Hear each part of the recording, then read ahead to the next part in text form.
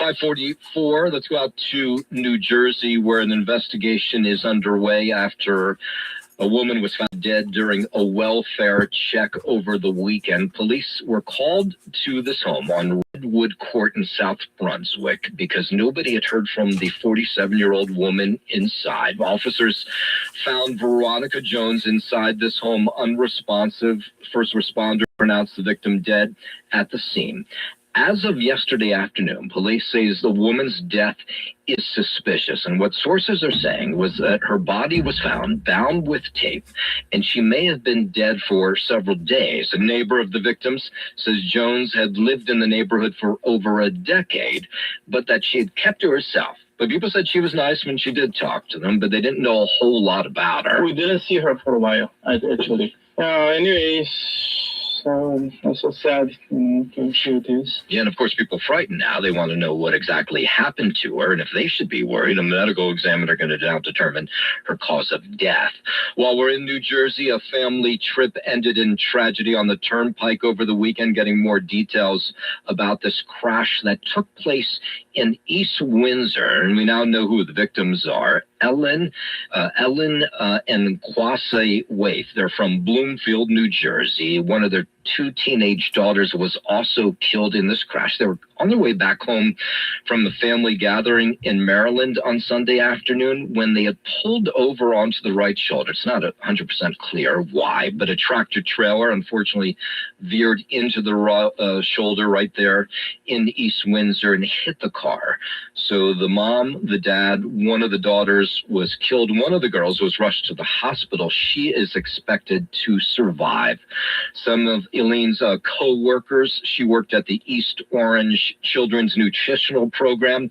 They were speaking out about her yesterday. Eileen was a leader in the office. She was very outgoing. She knew what she wanted to do, and she was very nice and pleasant. The truck driver, we now know who that is, identified as 34-year-old Dimitri Kara from Philadelphia, stayed at the scene, suffered minor injuries. Not clear if he'll be charged. It is very hard and sad for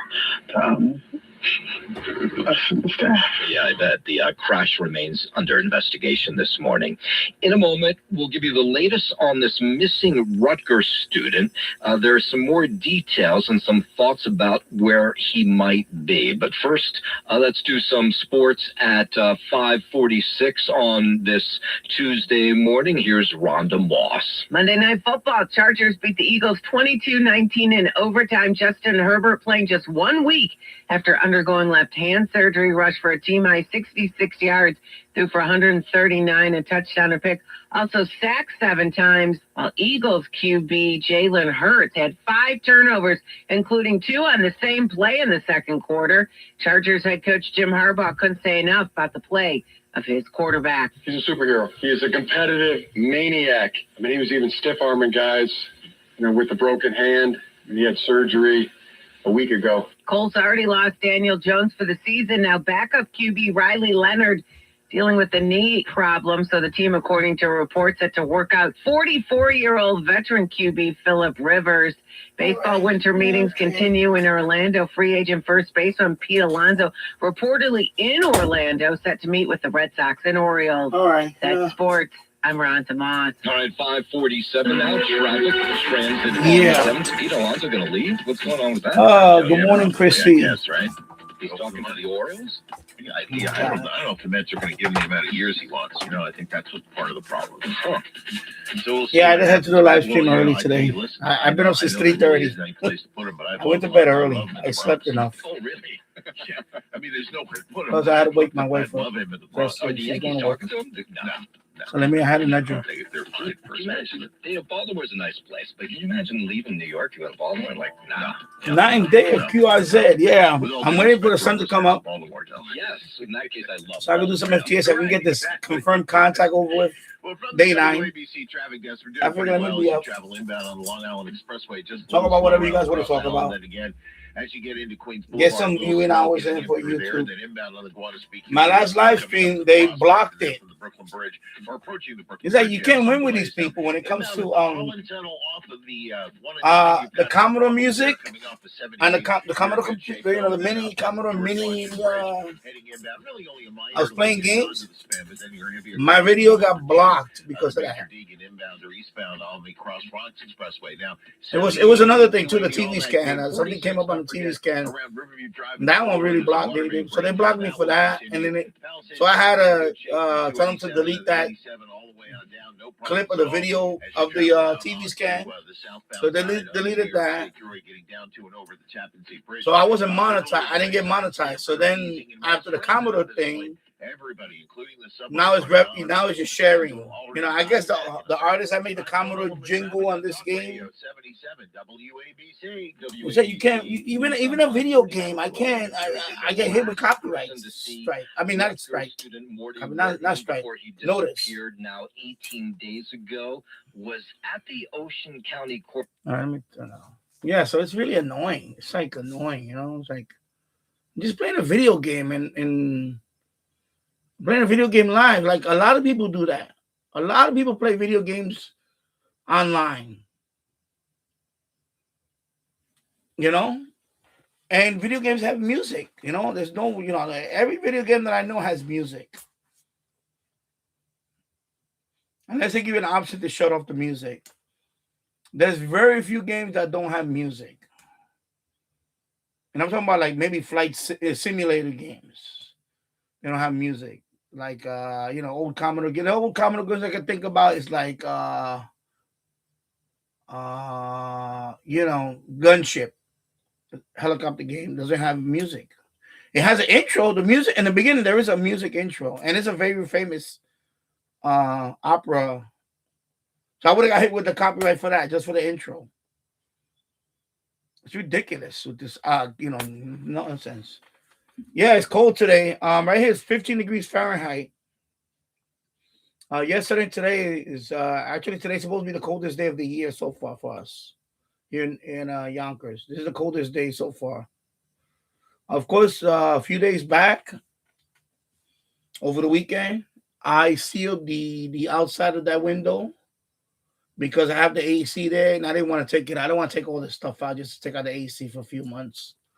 So I went out the other side. I covered the AC with a big garbage bag, and then underneath the AC there's a gap. I stuffed that with plastic bags and all that around there. Then I put a big one and I stapled it all around the frame because it's right there in the alley. So I don't care. I don't care if I stapled the frame. And I staple it boom, boom, with the staple gun. And now it's good. I don't have nothing not cold, I just got the sweater on me because it's a little cool in here. But I'm good. I don't want to get sick. I don't want any of that stuff, man. Everybody around me is like getting sick. And then I turn on the radio and all I hear is, the flu thing is going around. I'm like, oh, but yeah, stay away from me with that nonsense. I mean, stay away with that flu stuff. I don't want none of that. I really don't want any of that stuff. No. Especially Saturday we're gonna have a little party for my son. His birthday's Saturday. So we're gonna have a birthday party for him. Okay, where's the yeah. So his birthday's he's on Saturday too, his birthday. We're gonna have the party on Saturday, but his birthday is on Saturday. So we're gonna have a few people, not too many people. We're gonna have a few people. So after this live stream, I'm gonna be I got a lot of work to do upstairs. I gotta pick up some stuff. So anybody want to talk about anything? Feel free to come on and talk. And I'm gonna be out for maybe a couple of hours. I don't know. I will be taking my son to school around. Well, I'll be waking him up in maybe a couple of hours, probably a little before that. Get him ready, and then I walk up to school over here. So depending on the live stream, because I was gonna do a live stream a couple of days ago, but things come up. All these things are coming up now. And the FMDX web server right now is up online. Excuse me. Is up online, as you can see right there. FMDX web server is up. The SPI is online too. The SPI, I had it on last night. It crashed this morning. It's crashing again. It ran good for a few days, like 3 days, and almost 3 days. And then Windows decided to update. Even though I told Windows not to update, it went ahead and updated itself, and that killed that streak. Like it kept popping up. You want to update? I said no, I don't want to update. Dismiss. And it decided on its own to update. Really annoying. But eventually, I'm gonna wipe out this one, and I'm gonna put Linux, and then I'm gonna try to install the FMDX web server again, but the Linux version of it, and try that. Because right now I'm still getting familiar with the UI and all that. There's a lot of plugins for the FMDX web server, a ton of them. I had the band selector plugin. They updated that. The original one, what happened? We're just doing 9 kilohertz tuning on the medium wave band. So now the new one, you can switch it from 9 kilohertz and 10 kilohertz. So which is better. And also, it does cover different ones, all the different. Like in North America, it's from 87 megahertz up to 108. In Japan, it's actually extended. The FM band, I think in Japan is more extended. It actually combine part of the OIRT, like that's the one from Russia. That's their kind of FM band. So it kind of it takes some of that band and combine it. So you got your North America, your Europe, and then you have your, I guess, the Asia one. It falls under that. No, not even Asia. Japan. It's just Japan, mostly Japan. I think it's just Japan. So, which is pretty. So that it updated. I updated it, so now it's good. I had to tweak it. There was another software that I decided to put in there. I had it before, but it was clunky. It didn't work well. The plugin. It's called AM Station Info. So there's an updated version of this. So I downloaded that plugin and install it. And that one now, if you go to my radio, even though if you go to my FMDX web server now and you go on the medium wave band, now you can see the station on medium wave. Now you can see the station ID stuff. Like this is WABC 770 and 50 kilohertz transmitter, and it's coming from this location. Although there is some other stuff that I cannot edit out on the plugin. Like it tells you the distance from, I guess, whoever created it in Norway to here, and I don't want that to display that, so I have to figure out how to remove that part. So it's pretty cool. There's a lot of good things about the FMDX web server. It's pretty cool. So a lot of plugins. A lot of people. There's a lot of plugins now. A lot of people are very creative with that. So it's pretty cool. So yeah. Well, let me check on something here. It's still early though. It's just not even 6 o'clock yet here locally. But I could plug in the. Okay, let me disconnect this MLA30 power. I'm gonna move it over here and get rid of this. Move the power over here. So I could. Oh Jesus, come on, bro. Okay, why did I do that? Click away. There you go. Wow. I'm gonna plug in this DMR hotspot here. And let that boot up for a couple of minutes. DMR hotspot there, and then I'll turn on the radio here and see where I make a contact there, and that'd be it. I just need to confirm contact for today for the 9th. Well, yeah, day 9. I'll show you what I'm talking about. Actually, let me just show you. Let me get this stuff out the way. Eventually, I need to get a real mixer here and do all this video stuff with the mixer, but I don't have that right now, so sorry. It is what it is. Let me see if I can do this without. Let me go to my account. You see, you got the this is 2024, 2023, 2022. Now that's 2025. So if you go to logbook, oh yeah, sorry, you go to my logbook, and you go to awards, and you go to logbook over here, and then you go down here to 2025. There you go. Okay, this thing is sorry about that. So I'm up here right now, day 8. Sorry, see, day 8. So I need day 9, and then by the way, you don't have to get 12. You don't have to get 12 in a row. You can just get 12 because this goes from this started in December 1st, and it goes all the way up to the last day of February. So you don't have to do. I'm just doing. I just want to get it over with. I figure that's the only incentive for me to get on the air and do this. So, but you don't have to do 12 days in a row. But you do have to do 12 days. Whether if I do I did 8 so far, if I don't do nothing by today or whatever, tomorrow, whatever, as long as I add up to 12 days, at least one contact confirmed, then you get the badge for your QRZ. That's all it is. So I want to get it because I don't want to miss it. Ever since I got my license, I haven't missed it. So this is the 4th one now.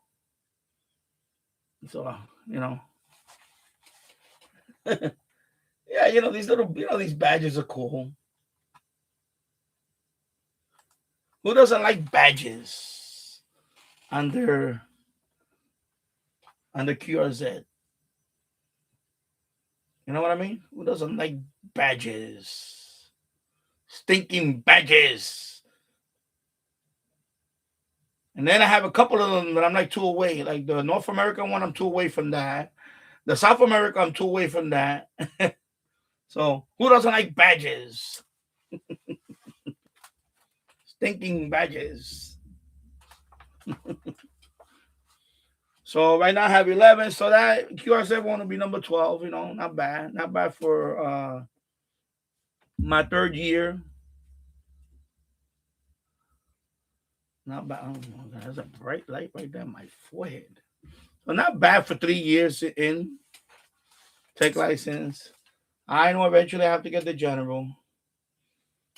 I know. Actually, I was reading something the night before about they're going to expand it.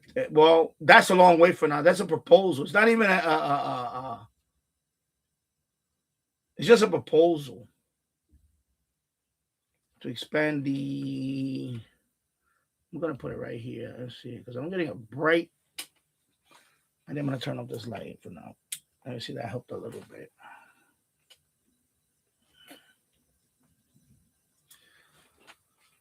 Anyway, I'll leave it like this. But I was reading about it. I think the ARRL sent a proposal to the FCC about that. There is a proposal that they want to expand. Well, there's 2 proposals actually. But the first one is they want to expand the technician license. Because right now the technician license for HF digital is only 10 meters and 6. But 6, 6 not really. Well, 6 is not 6 meters is not HF. It's actually the lower portion of VHF. But so it's so it's only 10 meters, excuse me. 10 meters. And that's all for FTA. I can only do 10 meters. That's it. Voice, HF, 10 meters. Same thing. Just as a small sliver of. And then everything else, if I want to do HF, I have to do CW. Now, it makes sense, the proposal, because a lot of people are not, a lot of newcomers are not going to dabble into CW just to do HF. I'm sorry. I know somebody's going to come in, well, general's not that hard. You can just pass the general. That's not the point. The point is some people don't want the general. Some people don't want to, they want to dabble a little bit in it. And then if they like it, then they can expand. They can upgrade. And by the way, some countries have that.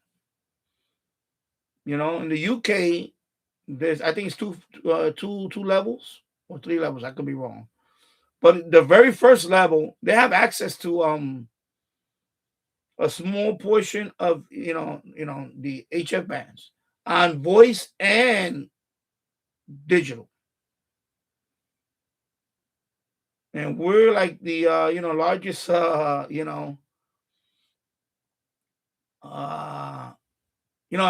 think we're one of the largest amount of operators in the world. I think United States has the most operators. And again, this is not that 40 years ago. This is now 2025. A lot of like me, a lot of people got into this hobby for the digital. For the digital, So right now I can only do 10, and that's it. So this time of the year is when I get to do this. Once 10 meters is no, it's not, it's like, for example, when the weather gets warmer in summertime and all that, it's dead. It's dead. I don't do no HF at all. I just do DMR stuff or VHF, UHF repeater. That's what I do. So my thing is that I think the expansion, they should do it. Again, I know somebody's gonna come in, but you can just get the general. That's not the point. The point is that I read the stat on it that I think it's like 2/3, or I forgot what was the number. It was almost like 3/4 of all the operators. It might have been 2/3. I think it's 2/3. 2/3 of all amateur radio operators in the United States are technician, and they never upgrade. They never upgrade. And I think that proposal, I think you have to give them a little more. And the proposal is that, for example, I believe not only 10, but I believe 15, 20, and 40 and 80. You give a small portion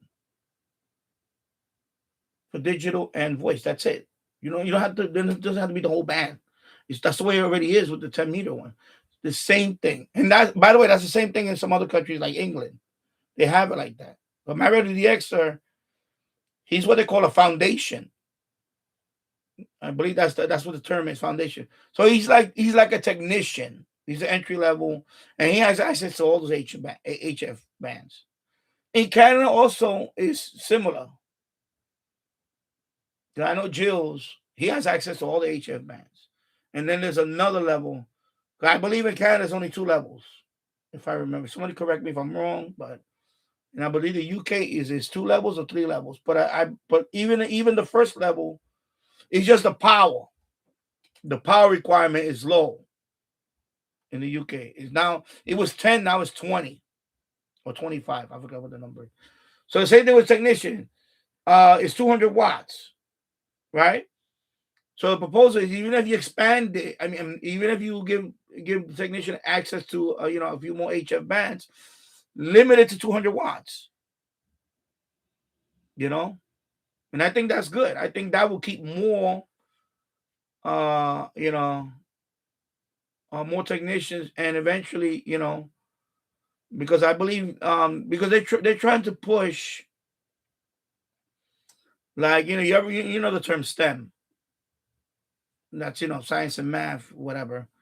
They're trying to push that. They want to push more high school kids to get their license. But when you give them, like, and I believe this. I believe that VHF and UHF is more actually, it is more kind of dangerous. In terms of Well, HF too, but but I think you should give. I think it should be. I think they should do it. Then there's another proposal which I don't. That one I kind of don't agree with in a way, but it'd be cool if it happens. And that's just instead of 3 levels, just make it 2 levels. And that one is more like have a basic, in other words, technician and I believe novice. And that was before technician. It was called novice. I don't know much about all that. So you put them into like a what they call basic, and then you have the other one. I forgot what they call the other one. It's not advanced. It's another word they use. It doesn't make sense the word. I didn't like the wording of that. The second group or the second level, and that will be the general and on the extra and all that, and then But that one I'm not okay. I don't know 3 level. I'm telling you, you have to do something because here's the deal. Here's the deal with that. If I hate to say it, I know people are gonna be like, "Ooh, a lot of people are going away." You know what I mean by that? A lot of older folks are, that group is, passing on. There's a void. You have a lot of technicians that cannot fill that other void, the HF stuff, even if it's the small portion of it. You know what's going to happen to that frequency spectrum after a while if it's not going to be in use, or it's very little use, it's going to get sold. Do you want that to happen? It's happening. Somebody a couple of weeks ago, so I forgot. I don't think it was like the last live stream. And I looked into that. I actually saw a video on it. Portion of the C-band, this old satellite. Remember old satellite, big ugly dish? They're narrowing the frequency range, and they're selling off. That's gonna happen. I think that's gonna eventually happen with some of the lower bands. If we see a decline in license, if we see a decline in use, you don't think the government will sell that? You don't think FCC would just go ahead and sell it? Remember the C-band, all that? Somebody posted here, I remember. I think it's for 5G, I believe. If I'm correct, I don't know. I mean, if I remember, that's what they put, 5G. But yeah, so a portion of C-band, and I know I watched a video on it. It's a guy named Norcoaster Hobby. And he says C-band's not going away. No, it's not going away, but it is getting narrower because there's not a lot of people with C-band dishes anymore. You see what happens? So, don't think that, I don't know people did. You know what I'm saying? The old timers are going to be like, no, we had to learn CW back in. That's not the case anymore. Nobody cares about CW. I hate to break it to you. I got stuff I want to learn on my own, but I'm going to take my time learning it. I'm not rushing to learn it. And that's me. The average person with a technician license is not going to care about CW. They don't care about getting into that. They don't. They don't. Believe me, they don't. They don't. They just want to get on the air with a little handheld. And then if they want to do some HF, unlike me, I've been doing this now for 3 years. I understand 10 meters and all. I'm having fun with 10 meters. But I get to the point now that 10 meters is dead for me because I think pretty much, every time people come on 10 meters, I make contact with pretty much everyone. There's very few people that I haven't made contact with. According to my, when I see my my log or my, what do you call that? The, Jesus Christ. I'm having a moment here. Hold on. My grid tracker. My grid tracker tells me all that. It highlights. It says, okay, you already made contact with this grid in this country. It's all, color, grade off already or whatever, grade out, whatever term you want to call it. So I'm kind of already getting to the limit with 10 meters. I'm already like, okay, I pretty much done everything I can. You see the badges that I got. Those are all 10 meters. So For me, I'm at the point, yeah. In my case, I'm not gonna wait till the proposal goes through. I'm gonna eventually get my general. But I'm talking about future, newcomers. They're not gonna care about CW. They're not gonna be like, oh, if I need to get an HF, I gotta learn CW. They're not gonna have the patience for that. They're not. Not in this era where you can just pick the phone up and you didn't even need this handheld to talk around the world. DMR. You could just there's apps for that. There's Echo Link, there's Peanut, and there's all these apps now that as long as I got a call sign, I just put the app and I connect to a group or reflector, whatever, and I could talk. So they're not gonna care about learning CW just to do HF. They're gonna say, you know what? I'm not gonna upgrade. And when they get bored with this, they're gonna be done. And then that license is gonna wind up expiring, and that's the person that you couldn't get them in to HF. Because you're still back in the Stone Age. Even the test now, and I talked about that on my last live stream or the one before. I'm not, some of it is to the point where, okay, I'm never going to fix my radio. So some of those questions are like, I'm an operator. That's it. The same thing I'm doing right now on 10 meters, I could do the same thing on the lower bands. It's nothing new. You understand? You know what I mean? It's nothing new. Actually, there's more learning going up the other way. Going up to VHF and UHF is a lot more learning. Because now you're dealing with repeaters, you're dealing with offset, you're dealing with parameters. HF is none of that. HF is just, fire up the radio, and depending on the propagation, you know what I'm saying? It's not a lot of stuff to learn for me as a technician to go down to the bands and do what they do. I don't have to do anything. I know what to do. So I think, it's time that they should expand it, especially with the popularity of FT8, FT4, JS8,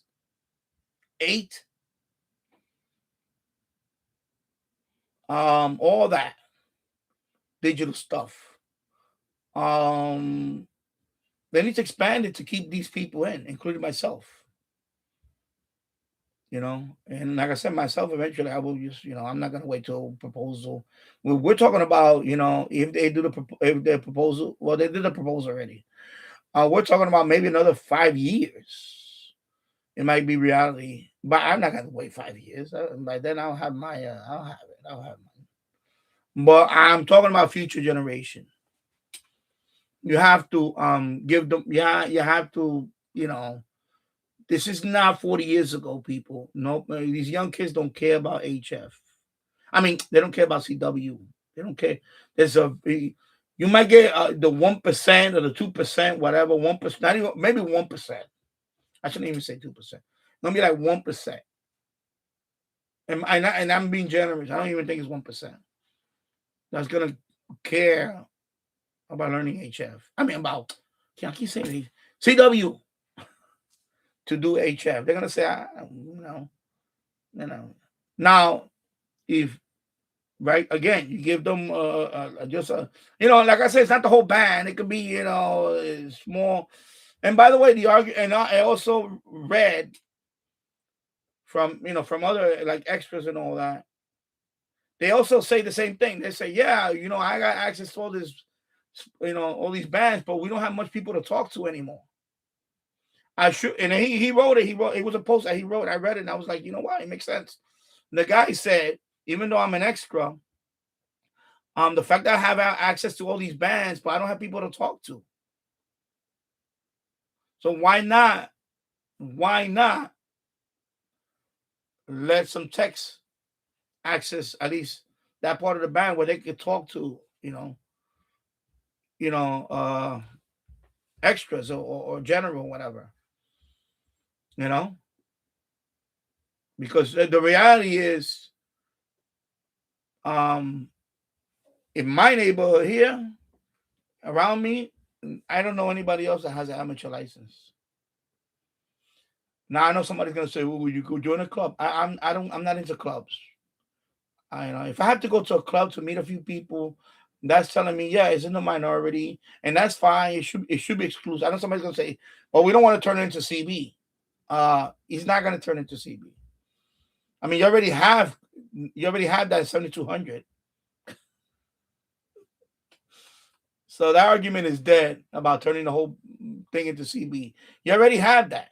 You have that at 7200, and sometimes I have that on Truck Group 91. Where I hear people fighting. So that argument is dead. When I'm saying for future generations, the young kids coming up and they're gonna get their tech license, you gotta give them not only 10, but you gotta give them 20. At least 20. Because 20 is all year round ban. The 10 is not is a seasonal ban. And by the way, even the 10, from what people told me, from one of the people told me that they've been licensed for years. And there was a time where 10 was dead, even in good months. So, you got to keep that in mind. So I think I think I put a compelling argument about that. If you don't have more if you don't have more tech using those bands, you're gonna start losing them. They're gonna start auctioning off, I believe, some of it. And then the other argument is not every tech wants to learn CW just to do HF. You know, even digital. A lot of techs probably don't want to do digital. They want to do voice. So why not give them a sliver of the band? They don't have the whole band. Just like 10 meters. I don't have the whole band of 10 meters. I have a sliver. It's a small portion. It's a very small portion. So there you go. Hello, Glenn Dansler. Good morning. Great to see you back live. Just stumbled on your channel after years of watching YouTube. Still no. I don't know what to tell you about the notification stuff, because sometimes it's hit and miss. Some people tell me that they don't get notified. I don't know what to tell you, and I don't have a schedule. I just feel good this morning. I went to bed early. I got plenty of sleep. I said, let me come up. Let me do a couple of hours here, and then because I got a lot to do later on today. So I said, let me come out and talk to people, for a couple of hours. Plus, I do need to get my viewing hours up. There, haven't been very active, so there's a way to get my viewing hours up. And YouTube is very strict with that, with the viewing hour stuff. If you go below a certain threshold in viewing hours, you get demonetized. And if I get demonetized, that's it for this channel. Because I'll just be done. I'll move on to another channel. There's other channels that I wouldn't mind being on there full time. So I'm just, and it's not, I just want to make money. It's not that. But because YouTube does that. They just, that's what they put in front of us. We have to, there was a time a few years back where they didn't care about the viewing hours. But then when I believe when I started this channel, so almost 10 years now, actually, they switched to the viewing hour requirement. So any year you fall below 4,000 viewing hours, you get demonetized. They don't care. There's no appeal, no nothing. You get demonetized. Then you have to go through the process again. Then you have to get back to 4,000 hours. And then you have to reapply for the partner program and hope they approve you this time again. And I'm not going to go. I already went through that. This is the second time. The first time I got monetized, I didn't post much because, I was sick and all this stuff, and within a year, a little after a year, I got demonetized. I lost my YouTube partner program, and it took me another year to get it back. And now I've been monetized for how long now? Almost 2 years now. About 2 years. I think since right after I got my license. So almost 3 years I've been monetized now. And has it gotten better? Not really. I mean, there's some stuff that really they always changing the rules about stuff and this and that, and I'm at the point now where I honestly I don't even care anymore if they pull the plug on me, because you know, when people say you make money when you can make money here too, that is the very few people. We're talking about people that have millions of views, million, hundreds of thousands of subscribers, whatever. Uh, you know, not someone like me. I got 5,000 subs. I'm not even at a million views yet. I'm still struggling at 800,000 views because YouTube keeps playing with my numbers. You know, I did a live stream the other day. It fluctuates in views. First, they say that I got up to 177 views during the live stream. Then they bring it down to like 140. And if you go to my channel, if you go to my the channel, the you see it right there. Now it says 196. So now I'm stuck at 196 views. It's like they mess around with the numbers. They can't decide what's a view, what's not a view. And they've done that to me on a lot of videos. There's videos that I should have had, based on what I saw in the live, and I should have had like maybe 300 or 400 views or 500 views for that afternoon. And then the next day it goes down to under 200. I'm like, wow. What I mean is all those ads that I don't get credit for none of that. I don't get credit for none of that. So I'm like, so I think they're doing it because they just want to, I hate to say it, they want to stiff me. And it's bad enough. They nickel and dime me for everything. Oh my God. So that's why, my advice to people, I'm doing it because you know why? It's exposure for me. This is kind of like my resume for maybe other stuff in the future. I still would like to do radio one day. I still would like to do radio. But that window's closing now because I'm going to turn 60. And I'm at the point now where I don't think I want to. So I'm just enjoying this time. My son is, like I said, his birthday's on Saturday, and he's growing up fast. And before you know it, he'll be in high school. I remember when he was a toddler. Now he's, he's in the 5th grade now. And before you know it, he'll be in junior. He'll be high school. Yeah, I'm just a baby, right? Yeah, but one point is that I'm reflecting on stuff now. I don't want to take it for granted. I was always obsessed with time. And good morning, Tom. I hope you're doing well, my friend. So I was always obsessed with time, even when I was a kid. I was always obsessed with time, like how the world's gonna be in 20 years. I used to always think that how the world's gonna be in 20 years. Like I remember, I would think that by now we'd be having flying cars. That still hasn't happened. You're almost 80, okay. Yeah, so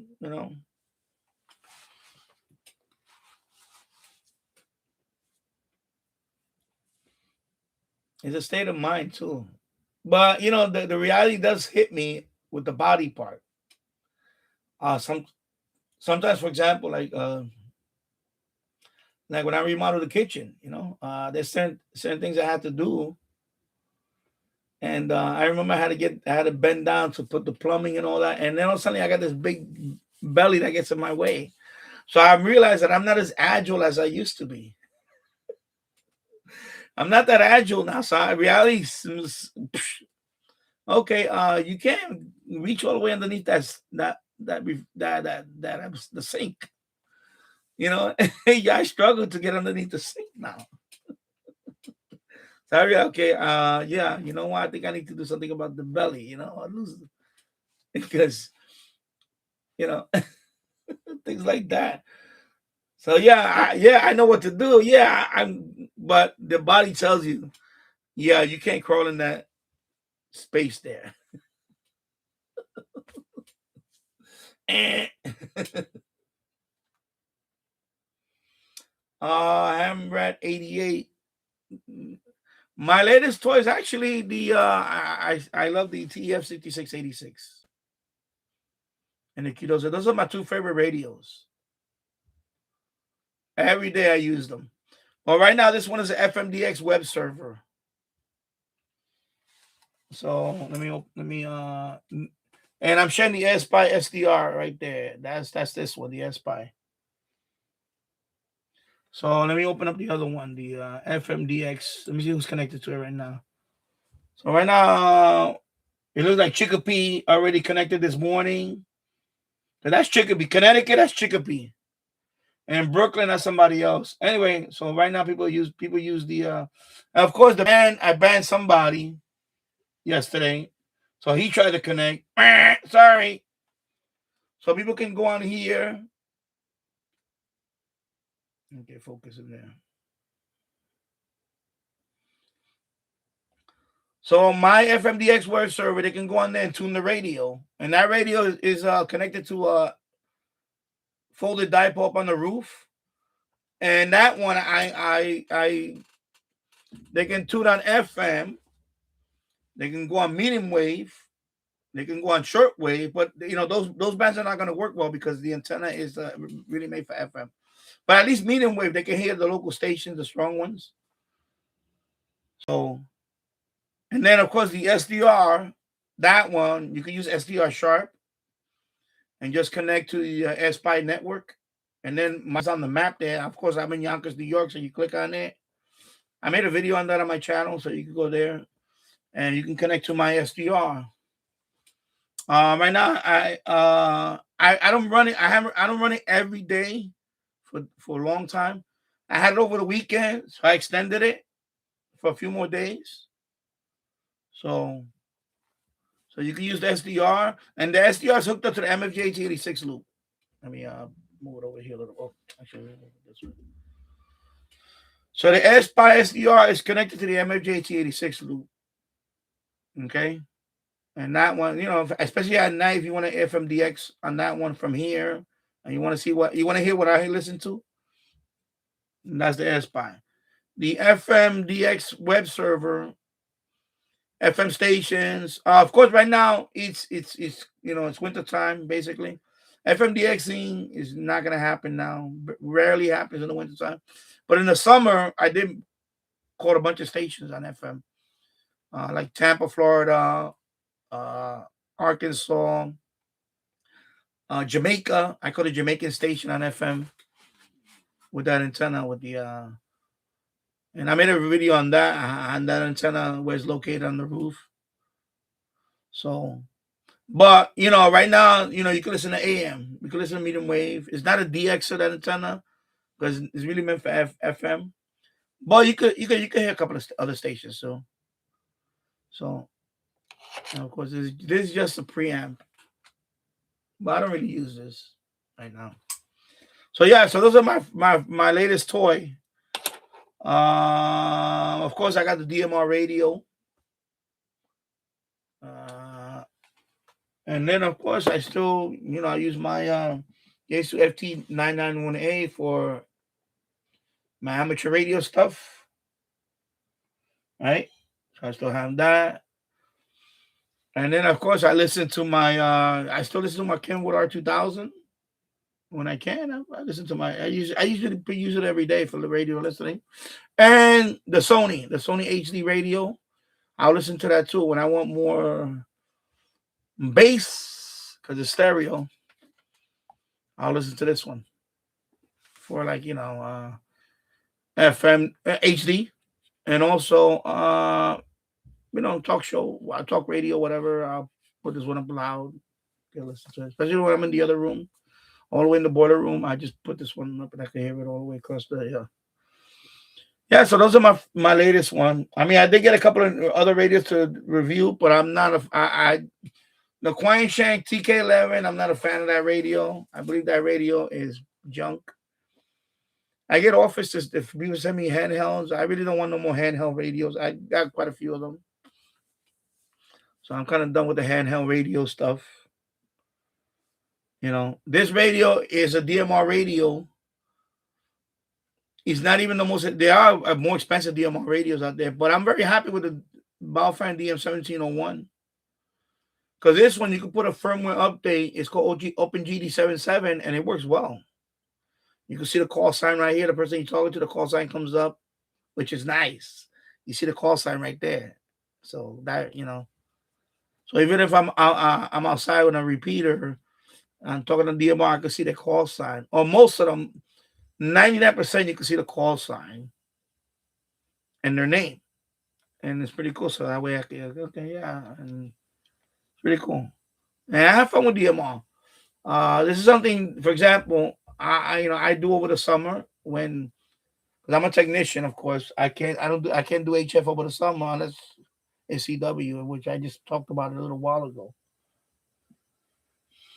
So, I wanted to learn, the digital voice. So I have quite a few toys. Rest of them, I don't use them as much as I use, some like the D808. I don't really use that one anymore because even though that one is single sideband, these don't do single sideband. But if I want to meet them with DX, I use this one. If I'm outside, I use this one. All the other one, this one. But right now, I'm using this one for FMDX. This is the one I will take with me. This is an amazing little radio for FMDXing, and even shortwave is very sensitive. It's very, very good radio. It doesn't have single sideband, but so because it's the same chip, it's the same card chip, the TF6686. And for a little while, that little radio right there was kind of cool. That little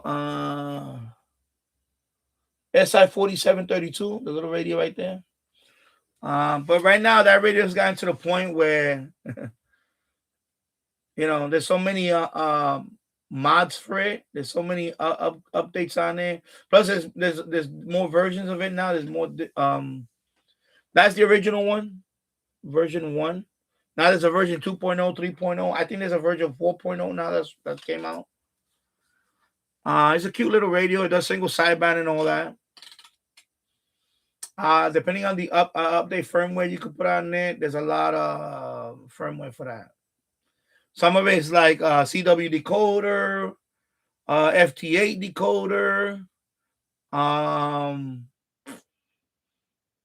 the shortwave station ID, like Aoki database and all that, or ELBI space database, or they have so many things for that radio now. RDS, there's firmware for all that. But I that's the early one. I just I don't know. Maybe in the future I may get the newer one, because the newer one they will have more of a metal case. That one is a 3D printed case. But I'm at the point now where I think there's just too many. We're talking about a 20 under $30 radio, and it's people want to tinker with it, and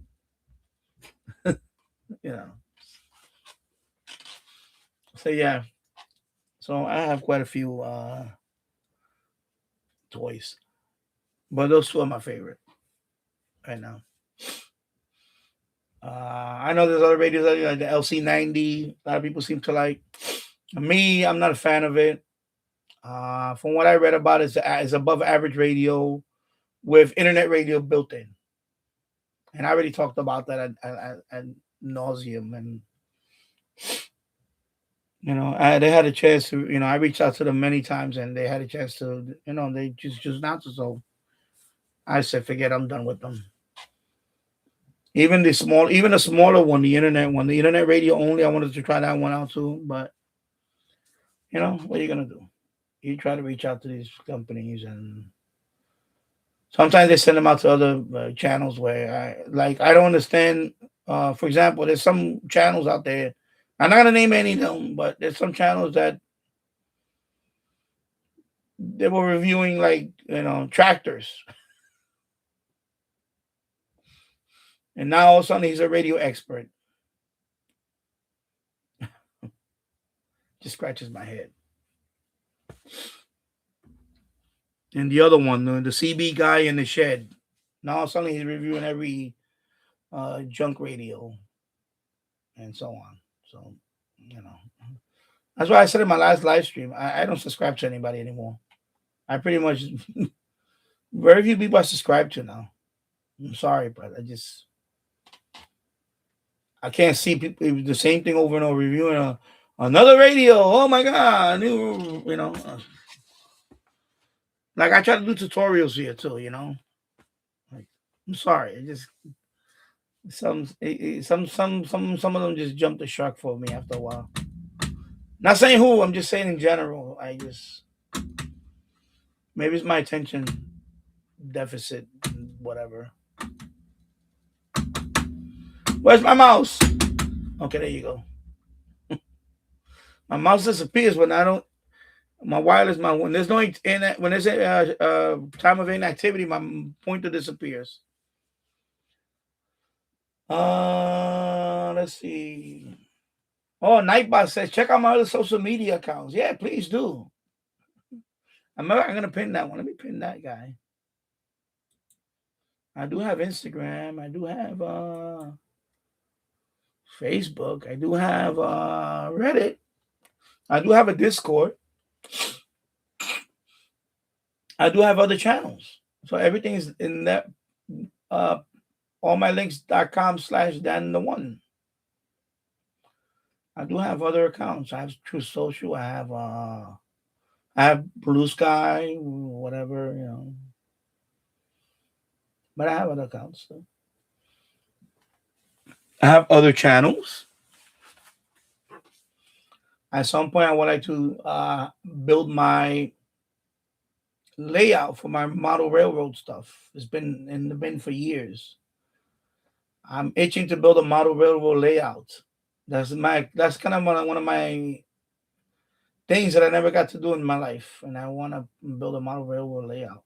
I want to do a nice table, put some buildings up. I see these model railroad channels. I go on the live stream on them, but not on this account. I go on my model trains account. Or Danny Rail fan account. I go in there and I get away from all the radio stuff, and let me go on model trains. I mean, who doesn't love model trains? Who doesn't love model trains? Any type of model train, even whatever gauge. O gauge. O gauge is the bigger one. HO scale. Now you have Z scale. There's N scale, which is kind of small. I have HO scale. That's what I have. That's the most popular one. But I have N scale, which is nice. It's small, but it's more expensive. N scale. And then you have Z scale, which is very tiny, little. Oh my God, they're so tiny. Literally, you can use a regular desk to do a layout. Even N scale, a slightly bigger table, you could do a layout. You could do decent layout with N scale. That's pretty cool. Glenn Dassler, I'm almost 73. My oldest grandson is in the U.S. is in Navy SEAL training. Oh, cool! Wow, I'm very proud. So he's training. So he's training to be a SEAL. He's a trainer. So he's a candidate. So he's training to be a SEAL. He's an instructor. Oh wait, that's pretty cool. That's pretty cool. Pretty cool for he wants it. Me, I wouldn't. Even when I was back then, I in the Air Force, the equivalent of that was not even the equivalent. I should have said the equivalent. Let me take that back. Take it back. I think the hardest thing in the Air Force is pararescue. And that's the hardest physically demanding job in the Air Force. It's called pararescue. These guys are like, you know, because they go through all that training. They have to go through, I guess they go through the. Because remember, these are the guys that rescue. If you're pararescue, right? Para. That means they jump off. So that means they jump off a plane or they rappel down a helicopter. So that's dangerous. And then I'm sure they do water. They gotta be good swimmers. So yeah, that would not be me. Because that's the part I really the other parts that too. Believe me, those two, forget about that. But the swimming part, that would have really for me. So that's why. For me, it's like no, I'm just gonna be a jet engine mechanic, fixing engines, servicing engines. That's it. But yeah, pararescue is like in the Air Force. That's like the position that supposed to be the most physically demanding. And then of course in the Navy you have the SEAL, and they also have a rescue. Also, they have their own rescue. And then, but yeah, the Air Force is the pararescue. I remember that because there was a couple of people that in boot camp. They were like we all after boot camp we all go to our specialty school. So there were a couple of them, and the guy was like, he was already like buffed. He was like 6'1". I think it was like 6 foot or 6'1". And he's a little tall. I was taller than me. And the guy was like, well, you gonna? Well, I'm going to pararescue. It's like, how long is the school? It's like 52 weeks or something. It's a long school. Like my school is only 3 months. Jet engine mechanics like 3 months. His school is like, it's like 52 weeks total. Because you have to go like to first you go to they call it drop school or something like that. That's where they learn how to jump off a parachute. So they have to do that first. Not even that. I think they go to no, not even that. I think they go to firearms. Because they have to, they do all types of firearm training. The guy was telling me all the different things that he has to do. I was like, wow. It's like you're gonna have fun for a whole year. So yeah. Yeah, and the guy said, yeah, can't wait. Glenn Dancer, he's in training. He will be assigned to a helicopter rescue. Now he's in hospital ER training in North Carolina. Okay. Okay, ER training. Yeah, there you go. Yeah. So pararescue is like, and then that, they're probably going to do that too. Helicopter rescue, like I just mentioned. Yeah. So, yeah, I have to do all that. Yeah, so that's all. Kudos to them. But I mean, when I was 21, I said, I'm not going down that route. I said, I can't. I didn't really, if I look back on it now, I should have made a career out of it, but I didn't. Because at that time, I didn't want to make a career out of it. I just wanted to, first of all, for me, it was to get out the neighborhood. That's why I did it, just to get the hell out of the neighborhood. Because I saw where I was heading. I needed that. For me, I needed that. Get the hell out of here now. Before, because I was kind of like, knuckleheadish.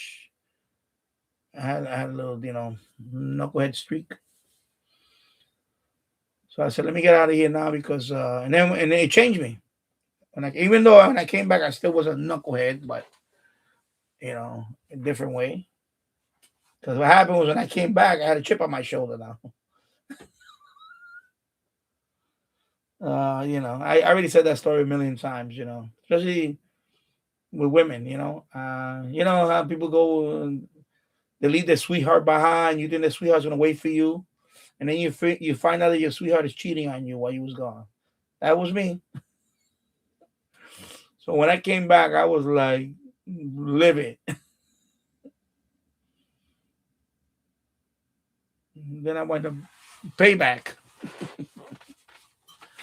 Oh, you're gonna cheat on me? Well, I'm gonna, I'm gonna hook up with your best friend. Ouch. Hey, did it to me first, and you took the first shot. You started it. I just ended it.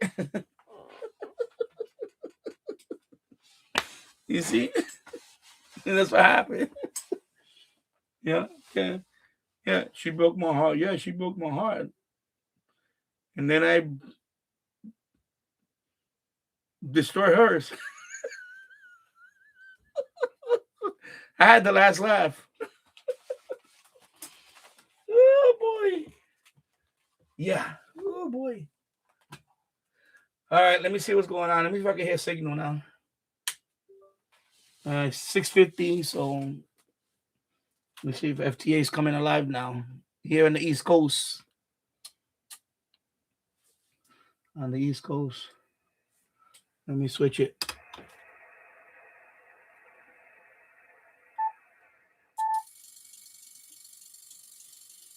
A little signal there. Yeah, it's not there yet. No, a few more minutes.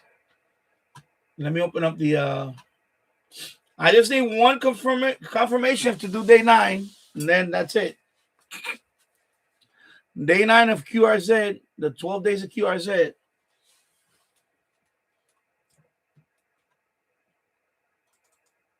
So it'll show up. It'll start showing up the. I pick up anything yet. If I can decode anything. I'll wait a couple of minutes to see. Yeah. So yeah, he's in training, so that's good. Yeah, you must be proud, It's good. You did a good job.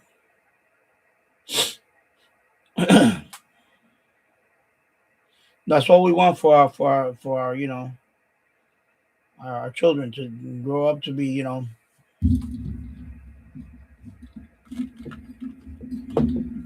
be good people, men and women, good, productive member society, how we say it, right? Productive member society.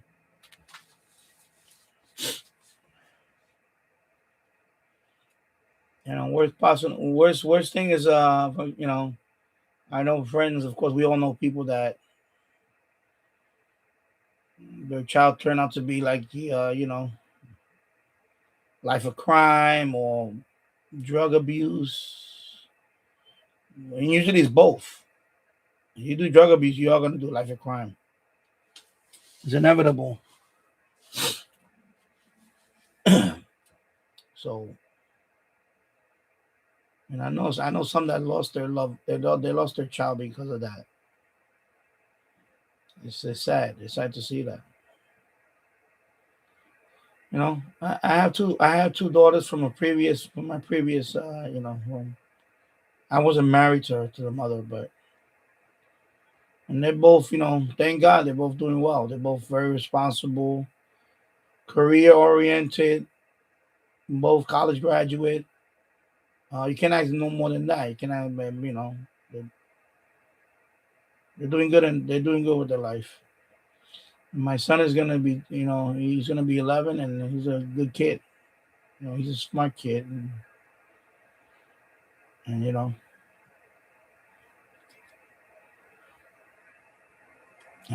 all you want is to give them the best chance.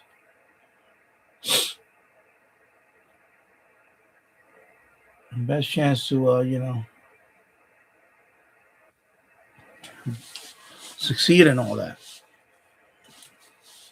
I mean, in my case, we already broke the cycle. I grew up poor. I grew up in the South. I grew up in the Bronx. First part of my childhood was in the South Bronx. Horrible, back then. Talking about the 70s. The Bronx was like it looked like Beirut. It looked like Hiroshima after they dropped the bomb. A lot of buildings were like shells, just burned out buildings. A lot of rubble, lots full of rubble. You know, it was very common to landlords to burn their building down to collect the insurance to leave the neighborhood. You know, first two apartments we lived in the Bronx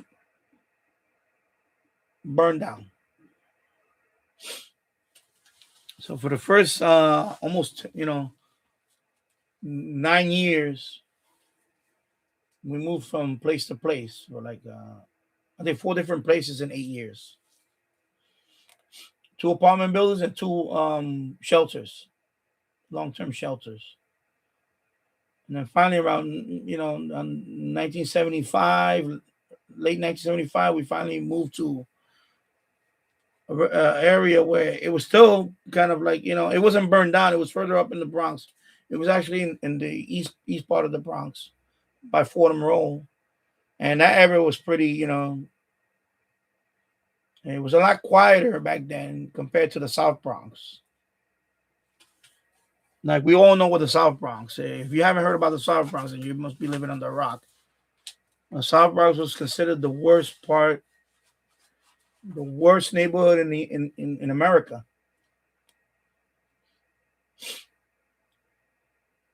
And then, of course, when we moved to the other side of the Bronx, it was a lot nicer. It was more quieter, but it was still, there's still crime. And then we finally had some stability. We lived in an apartment, but it was actually a two-family house. So we lived on the first floor. And we had the owner of the house was so we didn't live in an apartment building, and I think that gave us a lot of stability. And we was there for a long time. We was there for a few years, and then we wound up buying the house, two houses down, in 1979. And then that house we had that house all the way until 2012, and then of course we lost the house because of foreclosure and all that. It's a long story. I already talked about it many times. Second mortgage and all that really ruined the house. I mean, not second mortgage, excuse me. Yeah, for another house, excuse me. And they used the house as collateral. But anyway, long story short, we lost the house. And now those houses are gone. If you go to that neighborhood now, all the residential houses in that area is gone, except for the one house that used to be our house. It's still standing. All the other adjacent houses, they're all gone. They put up a residential building there, affordable housing. Now there's all buildings going up. It's very overpopulated now. You can't find parking anywhere. It was always like that, but now, well, there was a time that you could actually park there. You could find parking there in that block. Now, even this block now, here in Yonkers, further up, even this block now is a lot of parking is hard to find now. It's overpopulated. When people say, "Oh, there you go," I'm hearing the signal now, so it's coming in now. It's faint, but you can hear it. When they say people leaving New York, I'm like, well, I don't know who's leaving because this block has been overpopulated. Yeah, I'm like, I don't know who's saying that those people are leaving. I'm sure people are leaving, but I don't see it here. I see more people coming to this area. So, let me see. Yeah, I see Dakota few. Let me see. You can barely hear it. Yeah, I got Brazil. I got England, Netherlands, and United States. Let me put the map up here. Get ready to make a couple of contacts. Okay, let me move this comment out the way. Oh my God.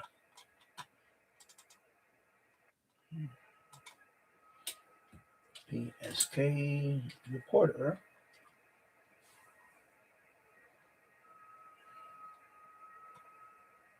Let me go real close right here. Let me go like right there.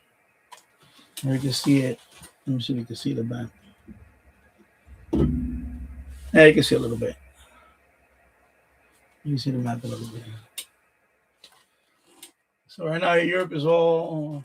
See, we're still in the dark. You see the gray line right there. So the sun is about to come up. Well, it's 6:59 now. So right now the sun is coming up on the East Coast, right there. Right there, northeast, right there. See, right there. A few more minutes, then you'll hear that thing go loud. I can start sending out a signal now. In fact, I'll do that in another couple of minutes, and then somebody hear me. The signal's gonna be going this way and south. I'm gonna travel this way and travel that way. Might sometime off. But primarily it's gonna be this way. And then as the day go by, and then they go into darkness, the signal starts going west. Let me zoom out a little more. Nothing right there is good, right? Let's see. Yeah, right there. Right now, 7:00. Yeah. Yeah. Yeah, so I just want to make one confirmed contact, and then I'll add a few more. And then I get this is day 9. 12 days of QRZ. It's a holiday badge. Who doesn't like badges, right?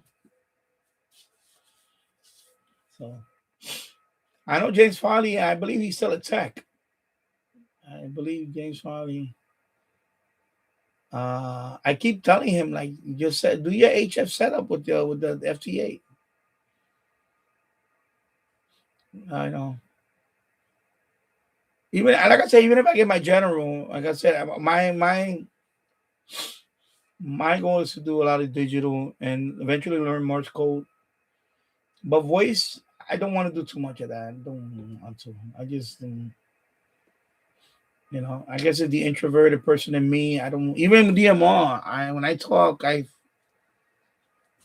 consciously I have to hold back. Can I talk a lot on DMR and all? Yeah, I can talk a lot, but I'm not. I'm not. I was never into small talk. Introvert people that are introvert, they're not into small talk. They don't care about small talk. If you're not if you're not interesting to me, I don't want to talk to you for more than what I have to. It's nothing. It's not. Don't take offense to it if anybody get offended by it. But introverted people are like that. We just don't care about small talk. Saturday, we're gonna have a party here, and all her sisters and brother, they're gonna be over here, and probably a couple of friends. I don't know. And they all talk about stuff, and I don't get involved with that. Sometimes they'll ask me, if they ask me something, but I'm not into small talk. I'm not a small talk type of person. I'm not a social butterfly person. I know you may not find that. Yeah, but you're doing a live stream, you're talking to us. But it took a long time to get to this point. It took a long time. I had to readjust certain things. Because if you're going to do a live stream, you have to come on. I've seen people do live stream that they never show their face. And I could have done that. And I probably would have been fine doing that. But at some point, I say, why not reveal myself? And then, because I'm not exactly, good-looking person. Those days are long gone. I don't have a winning smile. Those days are long gone. So, it took a lot. It took a lot for me to just be doing live. It really took a lot. And I just finally said the hell with it. I had to go for it, Otherwise, I would have never done it. I think that time right after COVID, after I regained my voice, I said, if I don't do this now, I'm never going to do a live stream. And I had to do it. And it worked out. It worked out. And I enjoy the live stream more than actually making a video and then I have to edit and all that. Because I could just come on here whenever I want and just talk and you know. Oh, I see somebody from St. Petersburg, Russia, is on my FMDX web server right now, and he wrote greetings. Well, he wrote greetings. I guess he meant greetings, but he wrote greetings. Okay, you see, he wrote greetings. There you go. That's what's connected on my server right now.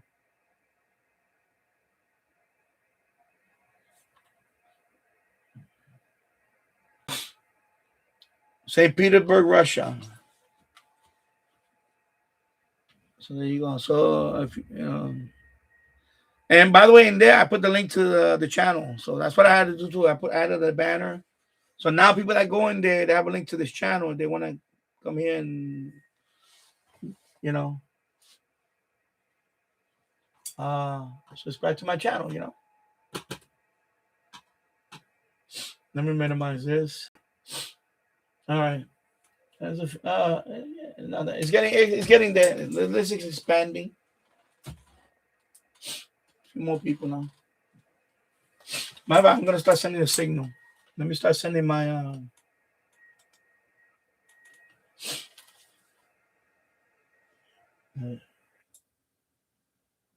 right, sending a signal. Yeah, sometimes it does that beeping, so I don't know why it's doing that. I don't know if that's a warning or something. Let me tune it again. I mean, I did tune it, but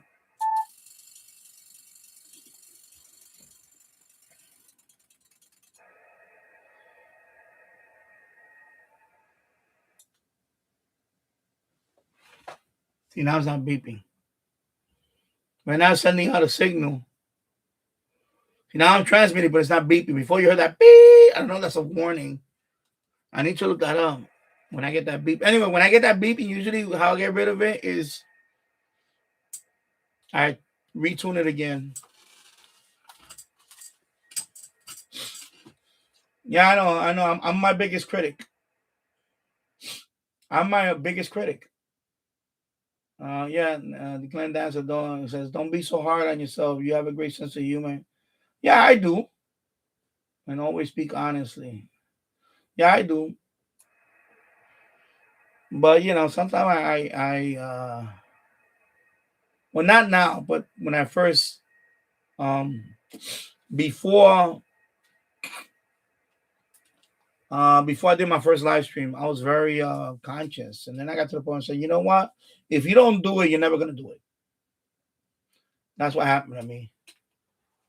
You know. In other words, well, what, you're gonna wait till you drop 50 pounds and maybe get a dental implants or something, and then and then even then you still won't be, I mean, it got to the point where it was like really messing with my and I just said to myself, you know what, people don't what happened was people, I'm gonna say, you know what, I don't want people to, like what you said, kind of. I want people to listen to what I'm saying, not because of the way I look. I don't care about the way I look. I can't help that. That's what I'm saying. You can't help that to the point. Yeah. Can I lose weight? Yeah, I could lose weight, of course. Can I spend $30,000 and redo my perfect smile? Yeah, but I don't have $30,000 to spend on my mouth. I better invest that money. I'm okay with it. It doesn't bother me. So I got to the point where I said, you know what? I'm gonna do a live stream and that's it. And some people are not gonna like me, some people are not gonna like me, and that's it. Everybody, you can't please everybody.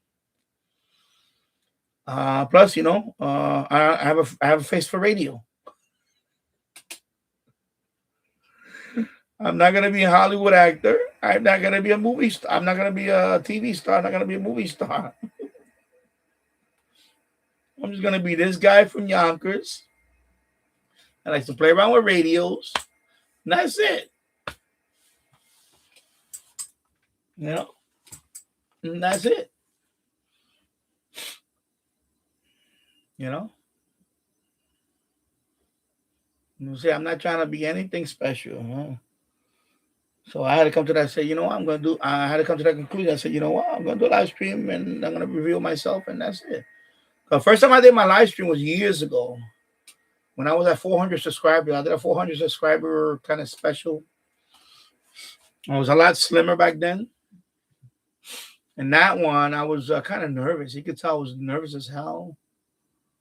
I was only on for 1 hour.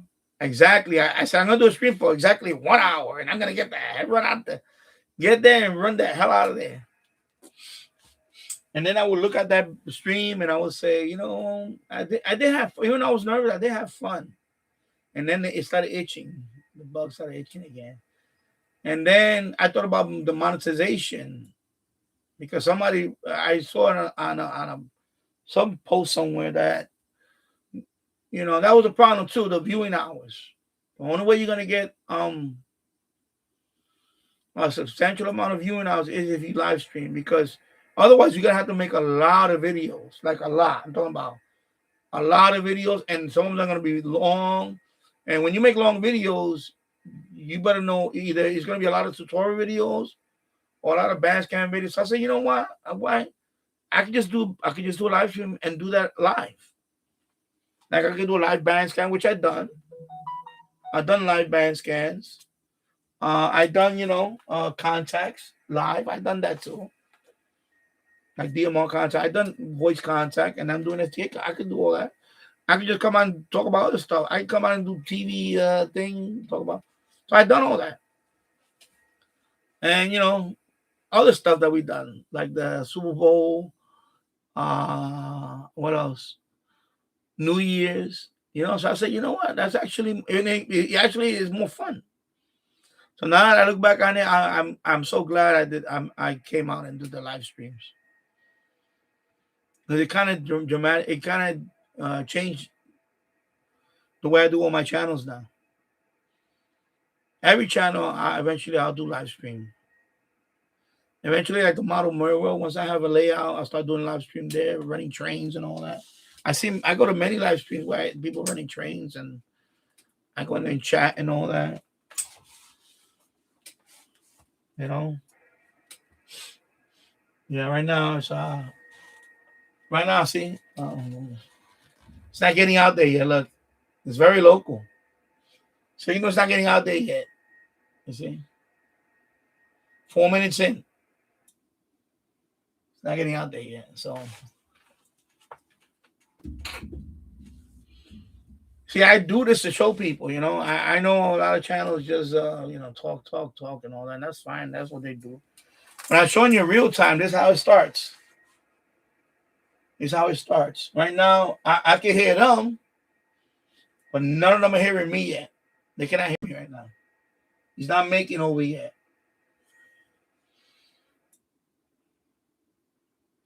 As soon as I get heard, this thing is going to fill up.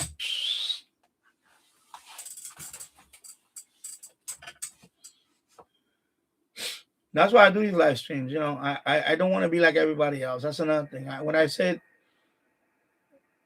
I'm gonna do a live stream, I'm gonna do it the way I you know, my way is not, I don't know anybody ever done a certain thing or whatever.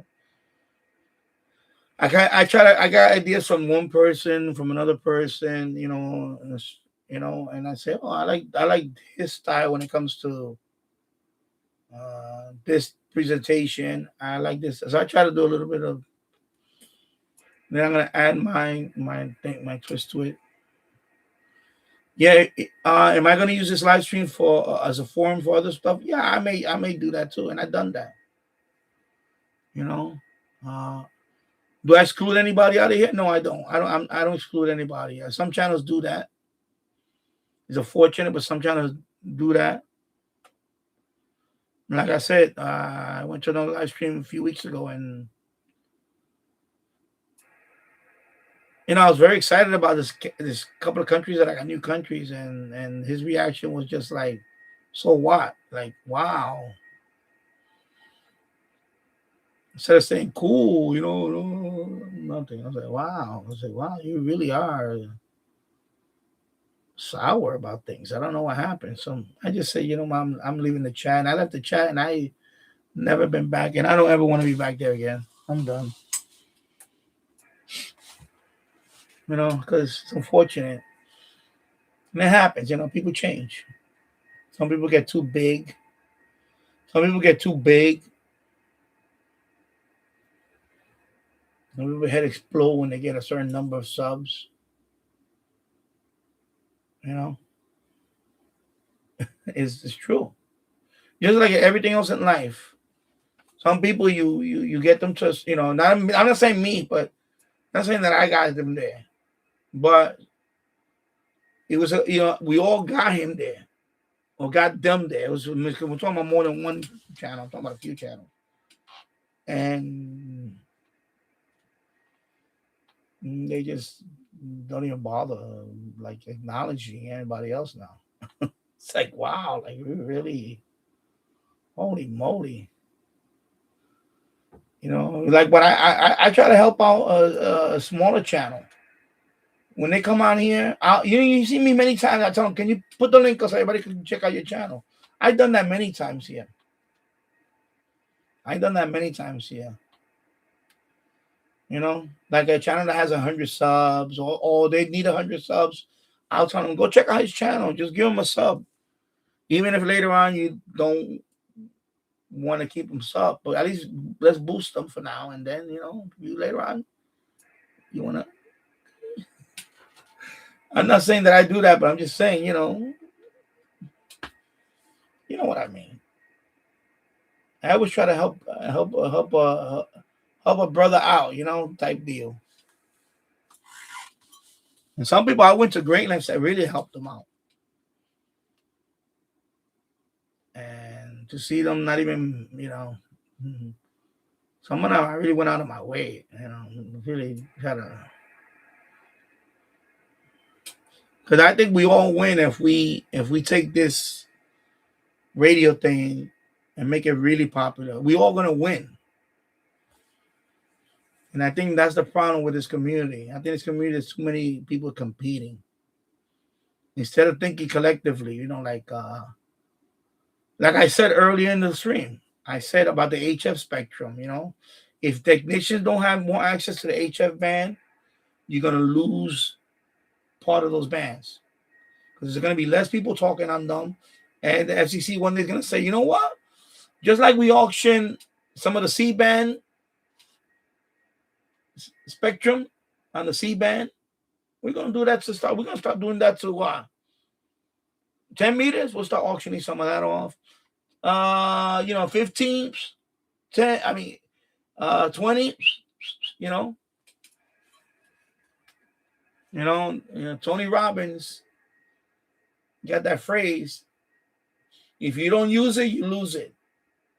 You ever heard of that phrase?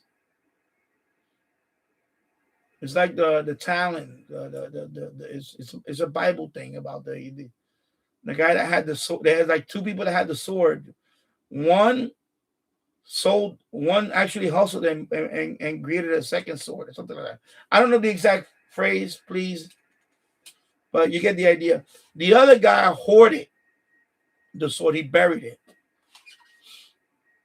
And what happened was the other guy, he used it to make more. But the other guy, he didn't use it.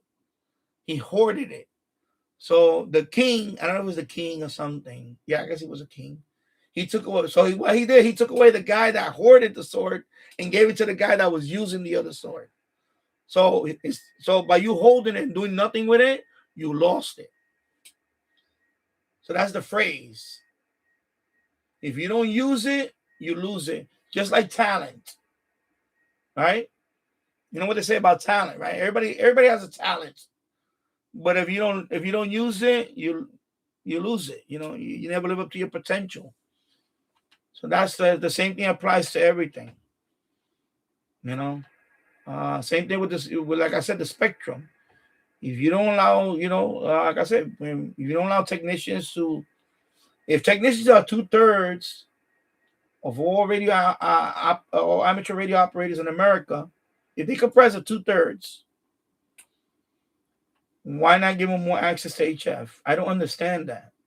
Because, the old timers are going away. I hate to say it. Like Hammer said, I'm still a baby. I'm not a baby, but there's a lot older people out there that are, and then they got to fill that void. And if you have a lot of technicians quitting, they say, I only can do HF on 10 meters and that's it, basically. And voice and digital, and that's it. They're going to say, you know what? I'm not going to renew my license. The hell with that. And you're going to lose those people, and especially the future generation. You're going to lose them. You're going to lose them. And then that spectrum of the frequency spectrum, just like now, everything is getting sold for 5G and all this other stuff, right? Remember television, over the air television. Some of it is getting sold off. Some of it is getting sold off, right? Same thing's going to happen with the HF bands. Eventually, some of it is going to get sold off to. Now I'm getting now I'm getting out there now. See, there you go. It's time to get out there, and I'm getting heard now. I got somebody from Lebanon there. I want to make contact with Lebanon, but right now I don't want to do that. Like somebody, I just want to make I just want to make any contact just to get that one confirmed, just to have just to have it on the books that I did one today confirmed. That's it. And then everything else is, how they say, gravy. But yeah, so that's the phrase. If you don't use it, you lose it. And that's what I'm, same thing with the, when I decided to do live. I said, if I don't do live, if I didn't do live 3 years ago, I probably never would have done it. So I had to do it. Sometimes you got to go for it. And that's it. Don't think about it. Just go for it. And whatever happens, happens. And I'm glad I did. I'm glad because, I got to know a lot of you fine people here. I got to know you guys more on more of a personal level. Although, I'm behind it. But what I mean is, if I would have just done posting videos and no live, it's not the same. As a live, we interact here. So I got to know you guys. You got to know me more but I got to know you guys more. So that's why I enjoy the live. It's my favorite part of doing this. And eventually TikTok, I would like to do more live. But right now, TikTok, I don't have a following yet on TikTok, even though I have, what I mean by that, I don't have a dedicated, I only have a few people that watch my, if I do a live stream, there's a couple of people only come on. So I don't have like a dedicated, more people here. Like if I had the same audience here on TikTok, then I would be on TikTok right now doing live. But I'm not there yet on that. But I don't feel comfortable on TikTok yet because they have different partner programs. They have a whole bunch of different things. And here, like I said, I'm doing it because I still believe in the YouTube partner program. But they do stuff that really I scratch my head about.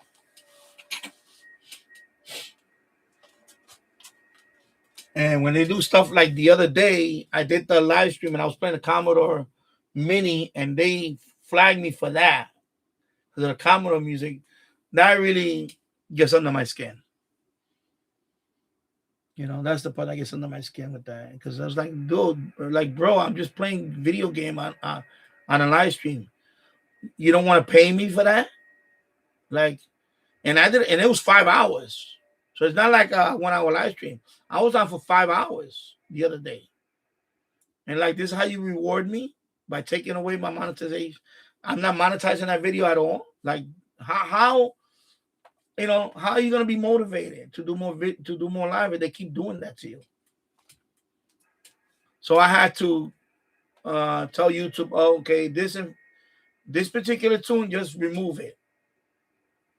And it usually takes they have to process the video again. and they removed it. So at least now I'm partially monetized on that last live stream. But when they do stuff like that, it hurts us. It hurts creators. Because I enjoy doing this, but when YouTube keeps doing dumb things like this, it just it just really gets under my skin, and it makes me not want to continue. I mean, not make me, but I thought about it. I really thought about it sometimes. But my thing now is I want to keep doing this, but as soon as they demonetize me, I'm done. I'll be done with it. I'll be done here, and I'll be somewhere else. And then, because I'm not gonna waste another year of my life to get monetized again. No, I'm not doing that. I'm just gonna jump over to TikTok and full on live stream there, and I'll probably do very well there because I seen the live streams there. They don't do the stuff that I do here, and they get 100 people watching. I seen people got 300 or 400 people. I seen people got 1,000 people watching for doing nothing. So I know I will build up an audience fast. But I don't know how they're monetizing. But like I said, we'll see. And that's why I don't like to beg. I really don't like to ask people for donation. I don't like to do all that. I really don't like doing that. But sometimes it helps. Because YouTube really, honestly, I for the average person, you're not gonna make a living off of YouTube. There's no way you can make a living off of YouTube. I think even if I had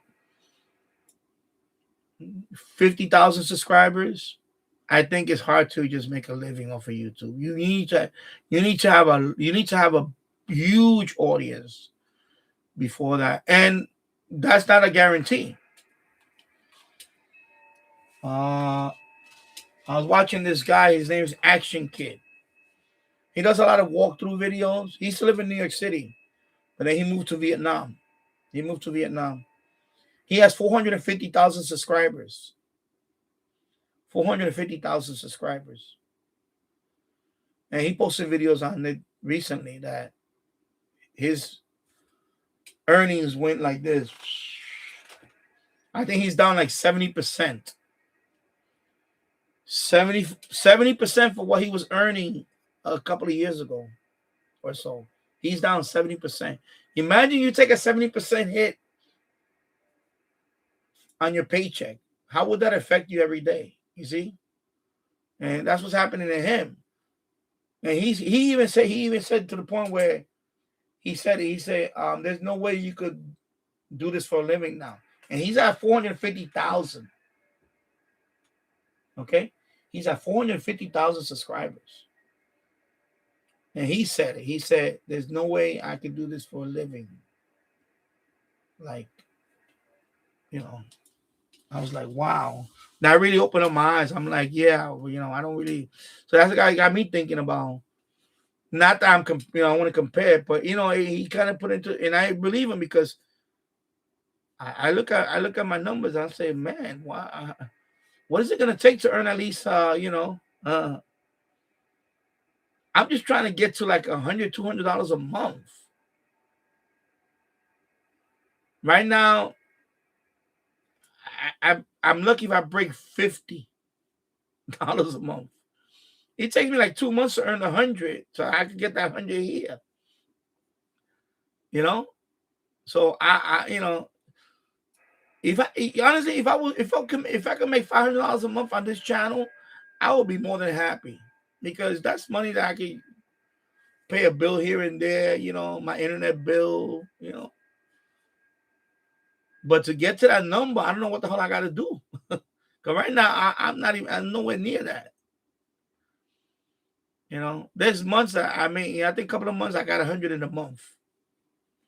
But most of it was because I think half of it was because of donations.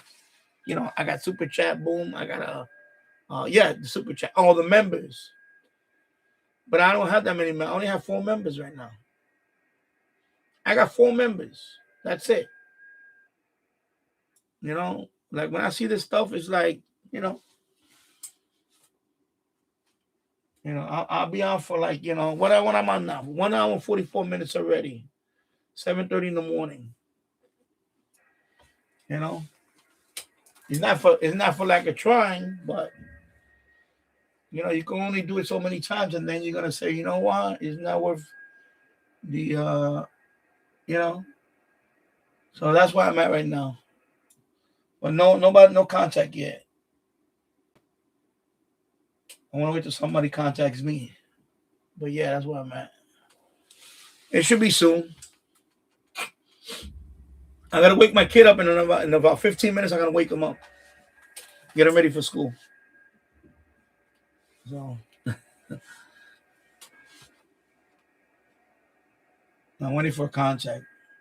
Let's see. There's Kazakhstan, but I already have a confirmed with Kazakhstan, so I don't need a new country. There's no new countries here, so the only new country that would have been there is Lebanon, but that one is gone. I don't have that one confirmed. And you see it's populating now. So I'm making it all the way up to Norway and the Caribbean, right there, Dominican Republic, Puerto Rico, Spain, all the way up to Ukraine. So right now it's populating. It's getting there. All right, so let me check the band. Maybe I have to move to where everybody is at. Let me see where everybody's at. 700 frequency range. No, excuse me. Maybe if I move to right here. This band scope. This is the band scope. So right now it's 28.74 megahertz. So this is the band scope. So this is about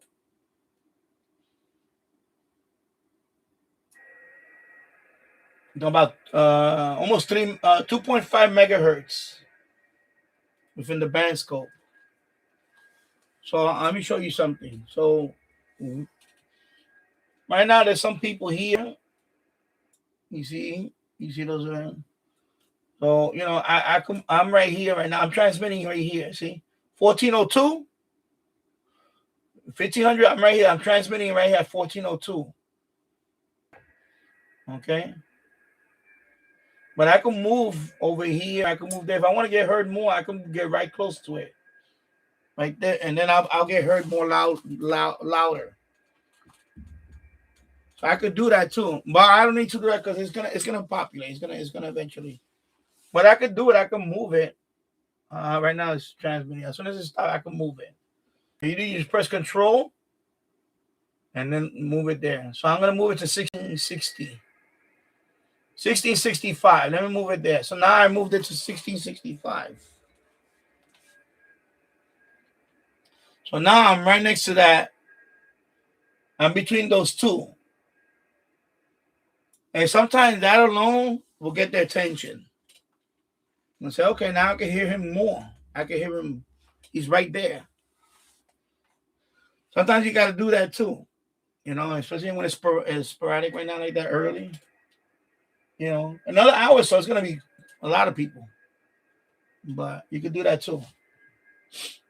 Or if you go to like FT4 where there's not too many FT4 people, although that one is wider, I do the same thing. Or for example, like me and Mary the Exa, when we try to contact each other, I will tell him to go on a particular spot, and then I would join him there. And then finally, he heard me and I heard him, and then we make contact. So you have to use the band scope too. You have to. It's not just the frequency. You have to go within the band scope. And sometimes also, if there's a lot of people, you want to find a spot where there's nobody. If you want to like for example, me and Mary the Exa, it was crowded, but I said this spot right here looks open. Let's go to this spot, and then that too. So you have to pay attention to the band scope if you want to make more contacts. See, now all of a sudden, look, I'm being heard more. Look at that. You see that? Those are all 2 minutes, 52 seconds.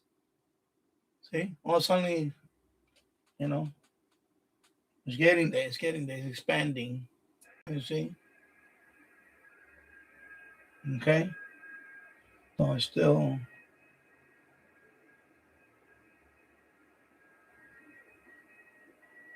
There's some people down here, and then down there, but most people are here.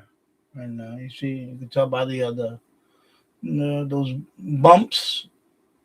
You can tell, right? You see? All right.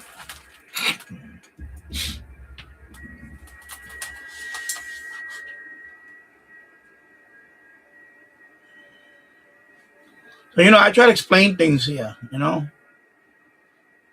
because the average person, they just hear that and they think, but I try to explain to it because, it's not just simple. I know people, some people don't understand that. It's not as just simple turning it on. No, if you really, sometimes there's days that you have to move around until, there's days that it could be hours, literally. Okay, right now, runaway. Okay, so let me. See, right now, Lebanon is back on, and Kaliningrad. But Lebanon, I don't have it confirmed yet. But Lebanon right now, maybe I'll send I'll call Lebanon, see if they want to make a contact. I can use a new country. Let me try Lebanon for now so I'll try Lebanon because I don't have Lebanon. Lebanese contact. So let's see if Lebanon. I don't think they're gonna hear me because and on the map, no, I can hear him, but he's not gonna be able to hear me because look at the map right now. It's not propagating. Lebanon is all the way over here by Israel. Lebanon is right there. So right now, I can hear him, but he's not gonna hear me. So I'm gonna try anyway, but for a few minutes. But right now, the fact that he can't hear me, most likely I'm not gonna be able to make contact with Lebanon anyway. So, I see him there because I can hear him. But he's gonna see me because according to all the spotter information that's up there, Lebanon has not heard. Lebanon is over here by see Israel, Saudi Arabia. Excuse me. Yeah, Saudi Arabia, Syria, Iraq. Israel's right there, and Lebanon is right above Israel. So right now, nothing is going on there. So I don't think I'm gonna make contact with him anyway. I'm gonna try anyway, and maybe if it breaks through and he can hear me, then I'll make contact. But if not, I'll wait a few minutes. No, probably not. I'll wait till the next cycle. And if I don't see anything lighting up over here, then I know he can't hear me right now.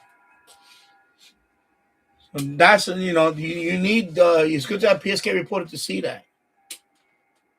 So remember, just because you see him here doesn't mean that he can hear you. That used to happen to me a lot in the when I had the G90, when I was using the G90. I see a lot of people in Australia, but they couldn't hear me at all. And I was doing 20 watts. But I guess my signal was too weak to get there. I could hear them, but they couldn't hear me. And then finally, when I got this radio, 100 watts, finally I got heard in Australia. And then that's when I started making, now I'm making, Australia is nothing now. But for the G90, I struggled. For, same antenna, everything, same, but for some reason, the G90, I just couldn't get hurt. I make many contacts in Japan, but Australia and New Zealand, no, I got nothing until I had it. When I got this radio, then it was a game changer. This one, forget it, a whole new level. I got heard, Yeah, at this point, yeah, it's not gonna happen. All right, moving on. Let me go back to calling. Yeah. Okay. Moving on. So yeah. Yeah. So it's not simple as some people, the detractors say. You just sit there and it doesn't. You have to know what you're doing. Otherwise, you're just wasting time. You're just wasting. You got to know where to position yourself at. You got to know how propagation works. This stuff, you don't learn this in one day. This takes, it took me about a year to really learn everything, to learn the software, to learn that, even the users, some of them, instead, I'm the type of person that once you give me the signal report, I got your signal, you get my signal, Roger, right, 73, bye bye. Some people, they want it 3 times. I didn't know that, but some people really want a signal report back and forth 3 times before they acknowledge Roger, Roger, or 73. And then if you cut them off before that, they won't confirm your contract later on. So I had that happen to me many times. So some people, if they keep doing that, you got to allow 3 times. I said that's the minimum for me. After the 4th time, then they're not paying attention. Then I have to end it. I said, okay. But some people, especially I think it was one particular,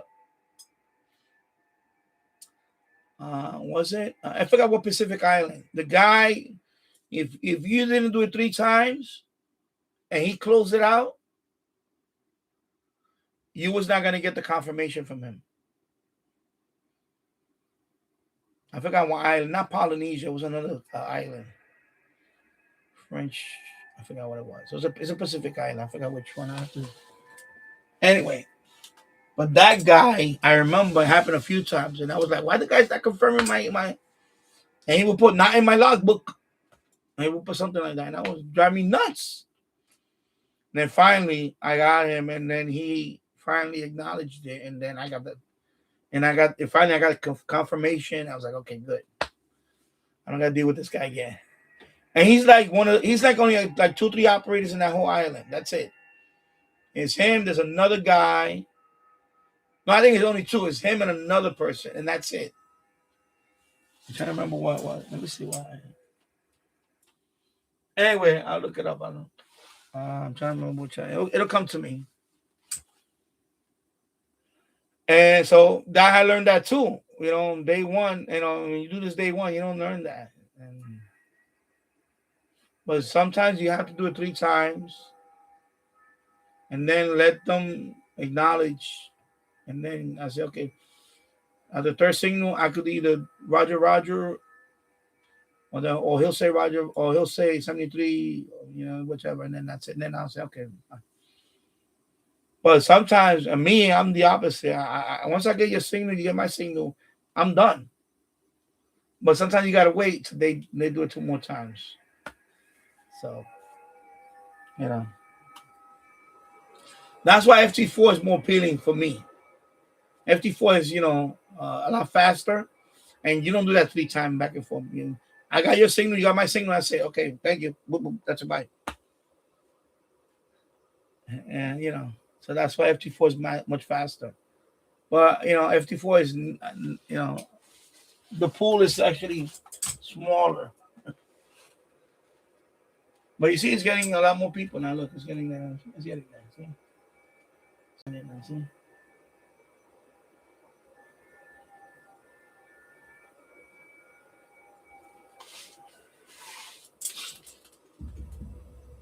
But I think I'm gonna have to take a break because I gotta wake up my son in 2 minutes. My alarm is about to go off in 2 minutes. I'm gonna wake him up. I gotta prepare his lunch and all that and get him ready. What I'm gonna do is I'm just gonna anyway, I'm gonna stop this because I don't want to. I'm not gonna be here. I'm gonna put the radio on and just leave it on for an hour or whatever. I ain't gonna burn about. Or I could end it. Maybe I should end it. You know what? I'll end it. I'll end it. And then I'll if I come back later, I'll come back later. That's fine. You know what? I'll just end it. There's only 3 people watching anyway. It's not like I have like 10 people, 20 people. I'll end it anyway. It'll be right on the 2-hour mark, actually. Let me turn off the alarm. I'll end it in about a minute. My alarm is about to go off. Let me turn off my alarm. Let me see what the hell is this.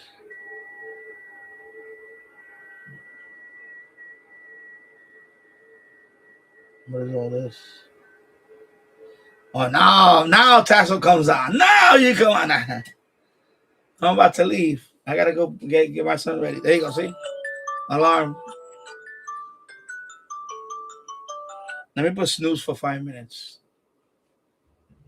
My son will appreciate that. Good morning. Oh, you've been watching? Okay. Yeah. So anyway, I fired up the SDR again.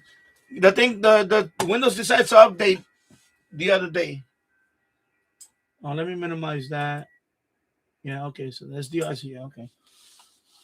Yeah, so I updated the FMDX web server. I put on the medium wave band. On the medium wave band, I put now that on some stations you can see the ID. Like, the strong stations only. It's called AM Station Info. AM Station Info is called the plugin. So when you go to the medium wave band now, when you tune on the medium wave, you get an ID now of the station. It's not RDS, but you get an ID now. At least you get the ID of the station. So if the major, like WABC, you're gonna see it says W in the corner of the WABC. Yeah, on the FDR on the FMDX web server. There is a database for the shortwave band, but I didn't want to include that because first of all, you're not gonna be able to hit shortwave with that antenna, and that's a big database. It's huge.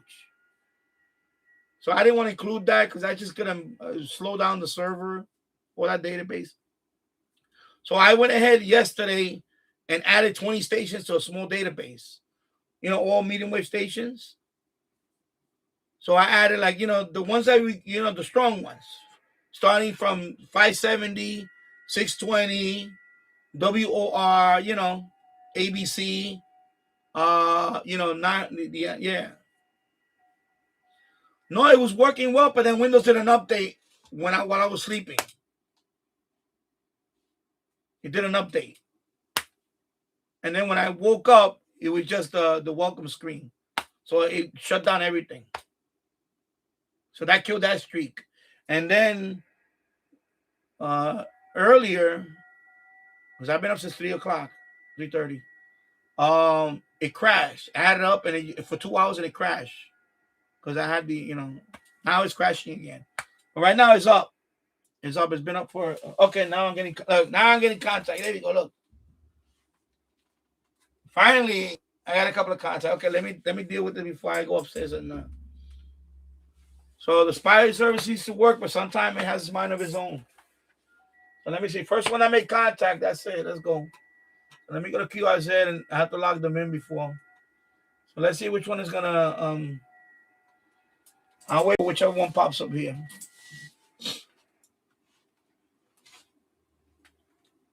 I mean, like I say, if you want me to stay on, then I gotta go take my son to school. I'll put the radio on for about 45 minutes and then I'll come back and continue. So it's up to you guys. If not, I'll shut it down and maybe come back later. I don't know. But I gotta wake up my son any minute. Okay, come on. Who's gonna oh my god, these people can't decide which one wants to make contact.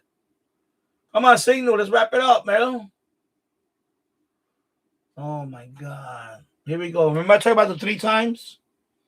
I have 2 people doing it. 3. I have 3. 3 people want to make contact. Okay, I'm gonna wrap it up with this guy. Okay, Roger, you're gone. Let me just log them in. Let me log them in one by one.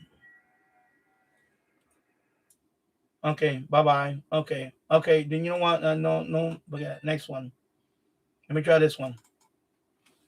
I'm not even gonna log him. I just say okay, bye. Get out of here.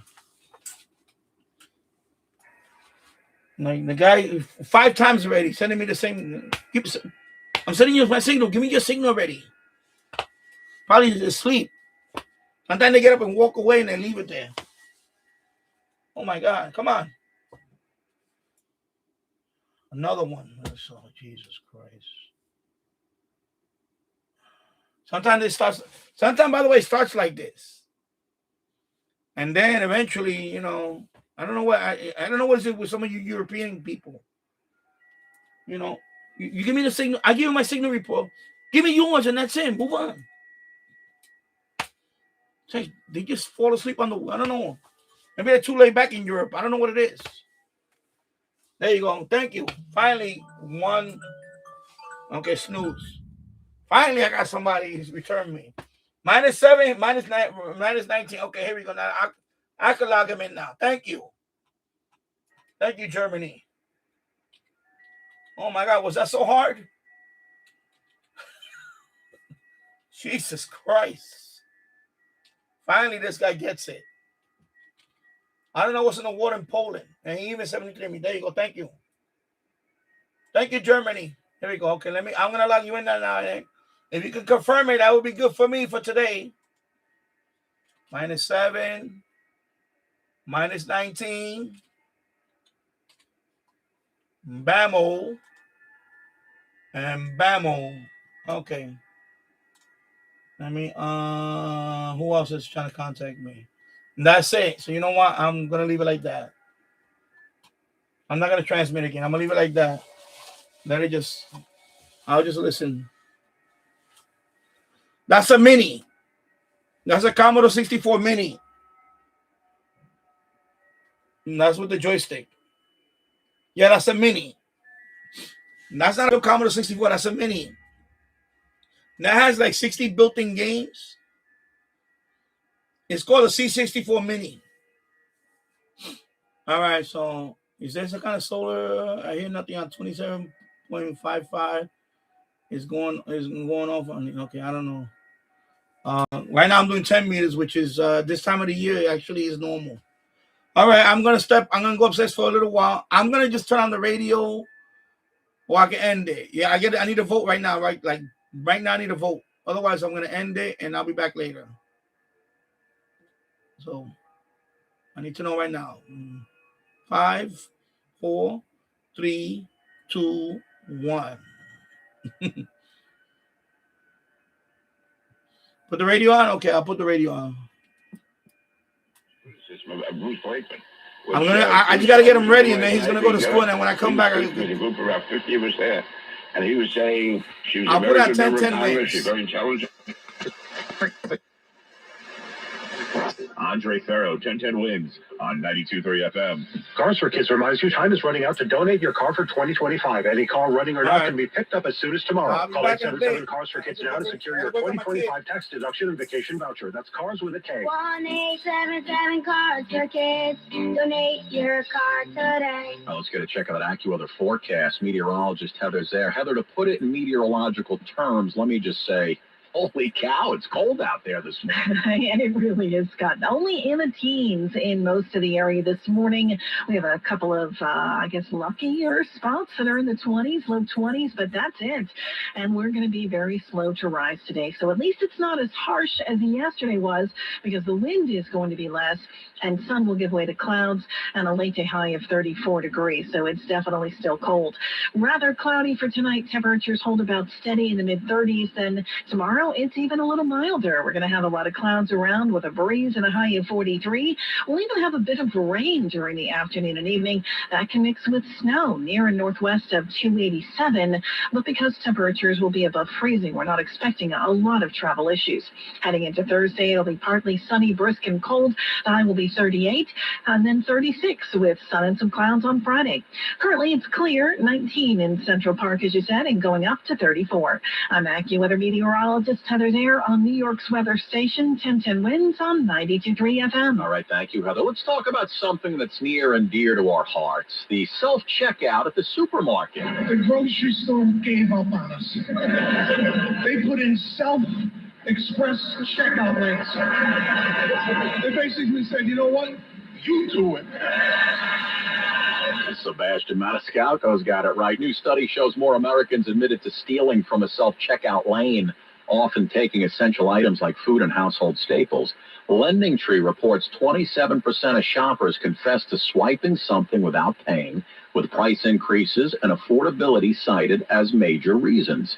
Retail theft is rising overall, and stores are responding by limiting self-checkout items, increasing staffing, or adding video monitoring. We weren't properly trained on this machine. Those people go through a 3-week training on this computer, and we're just jumping in on it. While self-checkout remains popular for convenience, experts say it also creates opportunities for theft, and many who admit to taking items say they might do it again. Parallel parking, probably the most challenging in the family of parking situations with your car. Even pop stars can struggle with it. Just ask Joe Jonas. Over the weekend, a TikTok video showed the singer taking 7 minutes to squeeze his G-Wagon into a Manhattan spot, with his own hit Burnin' Up providing the soundtrack. Fans had a field day online joking about his slow parking skills. Jonas himself joined the fun, playfully roasting an onlooker, the one who recorded the attempt, writing, "And I saw you watch and not help once," with a sad face emoji. It's a reminder that even celebrities aren't perfect, and sometimes the internet loves them for it. All right, let's get a check of Bloomberg Money Watch. Come on in here, Courtney Donahoe. Well, Scott, small businesses are seeing a little sparkle this holiday season. Main Street's a little more optimistic as we head into the holidays. According to the National Federation of Independent Business, sentiment for small business owners reached a 3-month high in November on a brighter outlook for sales. And that's good news for the labor market. Close to 20% of small companies say they plan to create new jobs in the next 3 months. However, inflation still a pretty big concern for many entrepreneurs. Checking in on the markets this morning, stocks are little change. The Federal Reserve kicking off its 2-day meeting later today. An interest rate cut is expected tomorrow. S&P futures are up 5 points. Dow futures rising 20. This report is sponsored by Fidelity. I'm Courtney Donahoe, Bloomberg Money Watch on 1010 Wins at 92.3 FM. The Chef IQ mini oven, it is the mini oven that I love, and it actually does pair with the Chef IQ mini thermometer. This oven is sleek, smart, and seriously powerful. This is an 11-in-1 culinary wizard that air fries, bakes, roasts, broils, slow cooks, and even dehydrates, all in one compact box that fits perfectly on your counter and looks great. Just glance through the edge-to-edge glass window, lit by natural LEDs that make your dinner look like it belongs on the cover of the food magazine. It's got a soft closed door, a cool touch handle, and it actually does fit a 13-inch pizza. So yes, it's compact, but it's got serious range. With Wi-Fi and Bluetooth, you can actually start your dinner from your phone. Smart cooking, even smarter convenience. The Chef IQ mini oven is the smartest thing in your kitchen. And right now, you can save up to 30% off with coupon code BOOMER at chefiq.com. That's chefiq.com and promo code BOOMER for 30% off. And we are indeed sponsored this time around by Chef IQ Sense. Nurses Care for New York. When New York City's hospitals try to slash staff, shut down services, and put their profits over patients, nurses are there to fight back and advocate for you. Our patients are always our #1 priority. Learn more and show you care at www.nursescareforny.org. Paid for by the New York State Nurses Association. New York Lottery's holiday scratch-off games are the perfect gift for everyone on your list. Like me, your Aunt Jules. I told you I didn't need a gift this year, but I secretly really want one. Oh, me, your neighbor Frank. I hope you didn't forget I'm coming to your holiday party tonight. Or me. Why does no one ever think of the voiceover guy? Anyway, New York Lottery's holiday scratch-off games have more winners and top prizes up to $5,000. Please play responsibly. Must be 18 plus. Gambling problem? Call 1-877-HOPE-NY or text HOPE-NY. I'm Kiara Palazzolo, VP of Digital Marketing for the American Management Association, a company focused on the management training skills needed to enhance the careers of business professionals. We did our research when it came to the best companies for website development and chose AmericanEagle.com. And we couldn't be happier. AmericanEagle.com worked closely with us to understand the front and back end requirements needed to launch an e-commerce website that could handle the complexities of running thousands of seminars nationwide, a robust new website, and improved SEO saw immediate increases in site traffic and web revenue. If you're in need of managerial effectiveness and success, visit our website at amanet.org. If you're in need of a website that provides an unparalleled consumer experience, I highly recommend AmericanEagle.com. Transform your business today. Dial 877 Web Now 1 for a free digital consultation with American Eagle. Pennsylvania. Every time I would go on, sorry. Every time I would reboot my FMDX website, he will always try to auto connect. So that means, I don't like that when people try to auto connect to my. I banned this shit out of him. Sorry, sorry, PG window, PG rating, whatever. It's annoying me. If you want to annoy me the quickest way, don't auto connect. I mean, I don't like auto connect. That means that he just leaves his browser open on my FMDX website. He probably is not even there. So I hate that. So I banned them, and I had to change the port number because of that, because of one idiot. So yeah, all right. So let me go. I'm making his lunch now. Touting his record in Nassau County. We are the safest county in America. County Executive Bruce Blakeman has thrown his hat in the ring for governor. The New York Archdiocese announces a $300 million fund now to compensate local victims of clergy sex abuse. President Trump now walking back a promise to release the footage of the deadly second strike on a suspected drug boat in the Caribbean. And where do New York and New Jersey rank when it comes to life expectancy? We'll tell you. In sports, Knicks are in Toronto tonight. Islanders home for Vegas, Devils in Ottawa. AccuWeather, some sun giving way to some clouds. And today, only 34 degrees. When's news time? 8:01. Let's get you where you need to go. Here's Andre Farrow. Got a call from Mark on the 1010 Winds traffic tip line, 844-JAM-1010. And thank you, Mark, for checking in. There's a crash in Connecticut. It's on the northbound side of 95 between exits 16 and 18. It's a disabled tractor-trailer that hit two cars. So it's a big mess there, not only northbound, but southbound as well. So right around that Route 7 area in the Norwalk vicinity, you're going to be dealing with some big delays round trip. You might want to go to Merritt Parkway if you're driving a regular car. Southbound, as you travel on the Sawmill Parkway heading down towards the Taconic, as you make your way down towards that Pleasantville area, we have a crash there in northern Westchester County. That's going to cause some big volume as well. Here's what you need to know about the bridges and tunnels. Well, the outbound George Washington Bridge, underneath the apartments, there's a disabled vehicle knocking out the right lane, so you're heavy there, but the inbound ride is terrible. 55 minutes at least from the Turnpike, 40 minutes from 46 and the Palisades ramp, and the inbound Lincoln and Holland are well over 45 minutes as well. Go with the Newark Bay extension over the Pulaski Skyway. Save yourself at least 15 minutes. Traffic is sponsored by the Salvation Army. Andre Farrow, 1010 Winds on 92.3 FM. You can make the holidays brighter by donating your vehicle to the Salvation Army. Your used car can provide help to those struggling with alcohol, drugs, and other issues. It's an easy tax-deductible way to give back and transform lives this season. Call 800-SA-TRUCK or visit satruck.org. Well, 2 words today, bundle up. Let's get your forecast from AccuWeather meteorologist Heather Zare. Another cold day for today. We're starting off in the teens and low 20s, and it's only going to very slowly get warmer today. We're not going to reach our high of 34 degrees until the very end of the day. By then, it's already gotten cloudy as well. At least it doesn't get any colder tonight, so it's not as cold tomorrow. We're heading up to a high of 43, even with some rain coming in for the afternoon. That rain, however, can mix with some snow near and northwest of 287 before it comes to an end. I'm AccuWeather meteorologist Heather Zare on New York's weather station, 1010 Winds on 92.3 FM. We are getting a look at the most dangerous intersections in New York City, a problem that local groups promoting safer streets say is preventable. The data compiled by the group Transportation Alternatives is pretty staggering. What we found is there are 118 intersections in New York City where 5 or more New Yorkers have been killed or seriously injured over the last 3 years. The group's Elizabeth Adams sharing with 1010 Winds some of the worst intersections. In Manhattan, it's 120th Street and Lenox Ave. In Queens, it's Northern Boulevard, a notorious unsafe street, and 48th Street.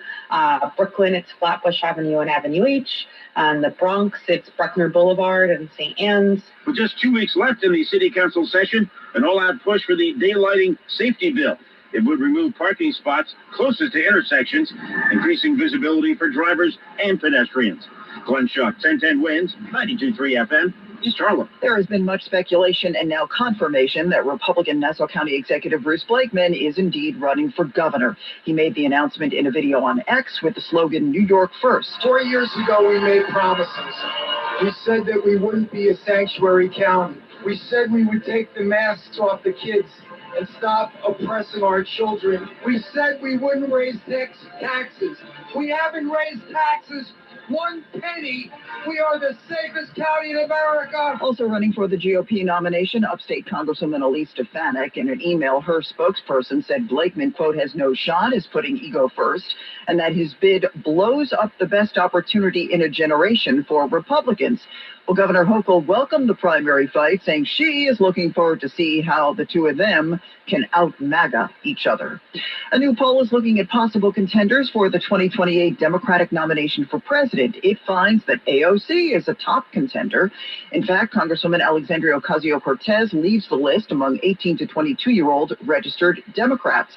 This is in a Yale Youth poll in which she earned 30%, followed by 20% for Kamala Harris and 12% for California Governor Gavin Newsom. Among Democrats 23 to 29, even more support for AOC, 35%, and 29% from 30 to 34-year-olds. 35 to 64, different story. They chose the former vice president, Democrats 65 and older, preferring Gavin Newsom. The New York Archdiocese now setting up a $300 million fund to compensate local victims of clergy sex abuse. That word came in a statement from Timothy Cardinal Dolan, who says the Archdiocese would pay for it through budget cuts and selling off assets. That includes completing the sale of their former headquarters in Manhattan.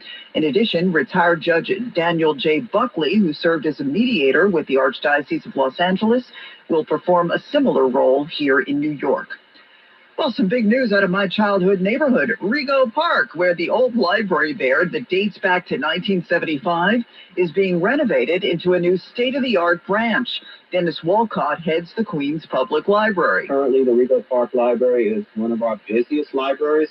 Now we expect it to be even busier because they'll have way more space. And our goal is to provide as many amenities as possible to the community, because libraries are truly the last open democratic institution where we don't ask who you are or what you're about. Walcott says the renovated branch will feature designated areas that focus specifically on kids, teens, and adults, as well as those with special needs, along with new technology to bring it up to speed. This is at 91-41 63rd Drive. The big groundbreaking ceremony is at 10 this morning. Completion is expected in 3 years. President Trump now backing away from his promise to release the video of that controversial and deadly second strike on an alleged drug boat that killed 2 survivors in the Caribbean back in September. Just last week, the president said he would release the video. Yeah, we certainly release, no problem. When I asked him, a different story. Mr. President, you said you would have no problem with releasing the full video of that strike on September 2nd off the coast of Venezuela. Secretary Hegseth now said... Yes, you said that. I didn't say that. This is ABC fake news. Democrats say the administration doesn't want the American people to see that the military fired on shipwrecked sailors in violation of the rules of law. Correspondent Rachel Scott, it may turn out that the administration has no choice but to release the footage. That's because included in a defense spending bill is a provision that would withhold a quarter of Defense Secretary Pete Hegseth's travel budget until the Pentagon hands over the footage. That $901 billion legislation was introduced Sunday. It is widely expected to pass with bipartisan support. 12 ousted FBI agents now suing the Bureau. These are FBI agents who were fired in September for having been photographed kneeling in June of 2020 during a racial justice protest. They say in the lawsuit that that action has actually been misinterpreted by current Director Kash Patel. They say they were not intending to make a political expression or a political gesture. They say instead they were trying to diffuse or de-escalate a tense and volatile situation in the nation's capital. They said the situation became what they were concerned to be was dangerous after a crowd of protesters came upon them. They did not have extensive training in crowd control or sufficient equipment, and so they decided to collectively take a knee in hopes of causing the situation to de-escalate, which they say it did. As correspondent Eric Tucker, the agents say the crowds dispersed, no shots were fired, and that their actions saved American lives that day. A group of local Democrats back at 26 Federal Plaza. Congresspeople Dan Goldman, Nydia Velazquez, and Adriano Espaillat were denied access to the ICE check-in offices, but did not witness any arrests. This was far less active than it was when we came here several months ago. And that's because 80% of the people are not showing up. An absence triggers an immediate order of removal, leading Goldman to introduce the Immigration Due Process Protection Act. That would prohibit ICE from arresting anyone appearing in court or for a routine check-in. He points out 70% of those detained have no criminal record. Marla Diamond, 1010 Wins on 92.3 FM. The developer of an iPhone app that anonymously tracks the presence of ICE agents is now suing the Trump administration. Apple removed ICE Block and other apps from its store in October after Attorney General Pam Bondi claimed they put immigration and customs enforcement officers at risk. ICE Block app maker Joshua Aaron argues this violates the First Amendment. With more than 1 million users, ICE Block was the most widely used of the ICE tracking apps in Apple's App Store. Aaron countered his app works no differently from Apple's own Maps app that lets drivers know about nearby police speed traps. Google also followed Apple in taking down some ICE tracking apps, but ICE Block was never available on Google's Android phone platform. I'm Ed Donahue. This is the story of the one.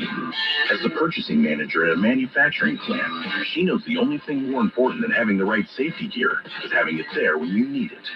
That's why she partners with Grainger for auto reordering, so her team members can count on her to have cut-resistant gloves on hand, and each shift can run safely and efficiently. Call 1-800-GRAINGER, click Grainger.com, or just stop by. Grainger, for the ones who get it done.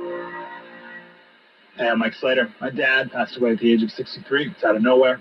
Had a stroke. Super hard, obviously, for the whole family, but my dad had life insurance. This is why I have life insurance for my family, for my wife, and 4 kids. And the best place to get life insurance is ethos.com, because you can do it in 10 minutes. And there's no medical exam and no blood test, just a few health questions. Get life insurance in 10 minutes so your family is protected. Ethos, E-T-H-O-S, ethos.com/life. How Drunk Panda is giving back. We'll have that story coming up. First, hello, she said first. There we go. Let's get you where you need to go. Here's Andre Farrow. Now we have wicked delays on Staten Island heading onto that Staten Island Expressway eastbound from Victory to Highland and across the Verrazano Bridge. It's a tough task for you. And then the eastbound side of the belt in Brooklyn heading towards that area of Bay 8th is busy. But the inbound go on, it's brutal. From Fort Hamilton Parkway all the way up to the Brooklyn Bridge. If you're traveling in Queens, heavy on the westbound LIE approaching Woodhaven Boulevard and east and west Grand Central from the Q to Francis Lewis Boulevard, you're going to need a lot of extra time there. Eastbound Belt in Brooklyn heading towards Cross Bay Boulevard, working on that stall. The Van Wyck, terrible, round trip for 30 years now. You should know that. Inbound George Washington Bridge, you're looking at a 35-minute delay, at least 35 to 40 on the outbound side. Here's what you need to know about the bridges and tunnels. 40 minutes into the Lincoln, 40 minutes into the Holland. Newark Bay Extension would be a good option. Save yourself 10 minutes there and avoid that Pulaski slowdown. We have a crash in northern Westchester County. It looks like the southbound side of Seconic coming down from Millwood and approaching Hawthorne, passing Pleasantville. You have one there, and then there's a westbound one, or I should say eastbound over in Elmsford, approaching the Spring. You're going to need a lot of extra time. And I talked about that delay in Connecticut. Heavy-duty stuff north and south on 95 by Norwalk with a crash. Traffic is sponsored by Flushing Bank. Andre Farrow, 1010 Wins on 92.3 FM. Life's rewarding, especially with Flushing Bank's Complete Cash Rewards program. Just open a personal or business complete checking account to get started. With 29 New York Metro locations, there's nothing easier or more rewarding. Visit flushingbank.com today. Member FDIC. All right, so Heather, you know how we've been talking all morning about how today marks the 60th anniversary of the animated TV movie A Charlie Brown Christmas, right? Indeed. And how Krispy Kreme has done special Peanuts-themed donuts, which I brought to work today, one of which looks just like Snoopy. Oh, so cute. Right, and how it's too cute to eat. Well, Scott Stanford ate the donut. I'm traumatized. We got the whole thing on tape. It's on our Instagram. You have to go watch. So you know that's where I'm headed right after this. I'm traumatized. All right, is this weather going to traumatize us? What's happening? You know, at least we're not going to be as badly off as we were yesterday. Yesterday it was already cold, getting colder through the day, and we also had that wind that was around that made it feel pretty brutal. But today we don't have to deal with the wind. We're starting off nice and sunny, and we're going to stay pretty sunny through the majority of the day before clouds move in this afternoon. Despite that, it is going to be a slow warm-up. The high late in the day will be 34 degrees. Temperatures hold about steady in the mid-30s then, with the clouds hanging on tonight. Then it's not as cold for tomorrow, but we'll have a lot of clouds around with a breeze and even a little rain during the afternoon and evening. The high about 43. That rain can mix with snow, though, near and northwest of 287. So something to keep in mind if you're traveling in that direction tomorrow. Partly sunny, brisk and cold with a high of 38 on Thursday, 36 with sun and some clouds on Friday. Right now clear, it's up to 20 in Central Park. 34 will be the high late in the day. I'm AccuWeather meteorologist Heather Zaire on New York's weather station, 1010 Winds on 92.3 FM. Remember that drunk raccoon that nearly broke the internet? Yeah, you know, the one who trashed a liquor shop before passing out face down in the store's bathroom. Well, merch featuring the critter has now raised $156,000 for the Hanover County Animal Shelter in Virginia. Animal Control Officer Samantha Barton actually rescued that raccoon, who's fine, by the way. She named him Drunk Panda. She spoke to local TV station WTVR. Any donations, we would absolutely love to get a new shelter for our animals. Also, we really want you to come out and see our animals and adopt them. We have plenty of beautiful animals ready for new homes. You can get your Drunk Panda t-shirt on the Bonfire website. They sell for $25. Hoodies, they're $42. They've also got travel tumblers, which are selling for $36. Bonfire says orders should arrive before December 31st. We'll talk about a meetup group. That's the sound of 2,397 golden retrievers and their people all turning out at a park in Buenos Aires for what was billed as the world's largest gathering of the dog breed. The closest previous event of its kind, that was last year in Vancouver when 1,685 Goldens gathered. No word on whether Buenos Aires has a Cooper Scooper law. So where should you live if you want to live longer? Try Hawaii. That's the word from folks at Money Geek. They looked at healthcare across the country. They found that the average life expectancy in the United States is 76.4 years, with the majority of people actually dying in their 70s. Folks in Hawaii live to an average of 79.9 years, thanks to the better-than-average healthcare there. Massachusetts, which has the highest insurance coverage rate in the land, came in second at 79.6 years. For us in New York and New Jersey, not too far behind. Average life expectancy is 79. At the very bottom of the list, West Virginia at 71 and Mississippi at 70.9 years. One of the biggest emergency and specialty animal hospitals in New York City just got bigger. The Schwartzman Animal Medical Center on the Upper East Side to cut the ribbon today on their $125 million expansion, which is complete.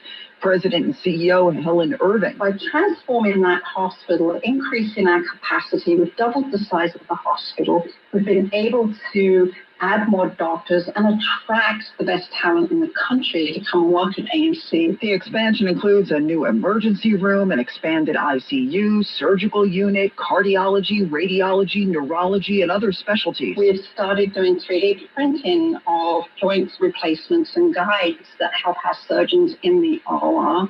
And we're about to start total joint replacement for cats and dogs. Their ribbon cutting is today. You can also, by the way, get free tips and webinars on caring for your pet from their USDAN Institute. Get more on that at amcny.org. Some new tech is making it easier to diagnose human patients with certain lung diseases. Instead of making a large incision, doctors at Jefferson Einstein Philadelphia Hospital use a tiny scope to retrieve a tissue sample from the lung in a process called cryobiopsy. Dr. Sadia Benzaqueen. We freeze inside of the lung for like 3 to 4 seconds. Dr. Mohammed Saheed is a pulmonologist at the hospital. It causes lesser bleeding and it's lesser invasive as compared to opening the lung and taking a piece of it. Christopher Cruz reporting researchers saying cryobiopsy is just as good as a surgical one. Guess who's going to Washington? Kiss's Gene Simmons to back legislation that would end a decades-old exemption in U.S. copyright law and would also be a major shakeup in the music industry. The bipartisan bill is called the American Music Fairness Act, and during a stop in the White House briefing room last week, Simmons said it needs to be passed. Because your favorite artists, Elvis Presley, Frank Sinatra, and quite a few others, were never paid a single cent when you heard their voices on the radio. Nothing. He said artists must be properly compensated for their work, just like they are on other platforms like streaming services. As Stacey Lynn, currently radio stations purchase a blanket license from their local performing rights organization, and songwriters get paid based on airplay. This is Commissioner Idanis Rodriguez from the New York City Department of Transportation. Every time you're driving or riding, you make choices. They may feel small, like speeding or trying to beat the light, but the choices you make can have life-changing consequences for yourself and others. And in that moment, you'll wish you could take it back. One choice can change everything. You can't rewind a crash. Now this message, Riverside Memorial Chapel, for generations, a symbol of Jewish tradition and uncompromising quality. When you're streaming Stranger Things on Netflix, hurry! Okay, wait. Don't take slow for an answer. Switch to Optimum Fiber for the fastest, most reliable, and most consistent internet speeds, starting at $25 a month. And this holiday season, get Netflix and so much more on us. Call 888-4-OPTIMUM or visit Optimum.com today. Whoa, did you see that? Optimum. Don't take slow for an answer. Netflix subscription required. Terms apply. See Optimum.com for details. Download the free Odyssey app and make 1010 Wins a favorite. All news, all the time. This is 1010 Wins at 92.3 FM. You give us 22 minutes, we'll give you the world. Good morning, 19 degrees. It is 8:20 on this Tuesday, December 9th. I'm Susan Richard. Here's what's happening.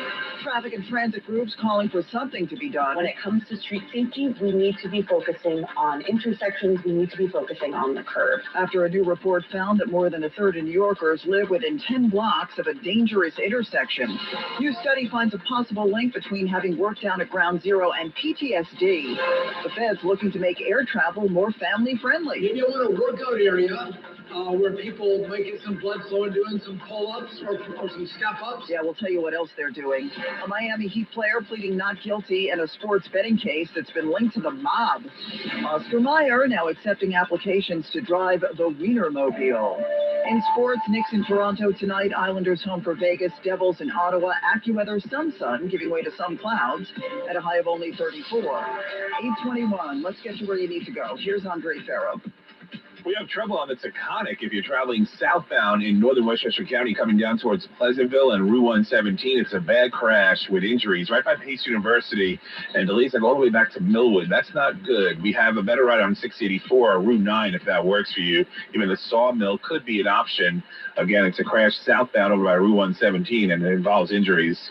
Hope everybody's okay. If you're traveling eastbound 287 in Westchester County, Elmsford to the Sprain, lots of volume there. Connecticut's been horrible over by Route 7. Northbound and southbound. The crash is northbound. Delays are bad. Go with the Merritt Parkway if you're driving a regular car. Here's what you need to know about the bridges and tunnels. Inbound George Washington Bridge remains a 45-minute ordeal heading to the New Jersey or New York side. The ride outbound heading back to New Jersey is actually 45 minutes with the cross Bronx delays, at least 40 minutes in at the Lincoln and about 50 minutes in at the Holland. Go with the Newark Bay Extension and save yourself a few minutes. Andre Farrow, 1010 Wins on 92.3 FM. Since January 2022, the city of New York has awarded $24 billion in contracts to MWBEs, the most of any U.S. city or state in the nation. Build your business with the city of New York by going to nyc.gov/MWBEs. Turns out there are certain intersections in New York City where you're basically taking your life in your hands just crossing the street. This morning, we are getting a look at that list. 118 intersections across the city have had 5 or more people killed or seriously hurt in the last 3 years. The most dangerous? Let's get that from Elizabeth Adams with Transportation Alternative. In Manhattan, it's 120th Street and Lenox Ave. In Queens, it's Northern Boulevard, Notorious, Safe Street, and 48th Street. Brooklyn, it's Flatbush Avenue and Avenue H. The Bronx, it's Bruckner Boulevard and St. Anne's.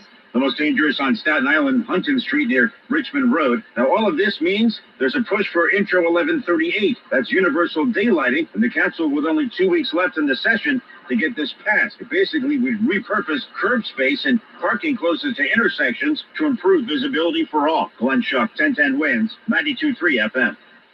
We already know about dozens of cancers and respiratory illnesses, but is there a link between having worked as a 9/11 first responder and post-traumatic stress disorder? A new study is looking at that. The study from Mount Sinai shows that 9/11 first responders with PTSD have brains that look older than they really are. Study co-author Megan Horton. The duration of World Trade Center exposure, or the time that the responders spent working on or around the pile, increased the magnitude of their brain aging among those with PTSD. It shows that PTSD doesn't only impact mental health. If PTSD influences brain aging, responders may face earlier onset of age-related neurologic conditions. Identifying that risk could help doctors when it comes to looking for signs of things like dementia. Mac Rosenberg, 1010 Wins on 92.3 FM. Miss Jamaica finally heading back home from Thailand. Dr. Gabrielle Henry has been hospitalized since taking a serious fall off the stage during the Miss Universe competition last month, and she is still not recovered. She suffered a brain hemorrhage, a fracture, facial lacerations, and other significant injuries. In a statement, the Miss Universe organization said she would be taken directly to another hospital in Jamaica. They are also, by the way, paying for all her medical expenses. Photographs, a bus ticket under an alias, and a checklist that read in part, keep momentum, FBI slower overnight, change hat, shoes, and pluck eyebrows. We're getting details on the contents of the backpack Luigi Mangione was carrying when the suspected killer of United Healthcare CEO Brian Thompson was arrested in Pennsylvania. On the witness stand, Officer Christy Wasser testified she picked up his backpack and felt the weight. It was heavy. Her body camera captured the moment she pulled out a pair of wet gray underwear. Rolled up inside, a loaded magazine. Wasser said the search was for safety. We're just making sure there's no bomb. But a defense attorney accused her of trying to justify an illegal search. Do you clear the McDonald's? Do you ask anybody to leave the area? The officer testified she did not. That's Aaron Katursky. The testimony comes as part of a hearing in which a judge is weighing whether certain evidence should be allowed at trial. Now, Bloomberg Money Watch. Here's Courtney Donahoe. Susan, pink slips are being handed out at Pepsi, the drinks and snacks giant, planning job cuts and instructed a number of employees to work remotely this week, including those at its headquarters near White Plains. Companies in recent years have frequently requested staff to work from home ahead of layoff announcements. Pepsi's also looking to reduce its product lineup by 20%, but didn't specify which items it plans to remove from the grocery shelves. Quick check of the markets. S&P and Dow futures are little changed this morning. This report is sponsored by Fidelity. I'm Courtney Donahoe, Bloomberg Money Watch on 1010 Wins at 92.3 FM. Morning people wake up for peace and quiet. McDonald's breakfast people, we wake up for the sweet rush of getting that warm, delicious breakfast right before it ends. Start your morning at McDonald's with one of our tasty bagel sandwiches, like the steak, egg, and cheese bagel or bacon, egg, and cheese bagel, and paired with an icy cold Dr. Pepper. Save time and order ahead in the app. At participating McDonald's. At Citizens, we help make sense of your money and all your money questions. Do I keep renting or finally buy? Do I plan for a vacation or plan for a renovation? How big of a nest should my nest egg be? If money talks, what's it say to me? Is cash still king? Wait, when did a dollar slice go up to $3? Whatever money questions you have, Citizens has the answers. Make sense of your money at citizensbank.com/made-ready. Member FDIC. Larry Mullins here. After an accident, you need a trusted law firm with an army of efficient staff members. That's Spector and Associates, your serious injury attorneys. Spector and Associates understands how devastating an accident can be and will fight relentlessly. Spector and Associates serious injury attorneys are based in New York. Construction accident, car accident, slip, trip, and fall. Call them now. 800-318-8888. Spector and Associates has recovered hundreds of millions for the injured. Been in an accident? Visit crashinjury.com or call 800-318-8888. The lawyers at Spector & Associates Serious Injury Attorneys fight hard. Win big to get you what you deserve. Call them now. 800-318-8888. That's 800-318-8888. Or visit crashinjury.com. Spector & Associates, your serious injury lawyer. 800-318-8888. Licensed in the Tri-State, Connecticut, and Pennsylvania.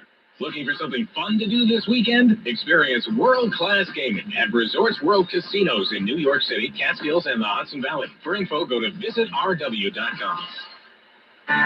This is the story of the one. As an HVAC technician, he and his digital multimeter are in high demand. So when a noisy office HVAC turns out to be a failing blower motor, he doesn't break a sweat. With Grainger's easy-to-use website and product information, he selects the products he needs to keep everything humming right along. Call 1-800-GRAINGER, click Grainger.com, or just stop by. Grainger, for the ones who get it done. Oh, no. Ah, that's the sound of someone who's misplaced My debit card. their debit card. Leave that thing. Not at the gas pump, or the checkout counter, or the roof of your car. Now, if he has the Chase mobile app, he can use Card Lock. Wait, I could just lock my card. Yep, just a few tippy taps on his phone, and that sound, that's peace of mind from Chase. Chase mobile app is available for select mobile devices. Message and data rates may apply. JP Morgan Chase Bank N.A. member FDIC.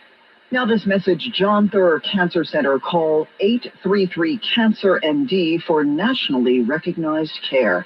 It is only 19 degrees outside, mostly sunny skies. The humidity is 41%. The winds northwest at 5. Later today up to 34. Winds news time 8:30. And a very good Tuesday morning. I'm Scott Stanford. Miami Heat star Terry Rozier was playing ball in Brooklyn yesterday.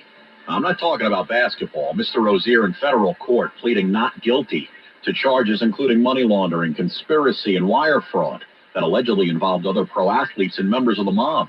And the judge released Rozier on a $3 million bail package secured by his home in Florida. But with strict rules in place, including drug screenings, no gambling online or in person, limited travel between Florida, Ohio, New York City, and Long Island, and subject to pretrial supervision. The prosecution says they have approximately 1,000 documents, 50 gigabytes of data, which include grand jury materials such as bank, betting, and phone records. Jim Trustee, Rozier's attorney, says the leak of the investigation was professionally devastating, and Rozier currently isn't getting paid by the NBA, playing or traveling with the team. He plans to file a motion to dismiss the indictment. Mary Lynn Buckley, 1010 wins on 92.3 FM outside of Brooklyn Federal Court.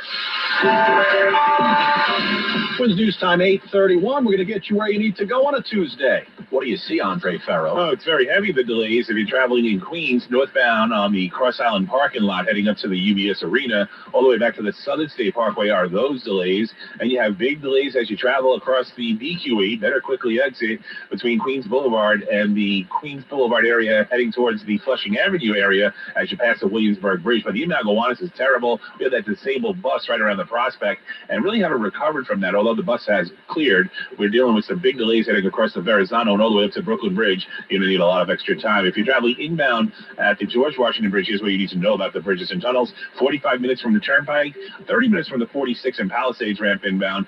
Inbound Lincoln and Holland are well over 50 minutes, and you have the Pulaski Skyway all backed up. So go to it by extension and save some time. We're slow in northern Westchester County. Bad crash heading southbound, heading towards Route 117 in the Pleasantville area. Delays that go all the way back to Millwood on that southbound side of the Taconic. So what you want to do is use the Sawmill if you're driving a regular car. Maybe Route 9 works for you, or 684. The inbound side, or I should say Westchester bound side of the Mario Cuomo Tappan Zee Bridge is also slow. Eastbound 287, you have delays heading towards the Sprain. Bad crash in Connecticut hovering around Route 7, northbound and southbound. You're going to need a lot of extra time. Traffic is sponsored by the Barnes Firm. Andre Ferro, 1010 wins on 92.3 FM. I'm attorney Rich Barnes. If you've been in a car crash, choosing the right firm is crucial to get the help you need and the best result possible. The Barnes Firm. Usually attorneys call 1-800-8-million. Manhattan, Long Island. Now let's get a check out AccuWeather forecast. Meteorologist Heather Zare. Congratulations, Heather. We just made it up into 20 degrees right now. See, you've been asking for it all morning, and it only took, 4 or 5 hours? Just to go down one degree. That's all. One whole degree. But it makes all the difference in how it feels, at least in your mind, because, hey, 20 sounds better than teens. And it's going to continue to get better as we go through the day. Sun out there now. It's a nice bright morning, and we're going to stay that way for a good part of the day before clouds catch up with us later on. Still, the high will continue. The temperature will continue to go up, and the high is going to be late in the day, reaching 34 degrees toward the evening. And we're going to hold about steady in the mid-30s as the clouds hang on tonight.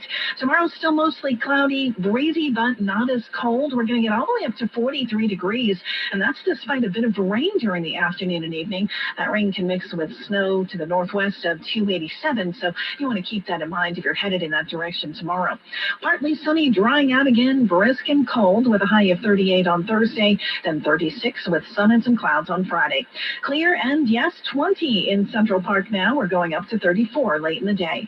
I'm AccuWeather meteorologist Heather Zare on New York's weather station, 1010 Winds on 92.3 FM. Thank you, Heather. The U.S. Department of Transportation is looking to make traveling a little easier, a little friendlier for those families flying with young kids. As the Trump administration has been launching campaigns to make traveling more comfortable and less chaotic, it's been urging people to be nicer to one another while traveling. Now it's announcing $1 billion in funding to go to airports to create family-friendly spaces to make traveling easier for families. The money can go to airports for creating children's play areas or exercise zones, nursing rooms, configuring security checkpoints to have family lanes, and building sensory rooms for children who have special needs. The money will come from funds to modernize airports. Alex Stone, ABC News. Yesterday we talked about Long Islanders spending a boatload of money on OnlyFans subscriptions. I know who you are. Good news today is folks in Nassau and Suffolk are spending less on gas. Prices across the Northeast continue to slide as both Long Island and Jersey have seen gas prices fall below $3 a gallon, right around $2.97 to be exact. AAA says New York City sits at around $3.09. Experts say cold weather, shrinking demand, inventory of gas is high, so the prices are lower. Speaking of gassing up, how'd you like to be gassing up your very own Oscar Mayer Wienermobile? Oh, I got to be an Oscar Mayer wiener. Yeah, the Frankfurter folks looking for a new class of hot doggers to drive the iconic 27-foot Wienermobile. It's a great gig. Company applications are open now through the end of January for recent college grads who are interested in a one-year full-time stint as brand ambassadors. You're going to travel to dozens of states, create content, attend events, and, of course, pilot the giant hot dog on wheels. The job pays $35,600, plus a weekly travel allowance, full benefits, and covered hotel stays. Only 12 applicants are going to make the cut. You can apply at careers.kraftheinz.com. Yes, if you get the gig, you will become an Oscar Mayer winner.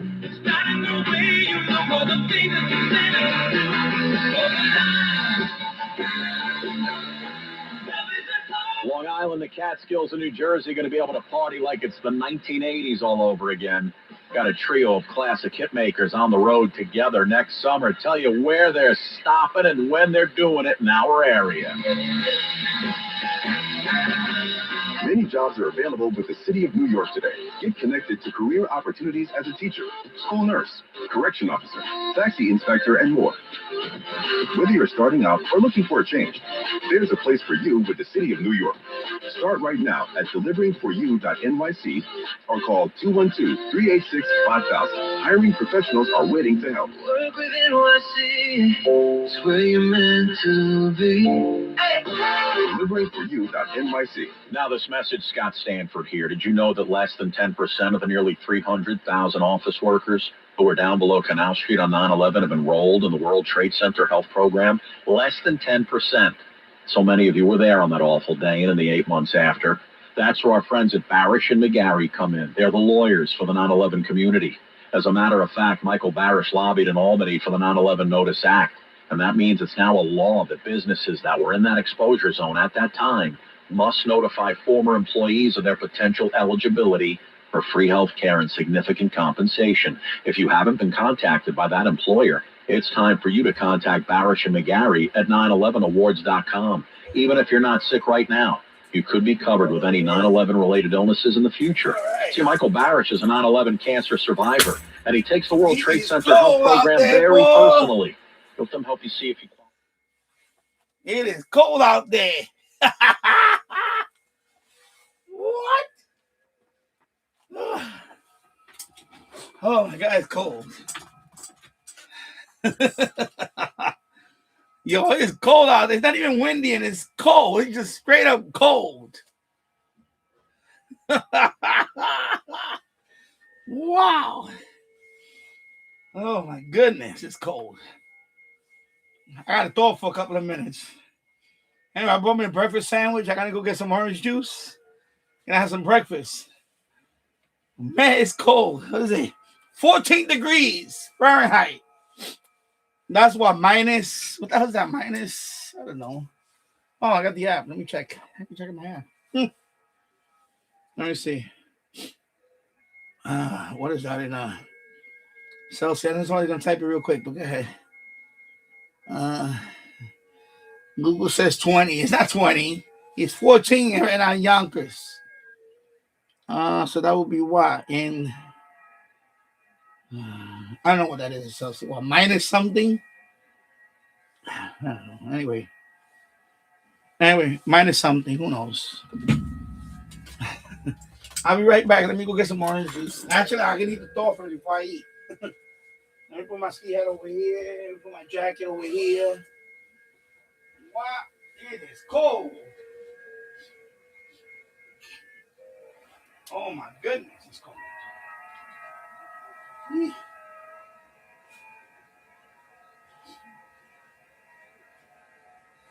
gotta bring out the other coat. Let me go get some OJ.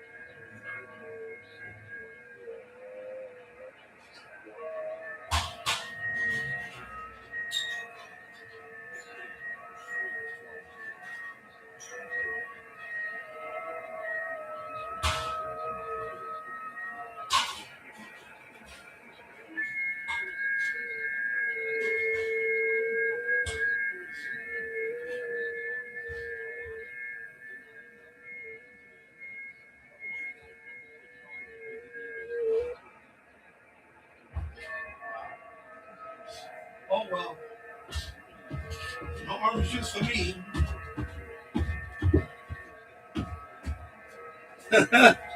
No orange juice for me. I guess I'm gonna have a soda. Oh my goodness. Wow. I thought we had orange juice. It's gone. Wow, it's all gone. Anyway, it was some. It wasn't Tropicana. It was some brand. Let me put this quart over there. I guess I'm gonna have it here. I'm gonna eat my egg sandwich. Oh, you going to the store now? You got the fever, right? Now you're gonna get yourself an egg sandwich. I even got some chocolate Mexican. This is like the Hostess cupcake, but the Mexican one. This is the Mexican one. Oh, you're getting a bagel, okay. Yeah, this is like the Hostess chocolate cupcakes, except this is the Marinella. So it tastes the same thing. It's just a Spanish baker. Pinguino. They call them pinguino. Pinguino means penguin, right? Penguin. Pinguino. Let me do a little pinguino. There you go, thumbnail. Now you're gonna have a bagel. Yeah, bagels are great. I love bagels.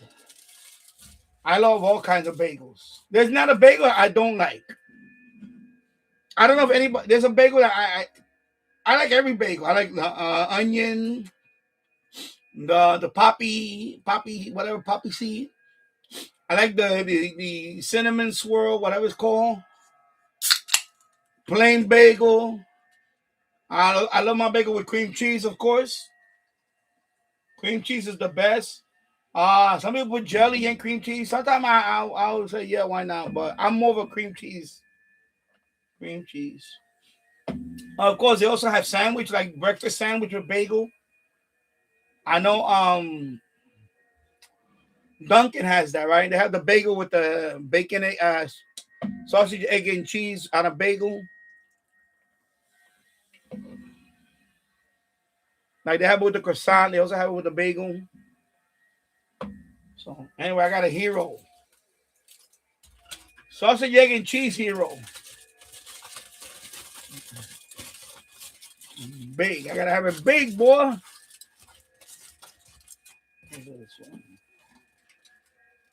Yeah. Oh yeah. So I thought they gave me a steak sandwich. I was like, what the hell? Like a steak sandwich, but it's really soft. Sausage, egg, and cheese. Sausage, egg, and cheese.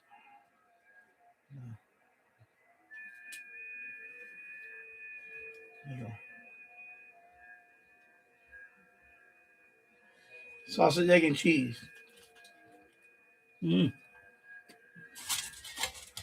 Oh my God. Mm. Mm.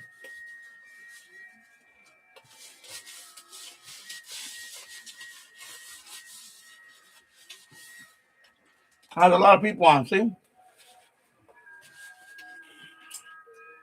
Let me send out CQ. Actually, let me see if I got confirmed. Oh, I hate when it does that. All right. Anyway. Okay, no. Sorry, the microphone.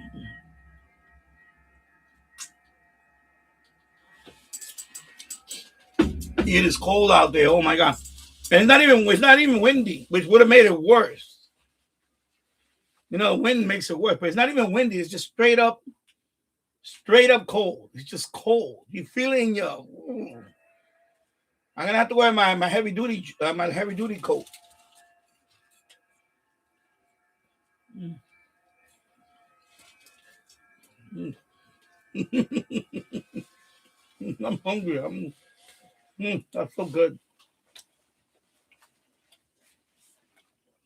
Made a contact right here.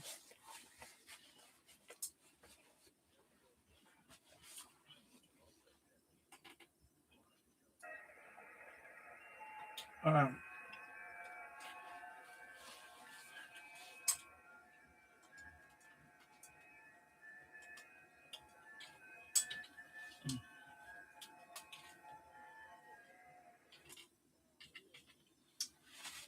There you go. Papa Alpha 3, Foxtrot, Mike November from the Netherlands. Yep. Okie dokie. From the Netherlands. Okay, minus 16, minus 20. Okay, minus 16, minus 20. Thank you for the contact. 73 to you, my friend. Here we go. Okay, next guy. There you go. Mm.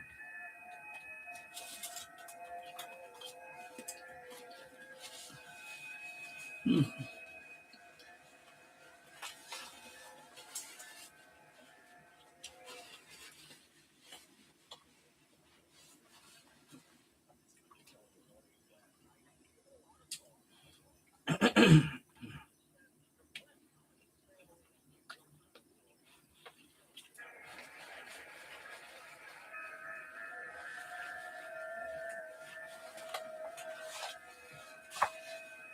Right, that's 3 hours in. Okay. We just hit the 3 hour mark.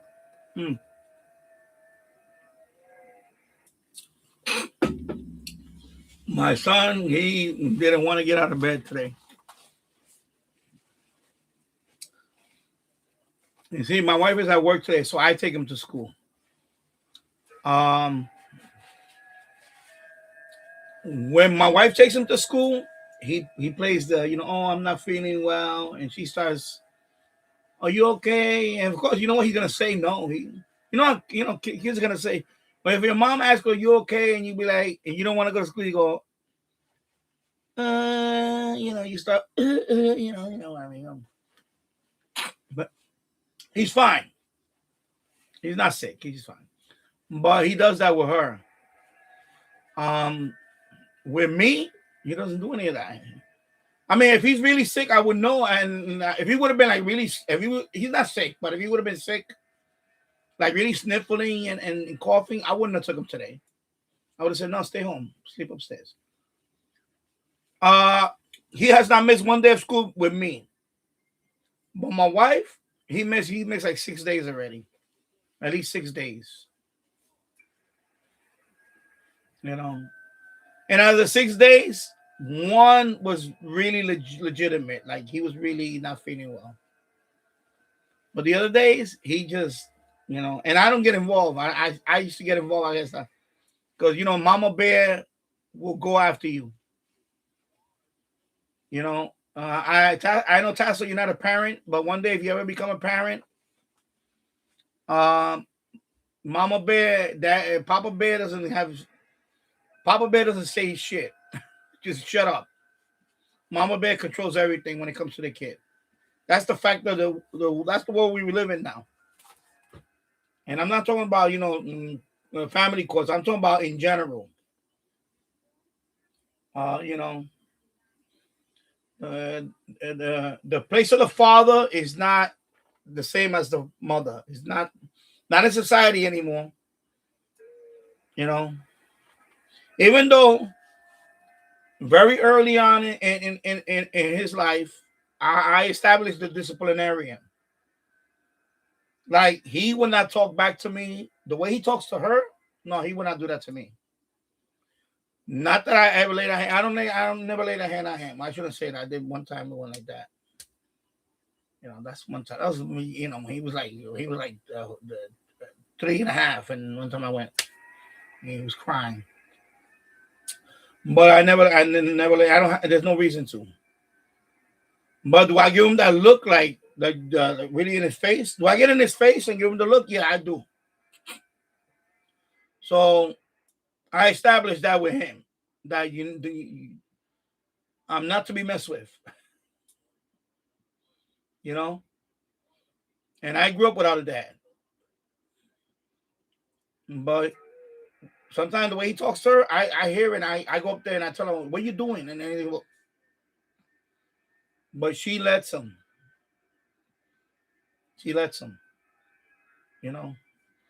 But that's her baby. He's my baby too. I love my son. He's my baby. But mother and a child, that's a bond that, hey. And Mama Bear is gonna, so if I tell her he's not sick, she just tells me to shut up. Not in those words, but she'll be like, you know what I mean? So I just stay out of it. I go, okay, well, there you go. I'll just stay out of it. You're not gonna win that argument.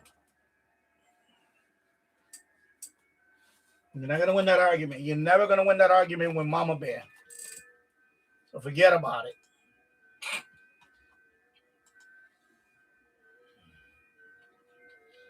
All right, I got I think that's Ukraine. Yeah, it is Ukraine. What am I saying? I think that it is Ukraine. Oh, Russia. Excuse me. Oh yeah, Russia. Russia also has that. Okay, so let me get this. Russian -9, -17. So when he tries to pull the wool over on her, I know what he's doing, but I can't say anything. I just, you know what? It's not worth the argument no more. I can't argue about it. I just be like, okay, well, he's gonna manipulate you. You know what I'm saying? And he does that. So he'll do that. He'll do that to her.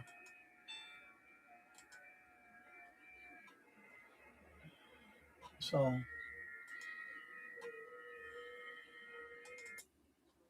let me see if it's okay. Forget about it. Let me just move on.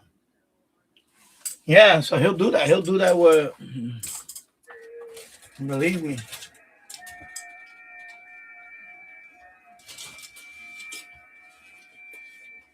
I know because I was the same way with my mother. I was a mama's boy. I was the same way. When I wanted my way about something, I would do something. Like if I didn't want to go to school, I would pretend like I was sick. Really late at waterworks. When I was, I'm talking about when I was like first grade, second grade. I would just, I did it too. So I know.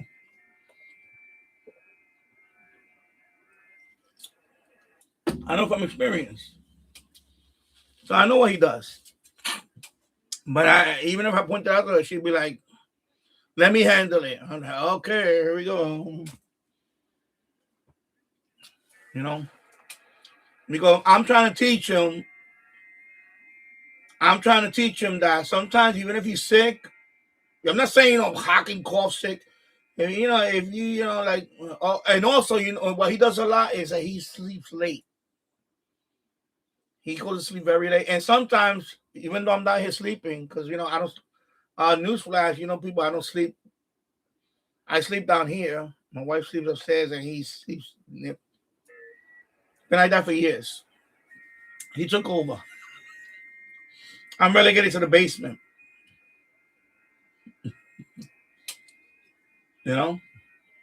So sometimes he'll sneak. He'll grab her phone and he'll be on the phone for hours while she's snoring away. He's on the phone, so he stays up later than that. Last time, I sent him to bed at 1:00 in the morning because I came up there. I had woke up. I took a long nap and then I woke up. It was 1:00, almost one. No, it was 12:00. So I went up there and said, "Let me eat something." I was gonna stay up anyway for another hour and then go back and lay down and listen to the radio. Coast to coast or something. I listen to. I listen to coast or something. I just lay down there and listen to coast to coast. And he was upset still on the computer. And I'm like, Sanjay, it's midnight, right? And I say, and I told him, you know what? I'm gonna let you. You can stay up till 1. For me, if he gets 3 or 4, if he gets not 3 or 4, if he gets about 4 hours of sleep, he's okay. He's a kid. Kids don't need sleep like the way we do. Us older folks, we take naps, right? But a kid like him, he's all wired up. He's not, so he's fine. But so she's on the Amazon Echo on the screen talking to him, and she's like, Sanjay, you okay? Everything's okay. And he's like, he starts putting on and I'm looking at him and I'm saying, yeah, he's okay. He's fine. He's not hacking and coughing. He's okay. And she's like, she's not even listening to me. She goes, Sanjay, are you okay? Just tell me. And I'm like, and then I had to say it again one more time. He's okay. He's not hacking. Then I said, forget it. He was this close to not going to school today because of her. She would have made that decision over the phone, over the Amazon Echo. And then don't send him to school today. I was like, no, he's fine. But watch not tomorrow, because I still take him tomorrow. But Thursday, that's her turn to take him. Because she'll be off Thursday and she takes him. He's probably going to miss Thursday. Watch. Or Friday. Watch. Even though today's the coldest day of the year so far. Watch. One of those 2 days, she's going to leave him home. Watch. I'm telling you.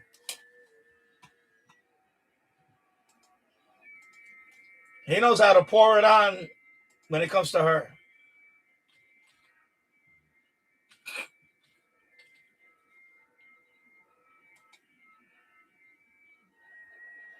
UT7. Okay, this is Ukraine. Okay. So uniform Tango 7, uniform Juliet. All right, so minus 12. So this is Ukraine. Minus 12, minus 11. Okay, so we got that. Okay, there we go. So we got Ukraine. Oh, okay. So, all right, cool. I'm getting contacts now. Okay, I already got a confirmation, so I'm good for today. I see it on the thing already. I got a confirmation. So I got the 9th day of QRZ has been good to me. La la la la la. I got 3. I need 3 more days to get the award. Oh my God.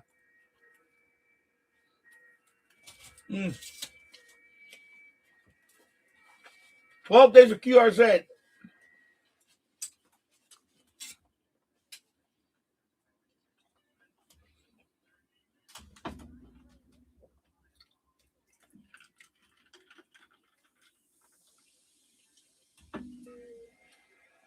See, awards do make the hobby fun.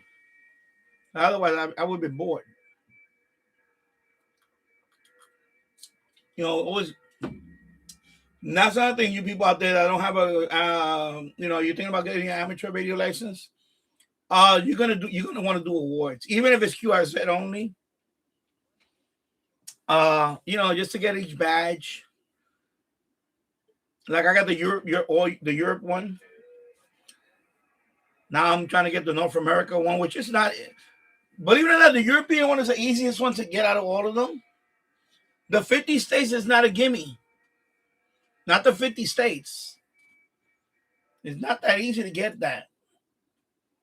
On 10 meters, it's not that easy. Like a state like Vermont and Maine, those states is like rarely.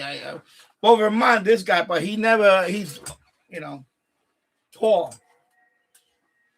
And Delaware, that was another difficult state for me, Delaware. So it's not a gimme.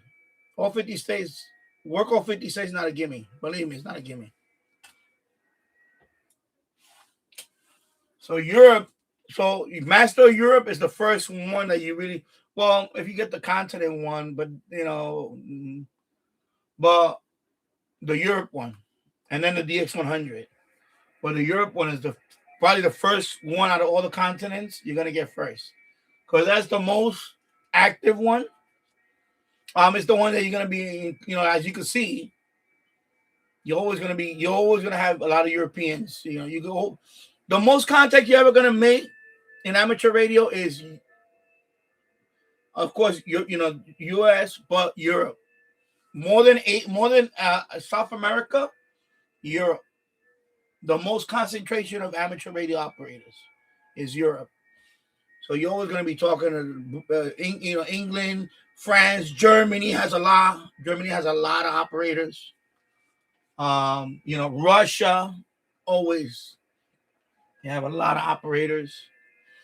So you're always going to have Europeans. Those are going to be your first contacts. You're going to be European. Those are the ones you're going to make the most contacts. And then,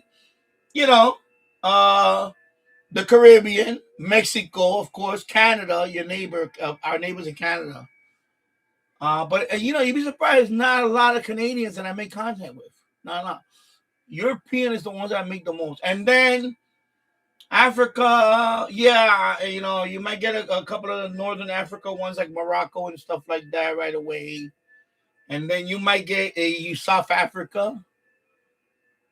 And then that's it. And then hang over here. But Western Africa, I haven't got any Western Africa, like Somalia. I haven't got any there. The Middle East, I got in a couple of them, but not that many. Asia, when it propagates this way, Japan, of course, is number one Asian country you're going to make contact with the most. Number one Asian country you're going to want to make contact with overall is going to be Japan, because they have the most operators in Asia, I believe. Even though China's a big country, from what I've spoken to them on DMR and all that, from when corresponding with them, usually the amateur radio license is for VHF, UHF only. They don't have too many HF operators, and I'm talking about because of the per capita in terms of their population, is a lot less. There's not. I mean, compared to our country, it's still a big number. But I mean, proportionate to the population, They a lot of them are DMR. You'll see them on DMR. You know, you won't see them. On HF you'll see them too, but on DMR you see them because it's BHF, UHF a lot. Because that's their license, HF. That ain't even the fundamental one. There's no HF at all, from what I was told. Oh, you're back. Yeah. All right, let me guide this. Let me lock this guy in.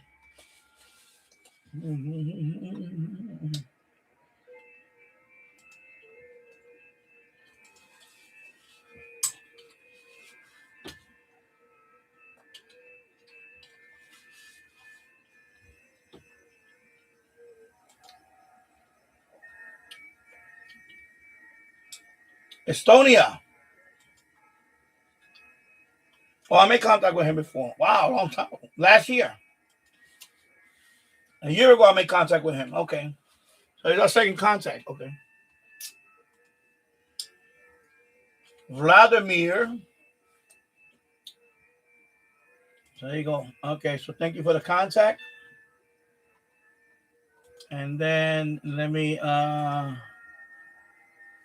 yeah. Well, that was Estonia. Estonia. So that's it was a Russian republic at one time. Now it will be by Finland. Then you got Latvia. Estonia should be around there. So that's up there by Finland. Estonia.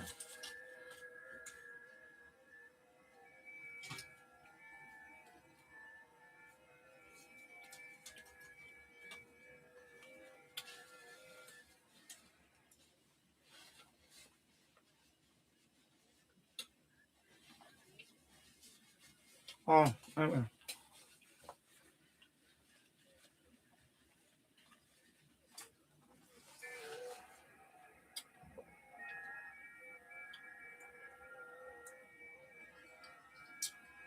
No, I was talking about like when you get your amateur radio license, the first people you're gonna talk to a lot is gonna be Europeans.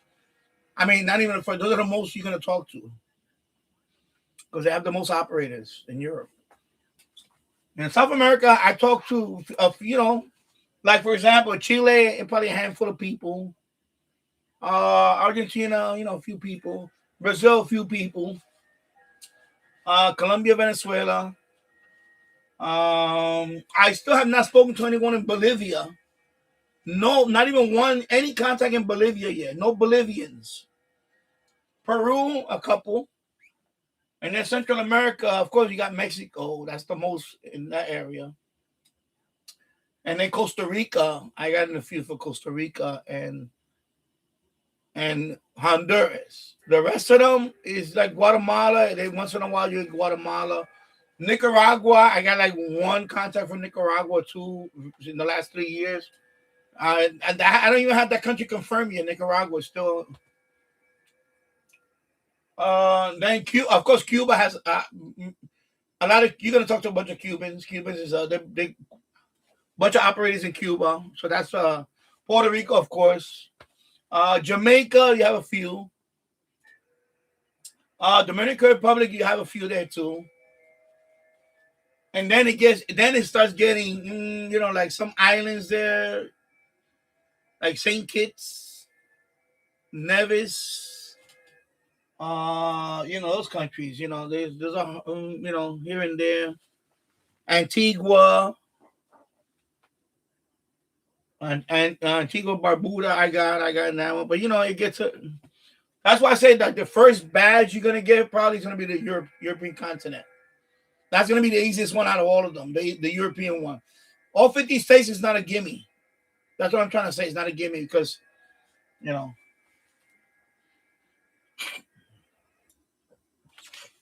right, German, another German.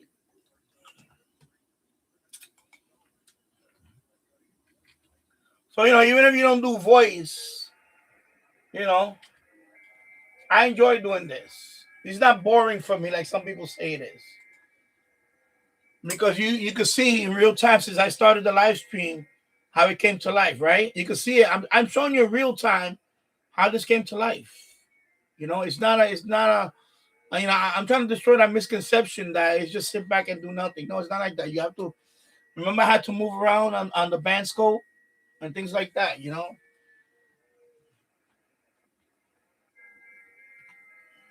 And you know, I'm trying to destroy that misconception because our hobby don't need that. We don't need no negativity on any mode. Verify everything. Okay, thank you for the contact, my friend. Like we don't need that in our hobby. We don't need the negative. We don't need the negative stuff in our hobby. You know what I'm saying?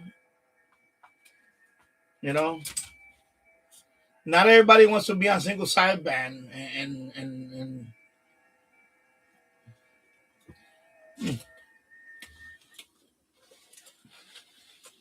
you know, right now I'm eating. Can I be a single sideband? No, I'm eating.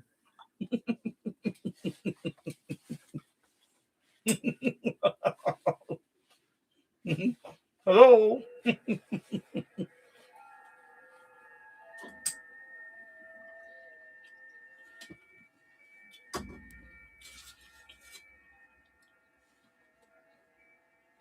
Hey, what goes there?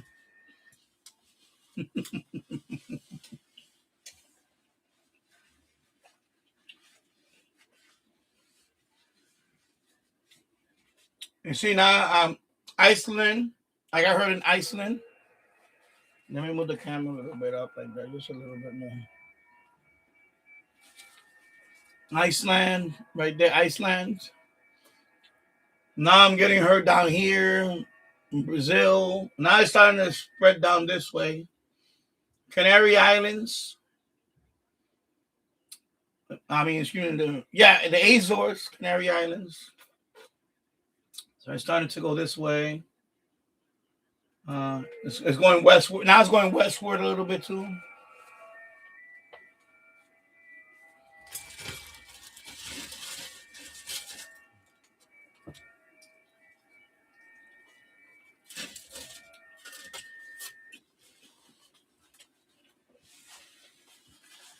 All right, this guy's done.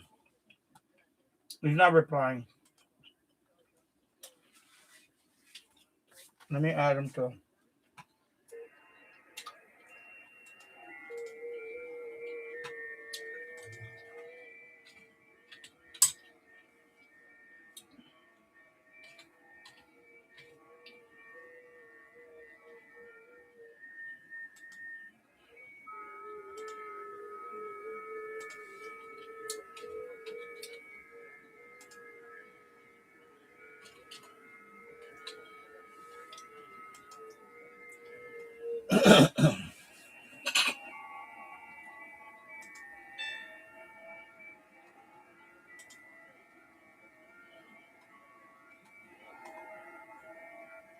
Indonesia. Wow, Indonesia?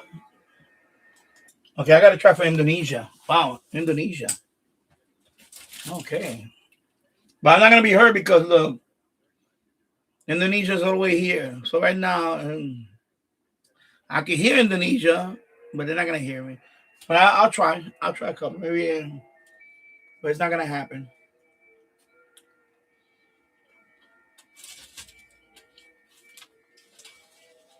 Just like Lebanon. Right there.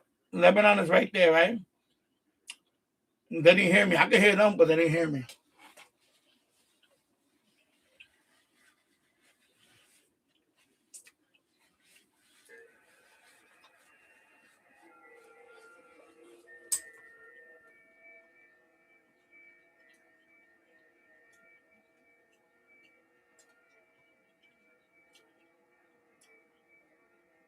I forget it. Oh, sorry. Let me try Liechtenstein. Liechtenstein. I never had. It's right there. I never made contact with Liechtenstein. That is a small country, very tiny country by Switzerland. It's right near Switzerland and Germany, whatever. It's a tiny little country. It's a very small country. Not Luxembourg, Liechtenstein.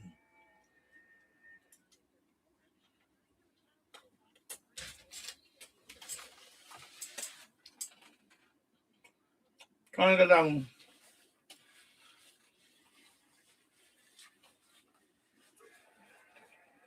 Let's see if I get it. I'm gonna leave it there.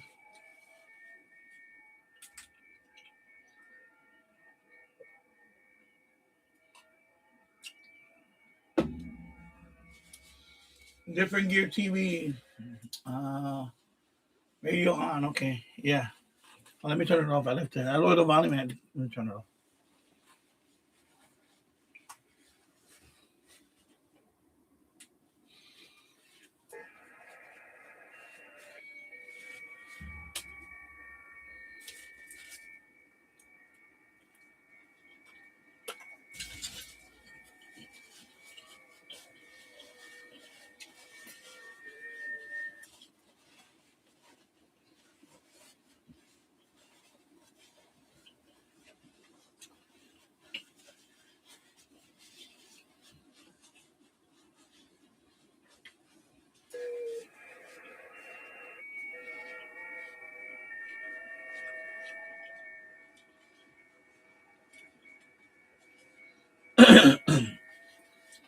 See, Liechtenstein has a whole bunch of people calling him.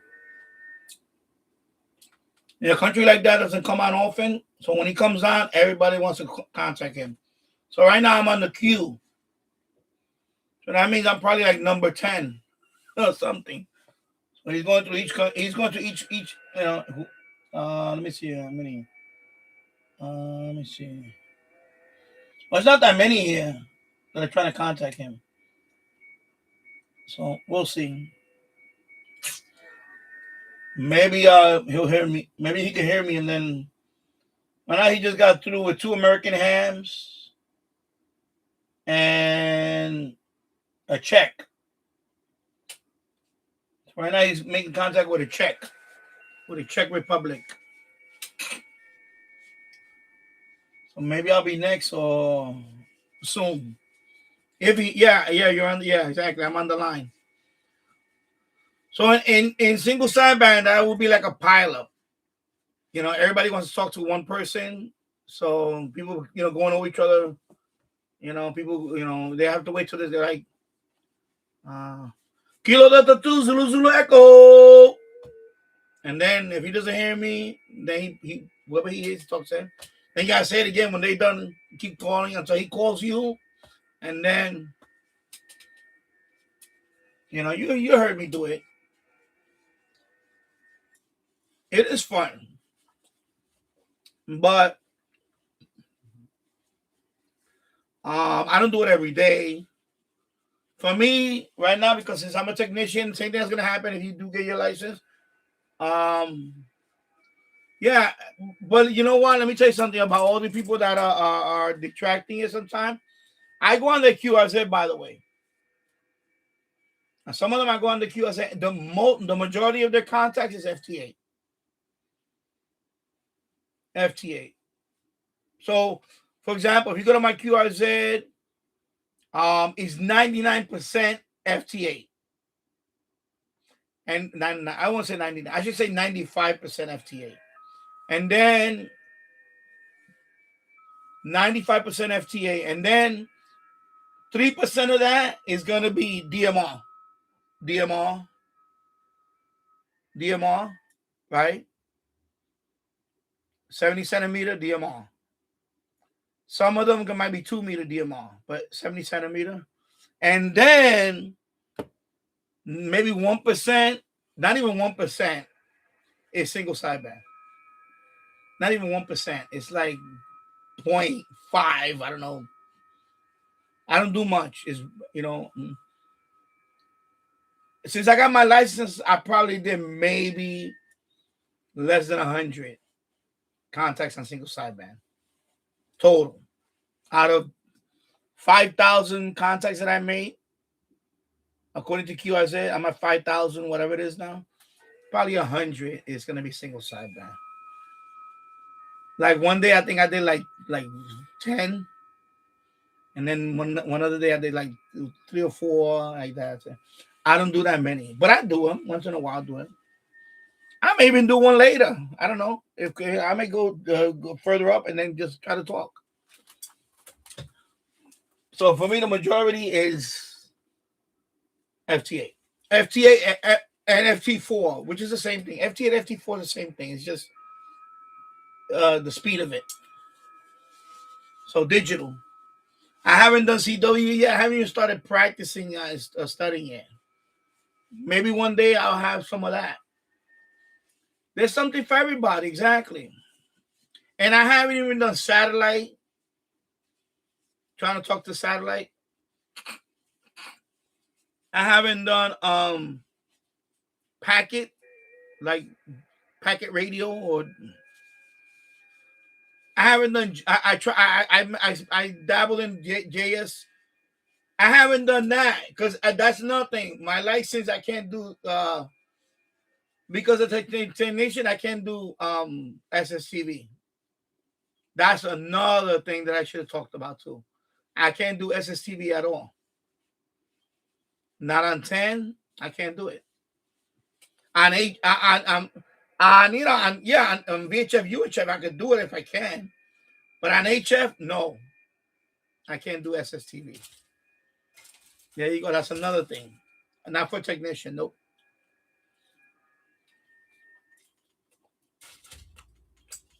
People ask me about that, and I looked it up, and nope, I can't.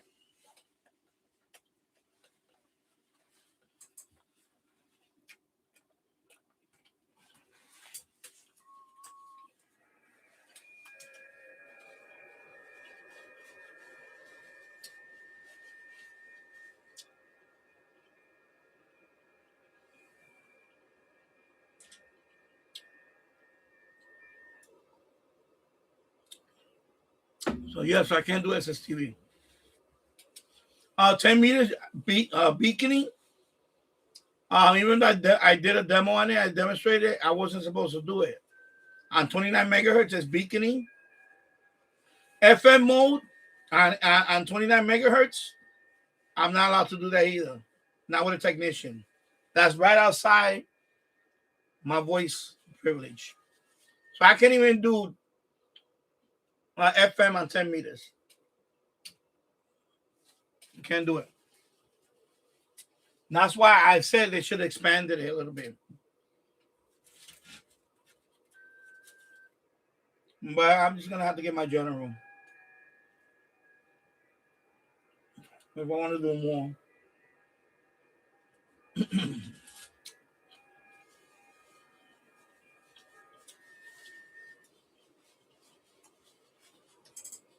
All right, done with that. Forget it.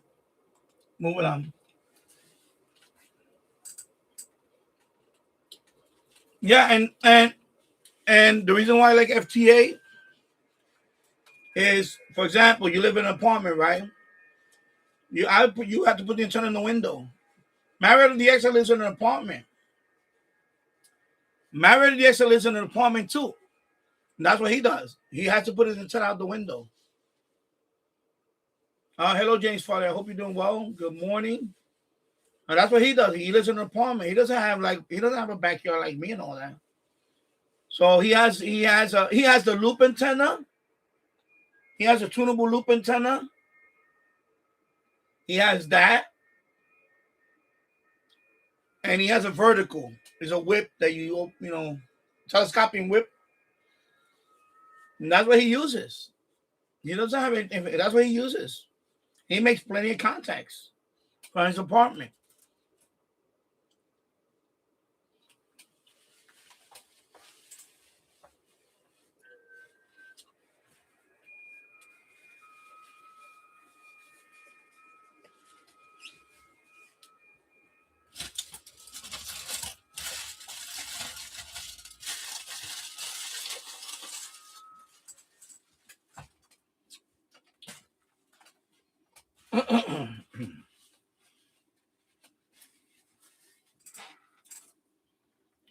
And by the way, you could do it with a very modest setup. When I did FTA, I did it with a G90, 20 watts. Of course, I went ahead and bought this one because I wanted to, you don't need this. I wanted to reward myself with something, and I bought this. But Zygo G90, that's what my wife bought. My wife got me that for my for Christmas when I got my license. That was my Christmas present. The G90. I can see from there right now. Hold on. The radar's blocking it right there. See? Zygo G90 right there. Under $400, and then the amplifier is right there. I mean the amplifier. Power supply is right there. Yeah, I did that one during the pandemic. But that one, you don't take a test, you just pay the money and that's it. That one, you don't need to take a test. I got a GMRS call sign. That one, you just pay the fee and you get a call sign for GMRS. There's no test.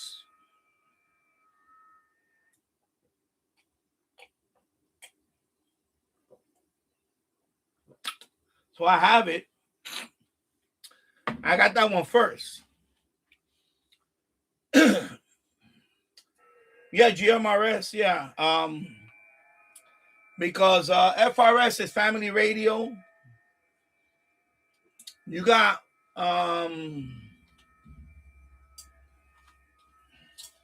let me take a break on this. You know what? Let me take a break. Let me stop it. Let me take a break on that. Let me take a break on it just for like 10 minutes.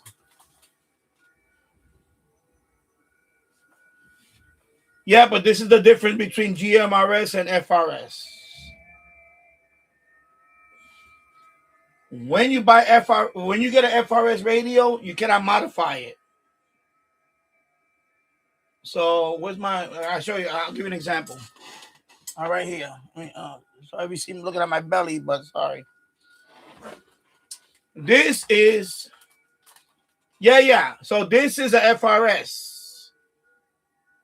See, you cannot take this apart, nothing. You cannot detach the antenna.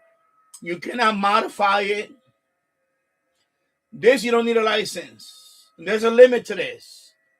This is only, I forgot, it's like a watt maybe, or 2 watt. I forgot what it is. I don't know if it's 1 or 2 watts. I forgot. Please, I don't know off the top of my head. I don't remember. If anybody want to correct me here, please feel free. There's a power limit to this. There's only 1 watt, maybe, or 2 watts. And out of the bands, out of all the channels, I think it's only the first. I'm trying to remember how many channels this is. The GMRS, FRS and GMRS channels. So I believe I'm only limited to, I think, is it 20 or 10 channels? And of course, this one, I'm at that power. That's it. So this radio, you're not going to get far with this radio. He's not going to be a mile. Unless you're like in the middle of a desert, line of sight. I doubt it. It's not going to be a mile. It's not going to be a mile. Okay? And by the way, this is about 473 megahertz, 470 megahertz. It's right above the... Yeah, you can go on the roof, and I can go on my roof, but I doubt it. Not with FRS. Not with FRS. Now with GMRS, you can go up to 50 watts. Yeah. That's this radio.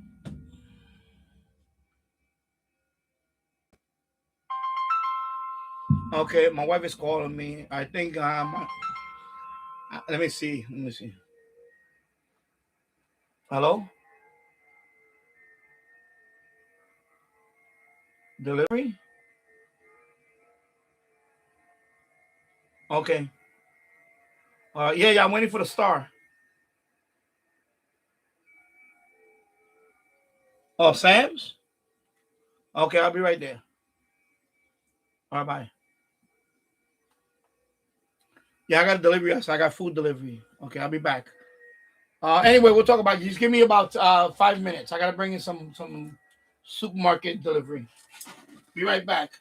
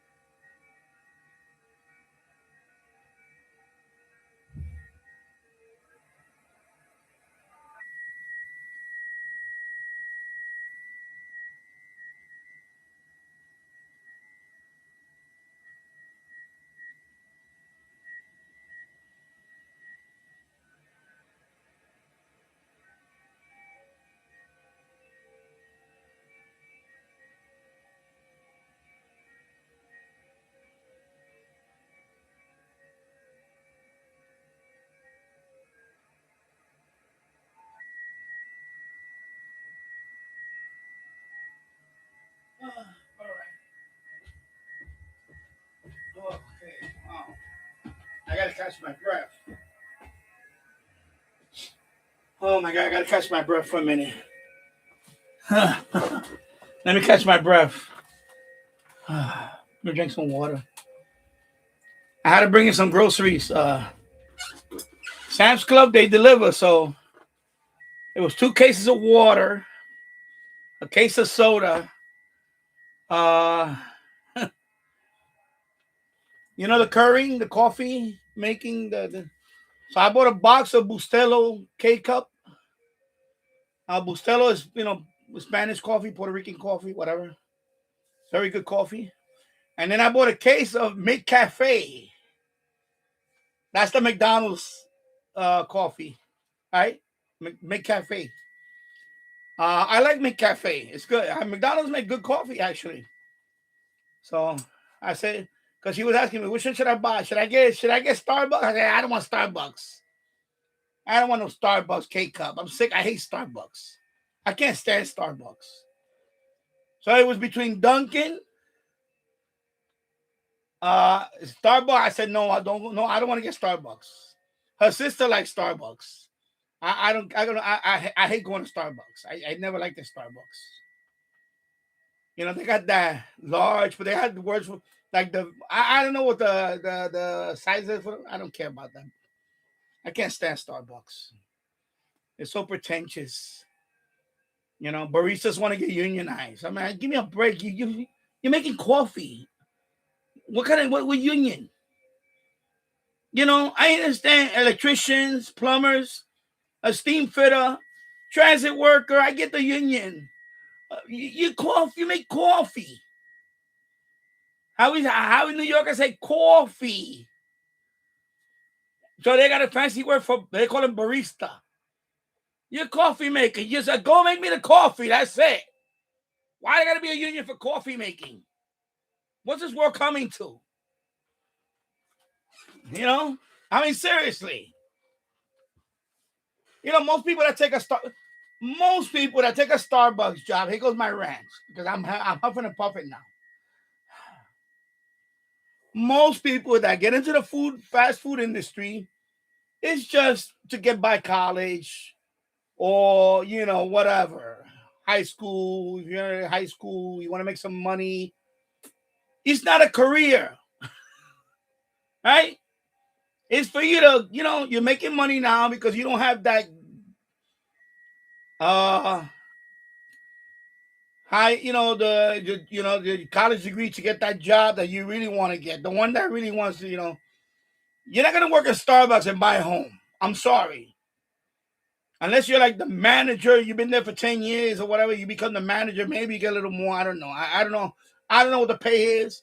All I know in New York City, there's $20 an hour already. And by the way, they want to raise it up to $30 an hour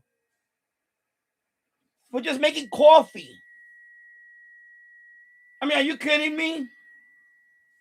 I worked at Kawasaki. Okay, that's not a union job. That's a Japanese company that owns that. They don't have a union. Kawasaki rail car, no union. Japanese company owned. They don't believe in unions. No. I was making as a rail car technician. I started at $22 an hour. My first time around with Kawasaki. Second time around, I got up to 26 because I already, I had experience, so they offered me 26.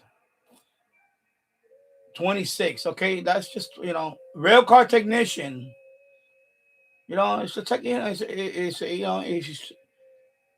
not. I'm not pouring coffee.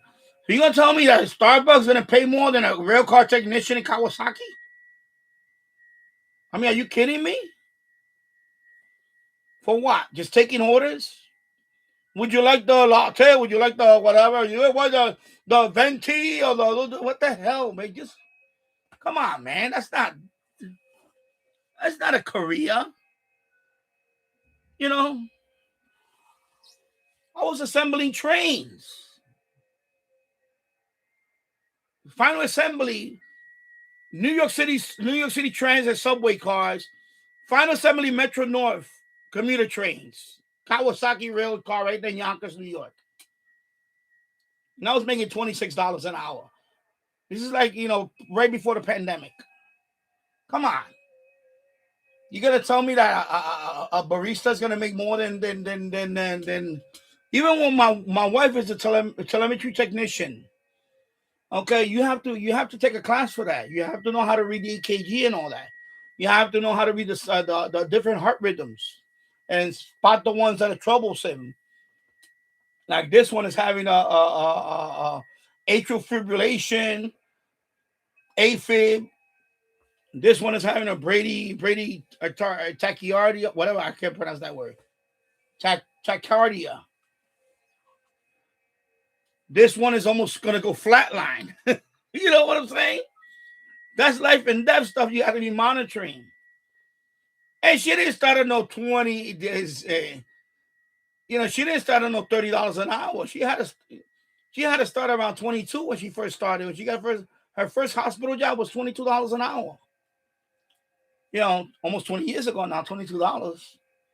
Now, in fact, she started, it was $18 20 years ago. And then she gradually, she used to work at Mount Sinai. Then she moved, when we got married, and now she's working at Presbyterian over here, Bronxville.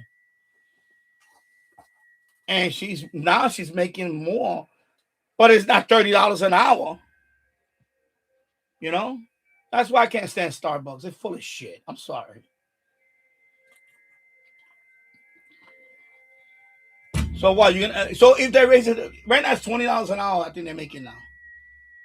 I think they're already making $20 an hour. So when you go in there, you're gonna spend $10 on a cup of coffee, a $10 cup of coffee. I don't even know how much is a cup of coffee. How much is the smallest cup of coffee in Starbucks? Can somebody tell me that right now? What is the cheapest coffee in Starbucks? Please, I want to see the price there. That's why my wife was like, "Oh, you want Starbucks cake?" I said, "I don't want that shit." I said, "The hell with it. I don't want to do nothing to do with Starbucks. Can't stand Starbucks."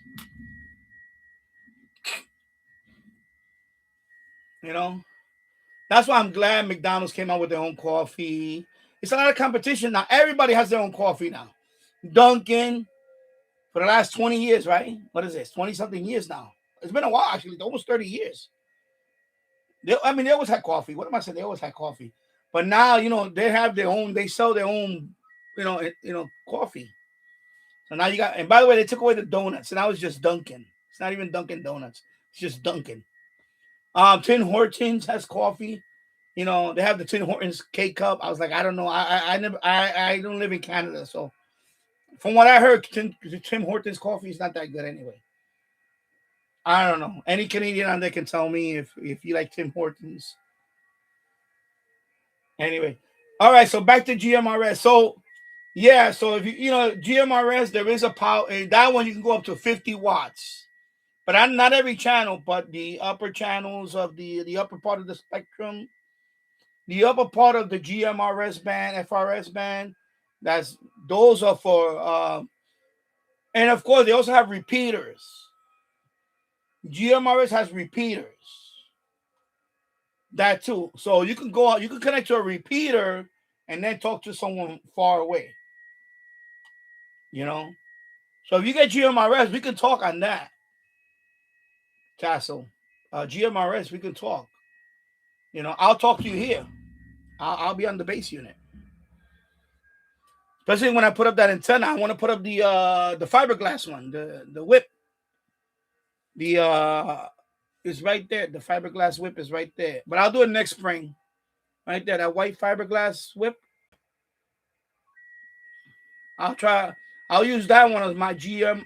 That's gonna be my 70 centimeter GMRS antenna. That one, and maybe 2 meters. But I'm gonna have that one tuned more for 70 centimeter GMRS. I want to have it tuned right there.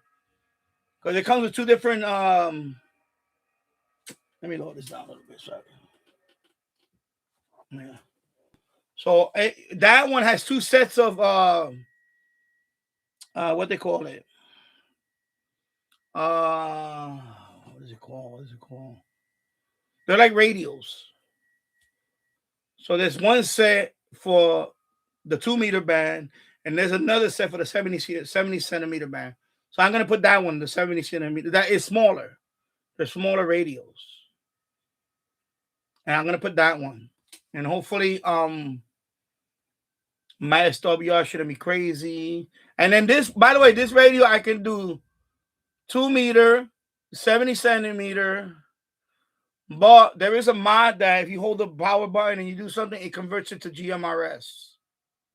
So I'm going to turn this one to GMRS. And this can go up to 50 watts. This little radio can go up to 50 watts. I have it hooked up to this right here. But they say up to 50 watts, but it's realistically it's 25 or 26 supposedly. So yeah, even though in the manual it says 50 watts, I don't believe this is 50 watts. So I'm gonna say 20 watts. Let's say 20 watts. So 20 watts, you might hear me. And then you have to do on your end. Or if you get one of these, if you buy one of these radios, and then you put the fiberglass whip out the window or something, or if you have access to the rooftop, if your landlord can give you access to the rooftop, just run into the rooftop. But this radio right here, this is like you can get this radio for I got this one for about $70. But you can get radio. I got it from eBay, by the way, but you can get this radio for about $65 or so. And that's the model right there for that one. The QYT KT 8900D. That's that one. That one right there. Okay. So it is 2-meter, 70 centimeter. It's I forgot what is it. Dual band, quad standby.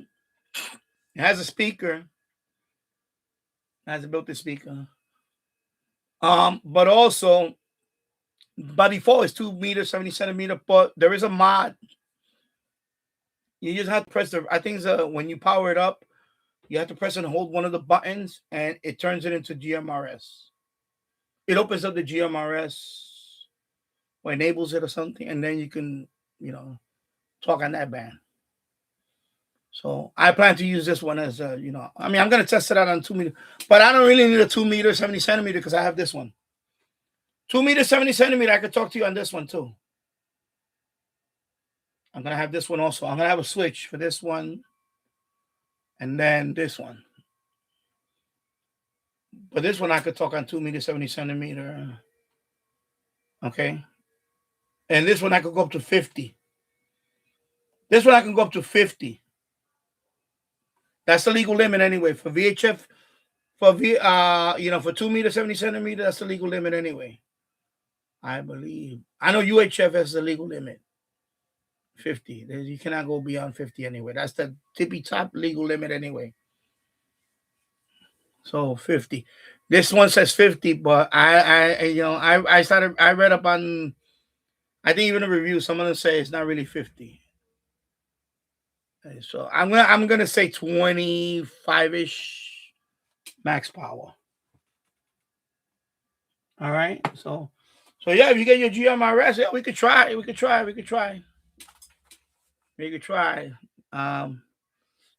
just get a CB radio. We could try that. You don't need a license for that.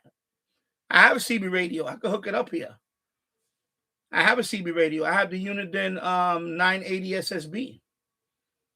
So if you want to talk, you get a CB radio. If you don't want to get a license, you just gotta tell me what channel you want and whatever, and I'll try to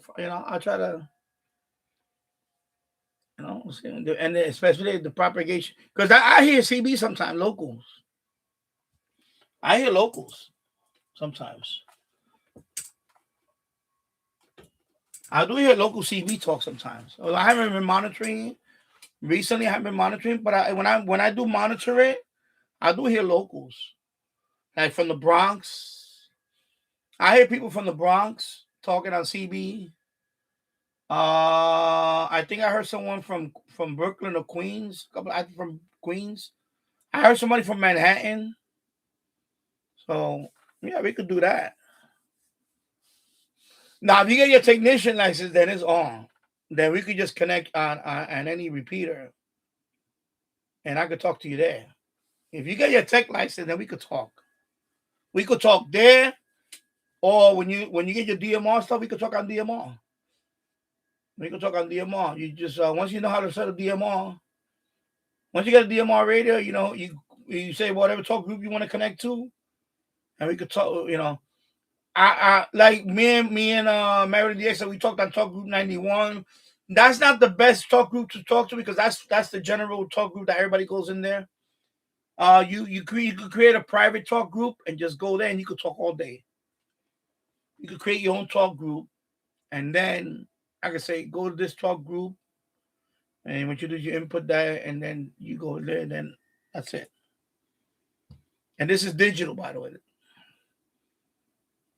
So what this is, this analog connects to a repeater, or this analog connects to a hotspot, and the hotspot goes over the internet. So that's analog to digital, and then on the other side converts it again to analog to your radio. So you get the digital, But yeah, get your GMRS first, and it is popular. GMRS is popular. I mean, you will it is popular.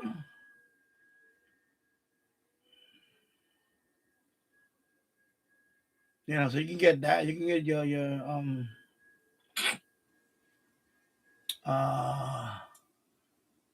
yeah. So this is FRS. So you want GMRS, you can get it, and you only pay $35. You get your call sign. It takes a few days, and you get your call sign. My call sign on GMRS, if I remember, is right here. My QRZ. I didn't remember. I haven't even. I haven't memorized it. I know something WKR. I'll tell you right now. It's right here. I'll tell you right now what it is.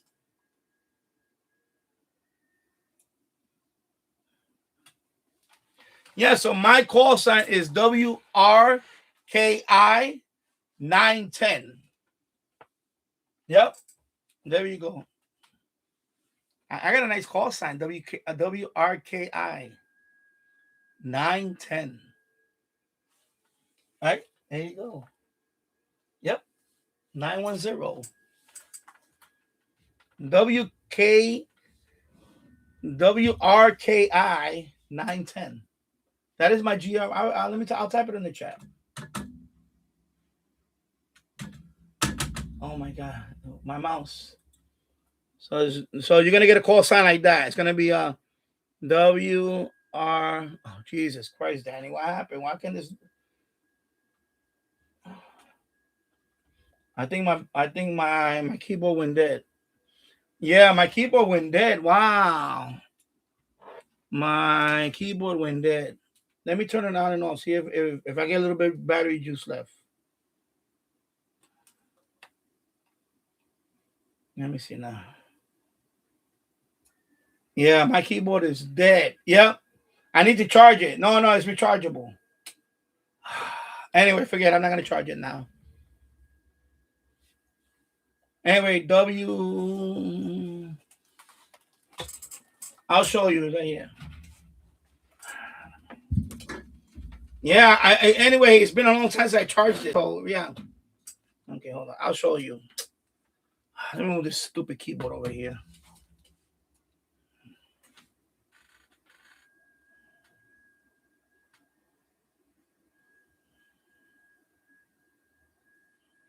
The other one is a shortwave. That's just a shortwave call sign right there. WRKI 910 right there. See? General Mobile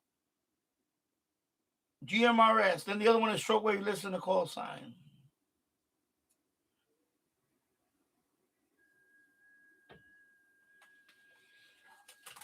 Okay, so there you go. That's my GMRS call sign. Yeah, yeah. Oh, thank you. Hello, Alfredino.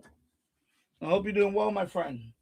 So yeah, so you're gonna that's the call sign you're gonna get. It's gonna be 4 letters and 3 numbers. Okay, 4 letters, 3 numbers. So it's a 7-character call sign.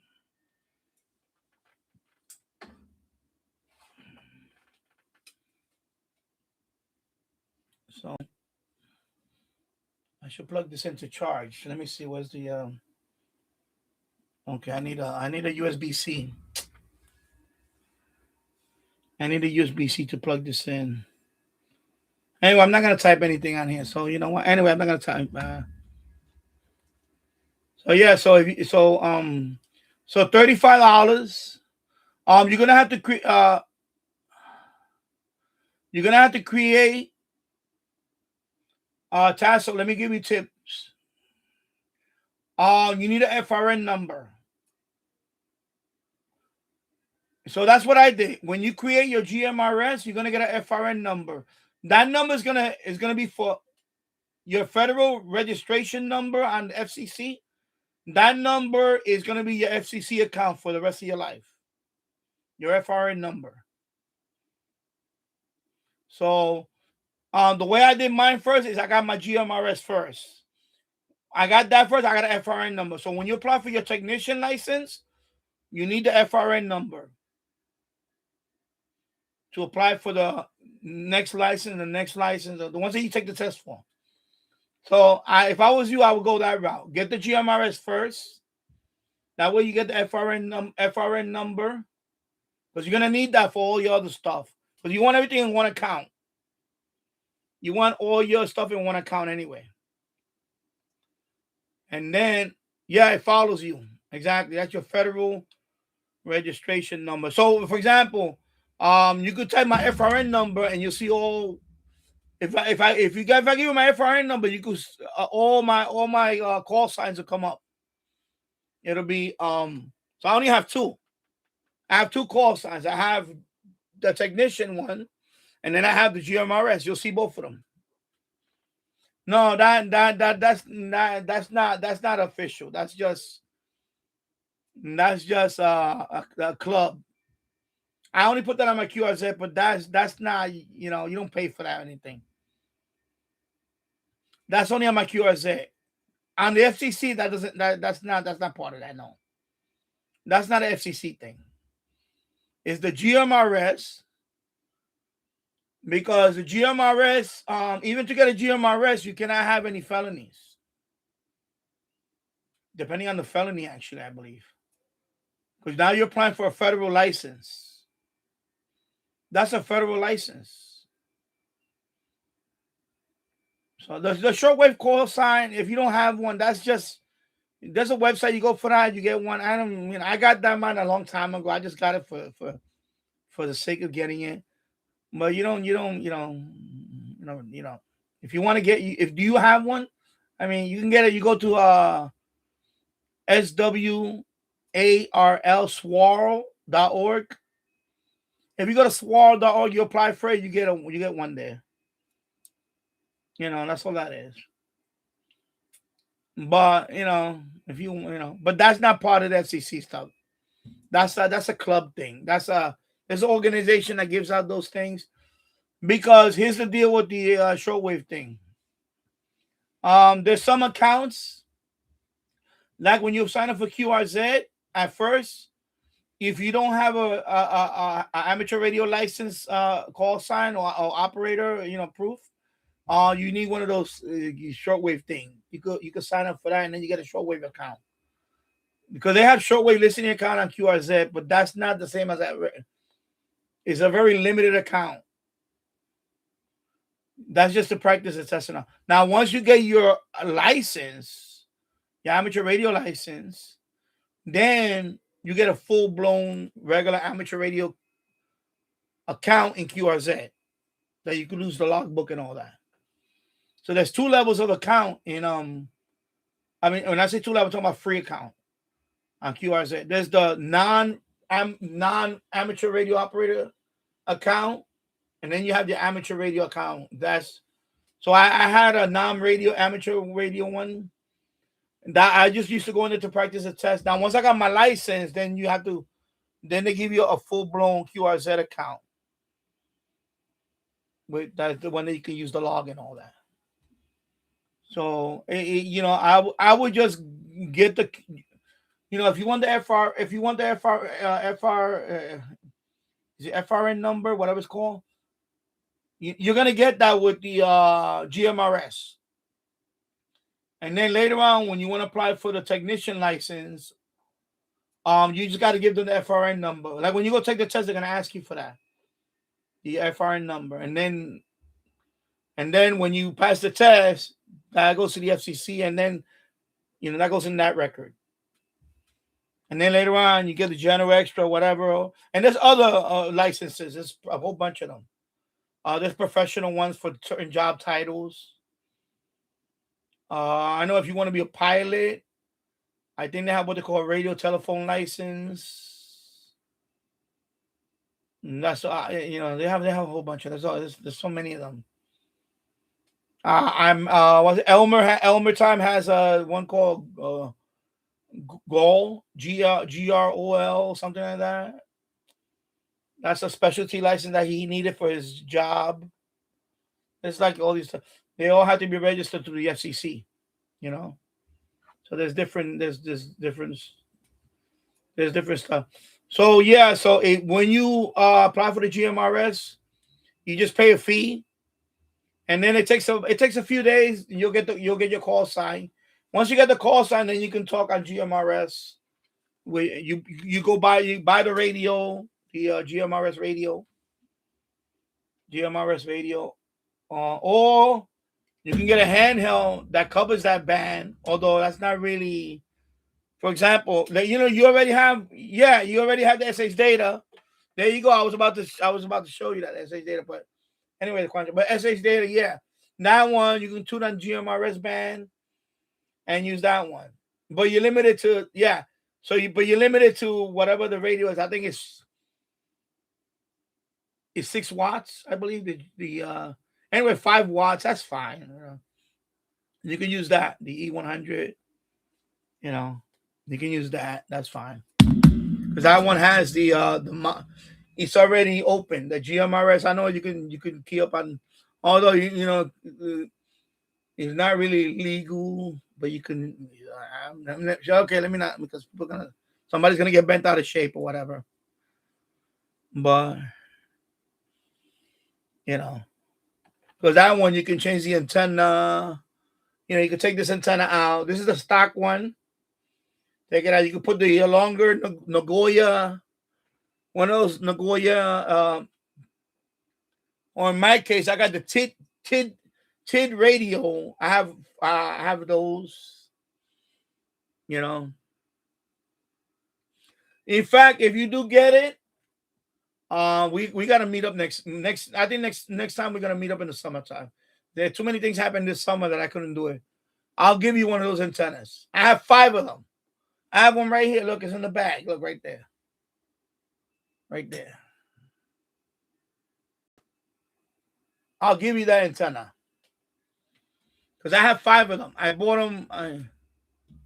So if we meet up, I'll just bring that over. I'll give you that antenna. Because I have 5 of them. So I don't need, because I bought a 5-pack for like $15. It was on sale, so I just snatched them. So that's the extended whip. It's extended whip. So I'll give you one of those. I don't care. You don't have to buy it. I mean, it's only a few bucks, but you don't have to buy it. If we can meet up, I'll give it to you. I'll give you the antenna, and maybe I'll throw in a radio. I don't know. Maybe I'll give you one of, But you already have the E100. Yeah, so you can use that. That's the radio that when I key up, it kills my live stream. That radio is a live stream killer. For me, it's a live stream killer.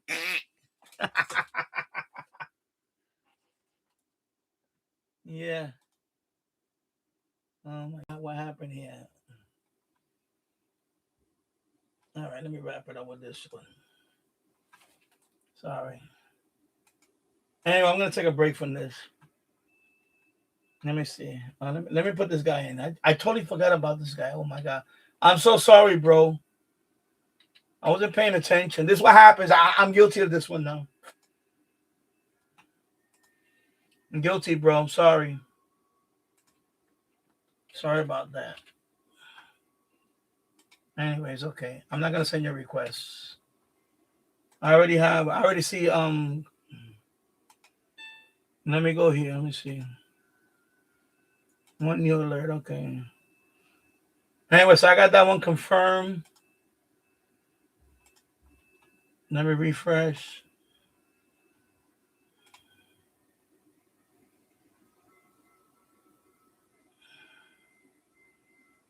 All right, so I got day 9 already. Let me see who else. Anybody want to make content? What time? It's 10:07. Okay, so anyway, let me take a break for a minute. Let me put this on. Yeah, I'm like, what the hell happened? I forgot about it. So let me see. Let me read some stuff. Yeah, I'm gonna have to charge my mouse too because I don't want my mouse to go out. And then I'm gonna have to plug in them. Yeah, so the FR follows you exactly. It's once you get the FR, it's for life because every license is 10 years. Well, the by the way, 10 years to renew it again. So once you pay for that, every 10 years you have to renew it. So you got to renew it. So 10 years. So right now, my GMRS, I'm in year 5. My technician, I'm year 3. So, and unlike the DMV, like the state ID and all that, you have to actually wait till right before you get to it to renew it. Like I can't put another 8 years on top of it right away. No. So just keep that in mind. Anyway, it'll tell you when you're close to that date. You'll get reminders, I'm sure. So yeah. Yeah, I know it's a lot of medium wave stations getting shut down. But that's why I say too, you have to get into these other bands, I get to other like FMDXing. This is my first time doing FMDXing over the summer and it was fun. So same thing with shortwave, the state of shortwave radio now is different. It's a lot different than it was 40 years ago. Now you got a few North American stations. Not even North American, US. Because there is no shortwave in Canada. It's just US. And then they're not that many. And the programming is very limited. And then you have, it's not much. Not much on this side of this side of the globe. There's not that much shortwave. Everything else is, so, and that's why I renamed my channel. It was just to the point where I don't even listen to it much anymore. I rarely listen to shortwave now. Not the way I did a few years ago.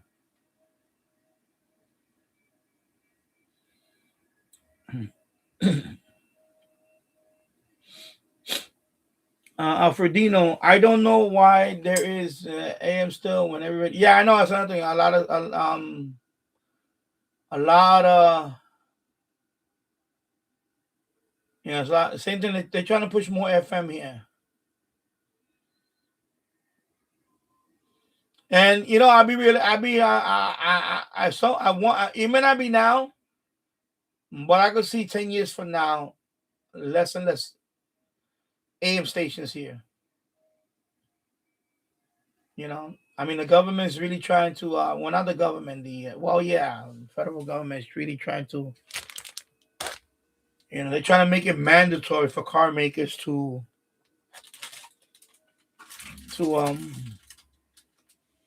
include AM band. But like for example, around here, when you tune my radio, FMDX web server, and you go on the AM band now, it's noisy. Of course, the antenna that I have is on the roof, is an FM antenna, but it is noisy. The medium wave band now is very noisy. Because why? All the holiday lights. All the holiday lights is really noisy. So when you tune the AM band on that one, 570 sounds good. 620 is okay, it's good. Those are the real strong ones. 660, 710, 770, 820, 880, 910. It doesn't sound like not good. So you can hear the noise already. 930, 970 is okay. 1010 is strong, of course. 1050, 1130 is Bloomberg. Yeah, that sounds strong. And then it starts getting noisy. By the time you get to 1280, you can hear the noise like crazy. And then you get to about 13 something. 13. What's the next station that I think it's 13. Oh, I forgot. 1380. It starts getting noisy. By the time you get to 1600, it's all noise. It's a lot of noise now. And of course, that's that antenna. Now, if I put a more better antenna, like the MFJ 1886 loop for that is more made for that, or even the MFJ 18, not the MLA 30, excuse me. Then you can hear more of the band, but you can still hear noise. And I have a lot of lights in my house right now. I have Christmas lights in the windows. All my front windows have Christmas lights. The stairs going to the second floor has all Christmas lights. My next door neighbor has 2 inflatables now. All Christmas lights in the front. He now my neighbor across the street has Christmas lights. He just put it a couple of nights ago. All the little trees and plants around in front of his house, he put lights. So you can hear that buzzing. Yeah, the buzzing. That's all you hear. My neighbor behind the house behind me in the backyard, a lot of lights there too. LEDs like crazy, all these LED lights. So it's noisy. It's noisy like crazy right now. So I'm gonna wait till after the holidays to try to connect the MFJ and the MLA 30 to the radio. So that way you could DX. And hopefully it won't be that noisy. Because right now I tried to connect to it the other night, night before yesterday. Not yesterday, night before. And it was noisy. So I just said forget it. I can't. I was like, it was too noisy. I tried different antennas. Yeah, shortwave was also noisy. The NFET, the one I'm using for my radio stuff here, when I put that on shortwave to listen to shortwave, it's noisy now. It's a lot more noisy. It's definitely more noisy now. So, yeah, it's a lot more noisy now.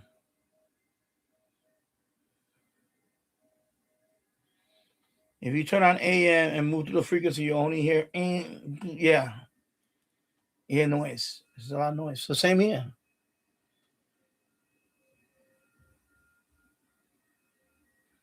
Let me see if anybody's on the FMDX web server. Let me put it up here. Let me connect to it up here. Okay, let me go up here. Let me see if I can connect to it up here. So FMDX web server. Let me connect here. Let me see if anybody's on. I'm gonna put the volume up too. Let me zoom into my server right here, Yonkers, New York. Let me connect to it. Okay, it's just one person, so that's me. Okay, I don't want to do that. Let me go to medium wave. As the governor of Nassau County, real accomplishment. I'm ready for the fight. Let me put the volume all the way up. Right? I'm going to make sure that we do have economic prosperity. I'm fighting for your children and your grandchildren so that they have a bright future. We're going to create prosperity. We're going to make New York safer. We're going to make it the Empire State again. Yeah, I was watching, he was on a bunch of TV shows this morning. One of these shows, they thought they had him, you say you'll fix the state, you'll do better than, what would you do that Kathy Hochul hasn't done? Name one thing. Well, So you see the text right there? The description says WOR, New York, 50 kilowatts. But you see the mileage? Don't disregard the mileage because that's the person that created that lives in Norway, and he just I guess he's measuring from where he's at to here. But I cannot get rid of the mileage part. So anyway, I updated the database. It's 20 stations so far. I will add more in between later on, but I wanted to put the main ones first. Because it's time consuming, yeah, it's code. So you have to each one. And I have to do it on this computer because it's on the folder there. So right now it says WOR, you see? If he didn't know these two people.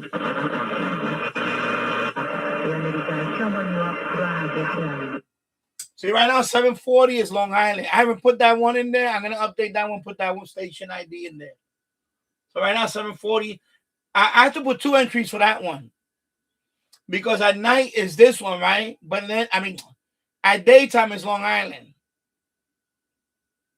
Right? But then in the evening, sometimes you get Zoomer Radio. So I have to put them both. So when there's more than one entry, when you go here, you're going to see one of 2. You can click on the arrow and it scrolls through all the different.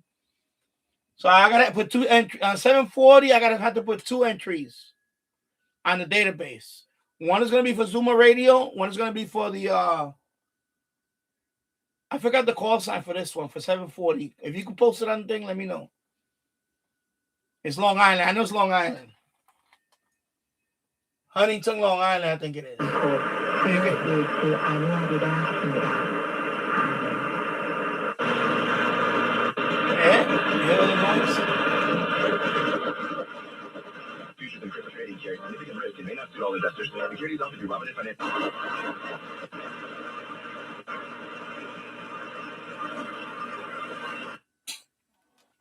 Same thing with 800. Let me see. Let me scroll down. Let me see if you. I'm so the way up here. So right now 800 is noisy, but at night is CKLW. That's what I get from Canada. Even with this antenna, you can hear it sometimes, CKLW. So I need to put that entry in for that one.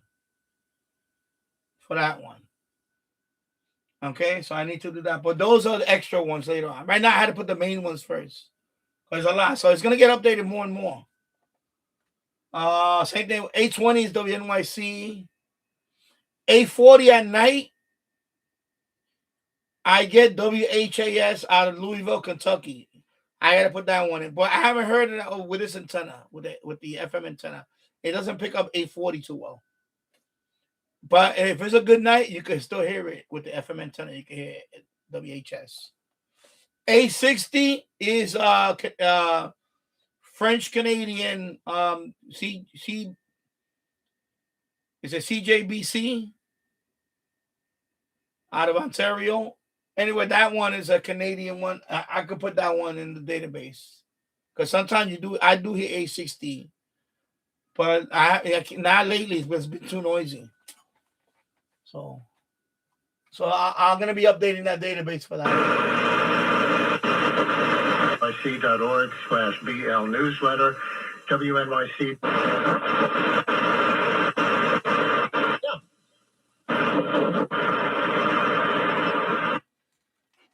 And 900 used to be CHML, but of course, they went off the air. They used to always come in strong at night. So now 900, even though now with this antenna is too noisy, but I will get a religious station from Philly. I forgot the call sign on that one. It's a gospel station. But yeah, 600. That one. This antenna won't pick that up. That's Country 600 from North Bay, Ontario. Is a Country 600 or something like that. Is CFC. What is it? Anyway, AM6 Country 600s. Yeah, it's country music from North Bay, Ontario. So with this antenna right now, it's too noisy right now. That one, yeah, like for example, this radio will pick it up. I picked that many times. I picked that one. This radio will pick it up. Your PL330 will pick it up. And it's not loud though. It's not loud. It's very. You really have to listen to it. Put the volume. It's rarely that it comes in loud enough.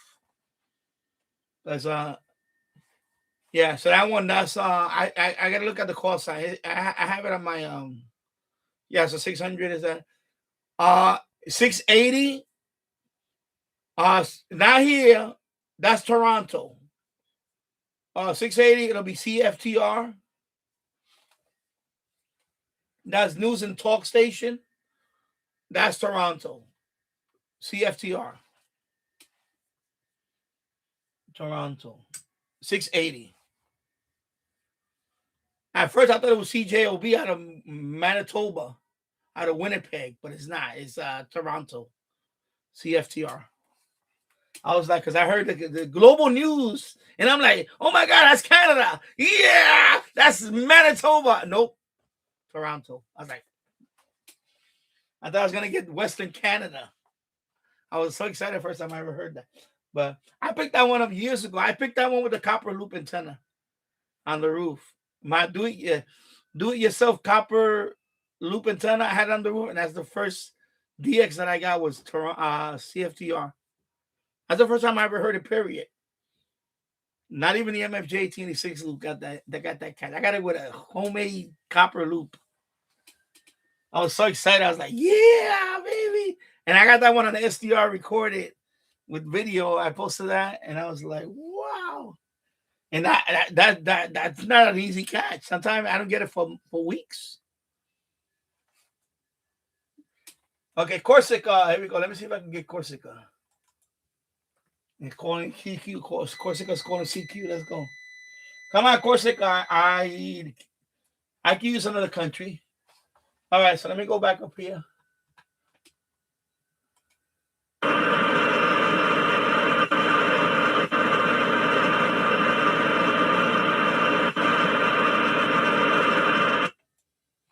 Yeah, so 910 is WRKL.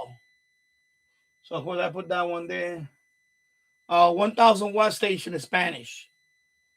So that one is Spanish. That's Catholic Spanish. Radio Cantinco. Something like Radio Cantinco. It's a religious station. That's a religious 910. So yeah, and I added that banner, the announcement banner. It has a link to this channel. So if you want to go, if you're in there and you want to go to my channel, just click on the link and take you to my channel. Yeah. I even put the emojis in there. I had a code that I can still code, you know. I can still write code. So I figured out the code. I looked it up on Google. What's the number value for that emoji?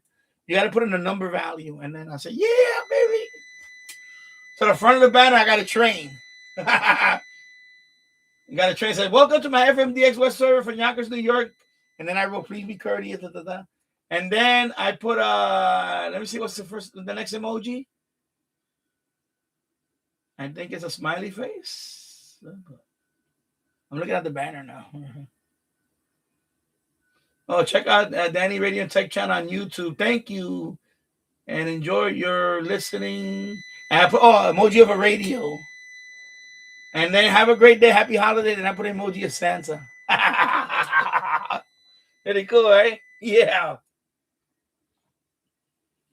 So there you go.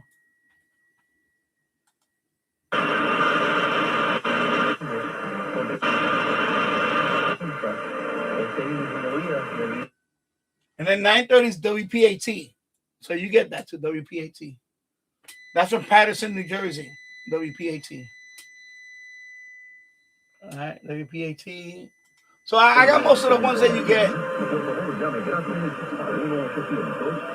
Right now it's in Spanish.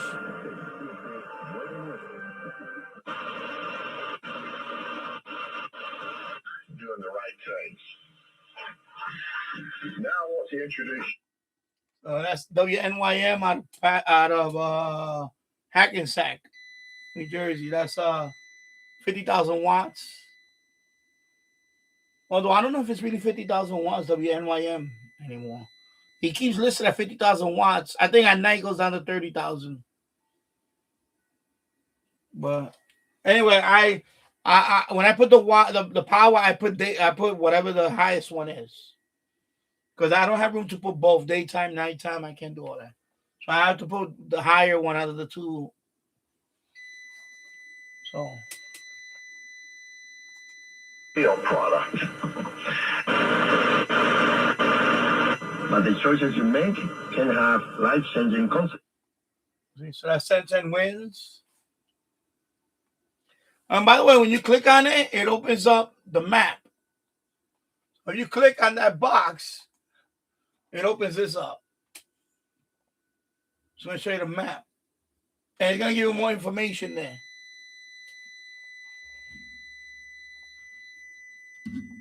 Like, it'll give you like the whatever their model. Like 10 wins info is all news all the time. That's their slogan. And it just got the same info. The distant thing, I can't get rid of that. Because I guess he's measuring from where the guy that created this lives in Norway. So that's why he has that distance. If I can eliminate that. But anyway, I'm sure he'll update it. The original one was really clunky. This is the second version of it now. The original one didn't work well. So this one is much better, much more improved. But it's still got a long way to fix this. But now at least I have the database. I can start adding the info on the medium wave band. By the way, I could also add the shortwave database. But I don't want to add it because it's too big and it doesn't really pertain. Because you're not gonna hear much on shortwave anyway. Even rarely, you must CHU Canada. That's about it. Maybe you can hear, and it's very noisy. With that antenna, you're not gonna be here. So I deleted the database for the shortwave. I'm only doing the medium wave right now. Okay, so that's why. Keeping it can feel like a second job. We get it. We're the Homeowner Help Desk. Real New Yorkers, just like you. We connect you to free, trusted help so you be looking for, like, who can really help their draft stock from some of the teams that. And then 1050, of course, is WEPN. No, the AirSpy, I'm using the MFJ 86 loop. So that one has a HF loop. So that one, if you want a DX at night, a medium wave, just use the AirSpy. Because this one, you're not gonna DX. Because I'm using the FM antenna for this one. Yeah. Because I was thinking about swapping. I was thinking about using the MFJ 86 loop on the FMDX web server, and then hook the MLA30 to the AirSpy. And I had that one right there. I had it over there collecting dust. But a couple of nights ago, I hooked up the copper one over here. It's back over here. The copper modified MLA30. So I may swap it. I may put the MFJ here for now, and then swap the but I don't know yet, because that I let me see. Because I want people to DX medium wave on both. Because FMDX is right now, it's not, But some people, I guess some people do catch stuff now. Because I really want people to use it for medium wave now. And I'm not gonna have it on all the time. I'm a couple of more days, and I'm gonna shut it off for. I'll probably have it all week this week, over the weekend, and then I'll shut it off for a few days, like that. Because I'm still tinkering around with the database. And plus, I noticed the longer I keep the server online, the more knuckleheads come here. And that's the unfortunate part about it. I had some guy from Pennsylvania. He kept auto connecting. Every time I would reboot the web server, the FMDX web server, he would say, Palmyra, Pennsylvania, whatever, Palmyra, whatever the town is called. The same idiot. connecting. And I'm like, okay, he doesn't know that I'm rebooting. So he probably has this thing open all day. He has my radio open all day, even though he's not physically there. He probably has it playing all day or something. And that's not what the radio is about. It's not for your own personal radio. It's for people to go in there and share it and tune it. So when people go in there and they see more than one person connecting there, that kind of says, okay, I'm not going to use the radio. And I don't want to leave this radio on all day if nobody's going to use it. So when he does that, he kind of discourages people from coming in there, because when they come in there, they already see another person in there. They're going to say, okay, somebody's is busy, and they leave. And I don't want that. So I fucking banned them. I got fed up after a few reboots, and I saw he kept reconnecting. I banned them. That's it. And then what I do, because even after you ban them, they still can reconnect. So what I do is I change. This is what I do. I change the port number. I go into the DX web server. I change the port number there first, and then I go into my router and match the port number with this, and that's it. So now he's busy connecting with my old IP, the same IP address with a different port. Now he's connected to a dead server. There's nothing there now. So you can keep reconnecting to port whatever it was before. There's nothing there for you now, dumbass. You know what I'm saying? Now I have a new port number. And then when too many idiots mess around here, I'll change the port number again. You see, I get ahead of them. They think they slicker than me, but they're not. Because it only takes me about a minute to change the port number here and the router, and that's it. Boom, they're all gone. The automated connected to my shit. Like, fuck you, asshole. You don't fool me. That's how I get them.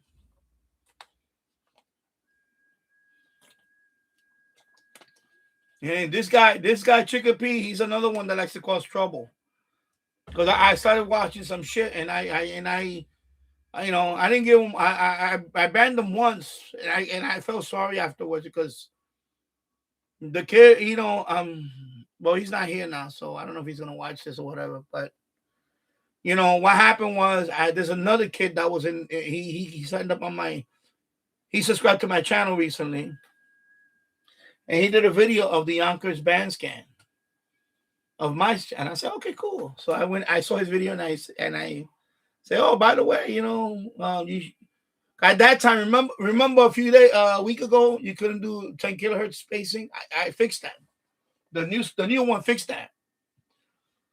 So I told him, I said, listen, next time you do a medium wave band scan, you're gonna have to manually put them in there, because by default it only does 9. It only does 9. So what the hell is all this? Where's my mouse? Okay, sorry. Yeah, so I told him that. So it's okay. So then I started watching a couple of his videos, and then he posted one. I don't know if you got the notification, as I mentioned your channel in the description. I don't know, because sometimes I don't go into my account for a while. I don't read the. I know if you put the @ sign, that's a mention sometimes, and you'll see it. Your handle was mentioned over here, Anyway, so what happened was, I saw the kid's channel, and then he posted something, and and then I didn't know about this, but the guy Mike, he's the Connecticut server, Mike. So it seems like him and Mike be going back and forth. Mike was the one that emailed me months ago and said, listen, I don't know what to do about these guys. He came to me. He was asking me, what should I do about it? And I emailed back Mike, and I told Mike, there's not much you can do. There's some people that go from one server to another. He's one of them. He's one of the kids that does that. And there's another one. There's a couple of them. It's like 3 or 4 of them. They go from one FMDX web server to another one, and they all stay in the chat all the time, and they go back and forth. Some of them is like like nonstop. They connect to my server, and I'm like you got it's not a hangout. So I cracked down on it. That's why I pulled the plug on the server for a month or so to teach them a lesson. I said you're not gonna do that shit in my server, bro. You're not gonna run my server. I run the server. You understand? I'm the one that runs the server. If I don't want you here, I'll pull the plug on the whole server. And I said it clear. I say you know when you do that, you're not only hurting yourself, but you're hurting the other people that really want to connect to the server and use it. So I had to crack the whip. I even tried. I tried with him. I gave him access to my server. I did a private server for a while, for like 24 hours. The guy mumbled that shit up like nobody's business. And then I know what happened with you. That I didn't know about the whole Discord thing. I didn't go to my Discord in weeks. And then when I went in there, I saw all the shit that was going down, and I was like, I was this close to putting the hammer on him. But then I realized that the kid he's autistic. Like I'm an adult. I understand about that. I have family that's autistic. It's not easy. I could tell you something about autistic kids, and there's a statistic on that. A lot of kids that are autistic, they're raised by single parent because the other parent doesn't want to be around. It's hard on the kid. It's hard on the kid. It's harder on the kid. A lot of autistic kids are from single parent. I know a few moms out there that they have autistic child. Father left. Father said, "No, I ain't dealing with this." They left. And it's not the kid's fault, it's but some people can't handle it. Some people cannot handle raising on a I get the parents, I give parents I put them on a pedestal. Parents that could raise autistic kids, that's a special parent. You got regular parent and you got special needs parent. It's not easy. And I noticed it with this kid that he, for the longest, it's not recently, it's for the longest since he first came on this, since I first known him from my channel and all that. Drama follows this kid. It follows him. I don't know. Either he gets involved with it or it follows him. I think at first, I remember his channel. I think he would post stuff like, like don't be mean to me or bully him or whatever, because people can be nasty. Kids can be nasty to each other. They can be very nasty. I know it because we was all kids. I remember some kids could be really. Now, especially if you're autistic, they might make fun of you, whatever. So, I kind of took a special. I kind of took. I don't want to say I took them under my wing, but I try to, I try to be. I'm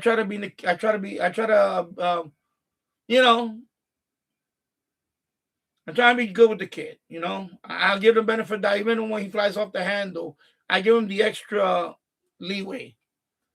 I can't treat him as just, you gotta be aware that he has a condition. And it's a disability, and it's also, that's why he lashes out. It's like Tourette syndrome. Tourette syndrome is, they curse a lot and all that. That's another, but autism, in his case, I noticed that, and he even, like one time he deleted his channel, I think because, I don't know, it was because of me. I felt bad about that. I think one time he came in here and he started cursing, and I banned him. I banned him from my chat. I didn't know he was autistic at that time. And then I think T-Radio mentioned it to me. And I said, well, let me go look at it. And then I went to my thing and I did ban them. I did ban them from this channel. Because he started cursing. And I'm not going to put up with that. I'm sorry. I curse. But I'm not going to have my chat members curse like crazy, especially I understand someone like, when you guys, I know you guys, but you just come, you're a new jack. You just come in here, you're going to start cursing. No.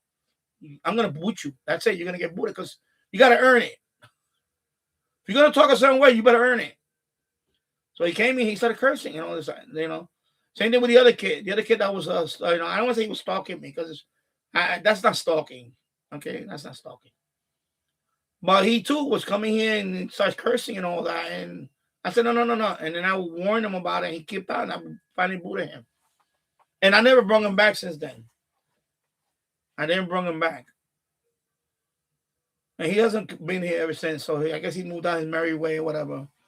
But I noticed that community, that's the Weather DX community, the FMDX community. I want to say that the weather EAS. That's what they call them, EAS community. Emergency, whatever. They a lot of them like the weather radio stuff. There's a community for that, and I notice a lot of them are young kids, but that's where the drama is at. All these young kids, so this one kid, the one I tell you about that made the video of my Yonkers band scan. I went to his channel and I noticed that he was posting stuff that he was getting doxxed. He's a young kid. And I'm like, okay, no kid should be going through that. So when I saw his channel, and then I went and it's a particular person in Australia. I think it's a girl. Maybe something wrong with the girl. So I go to her account and I see that she doxed a few people.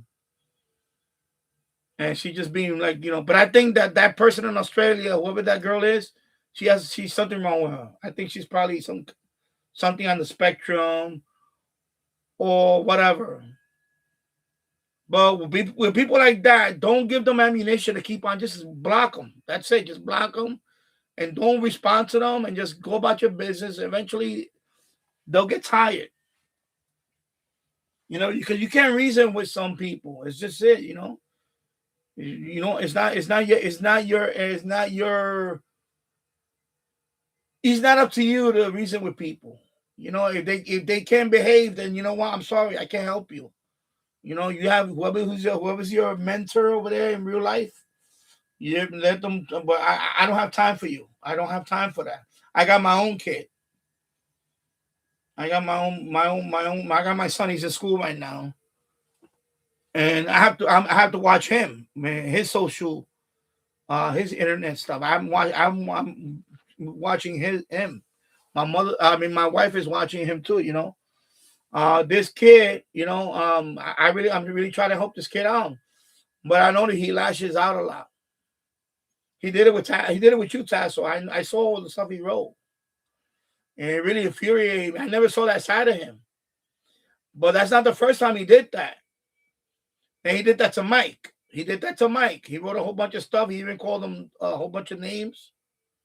He did that to the creator of this.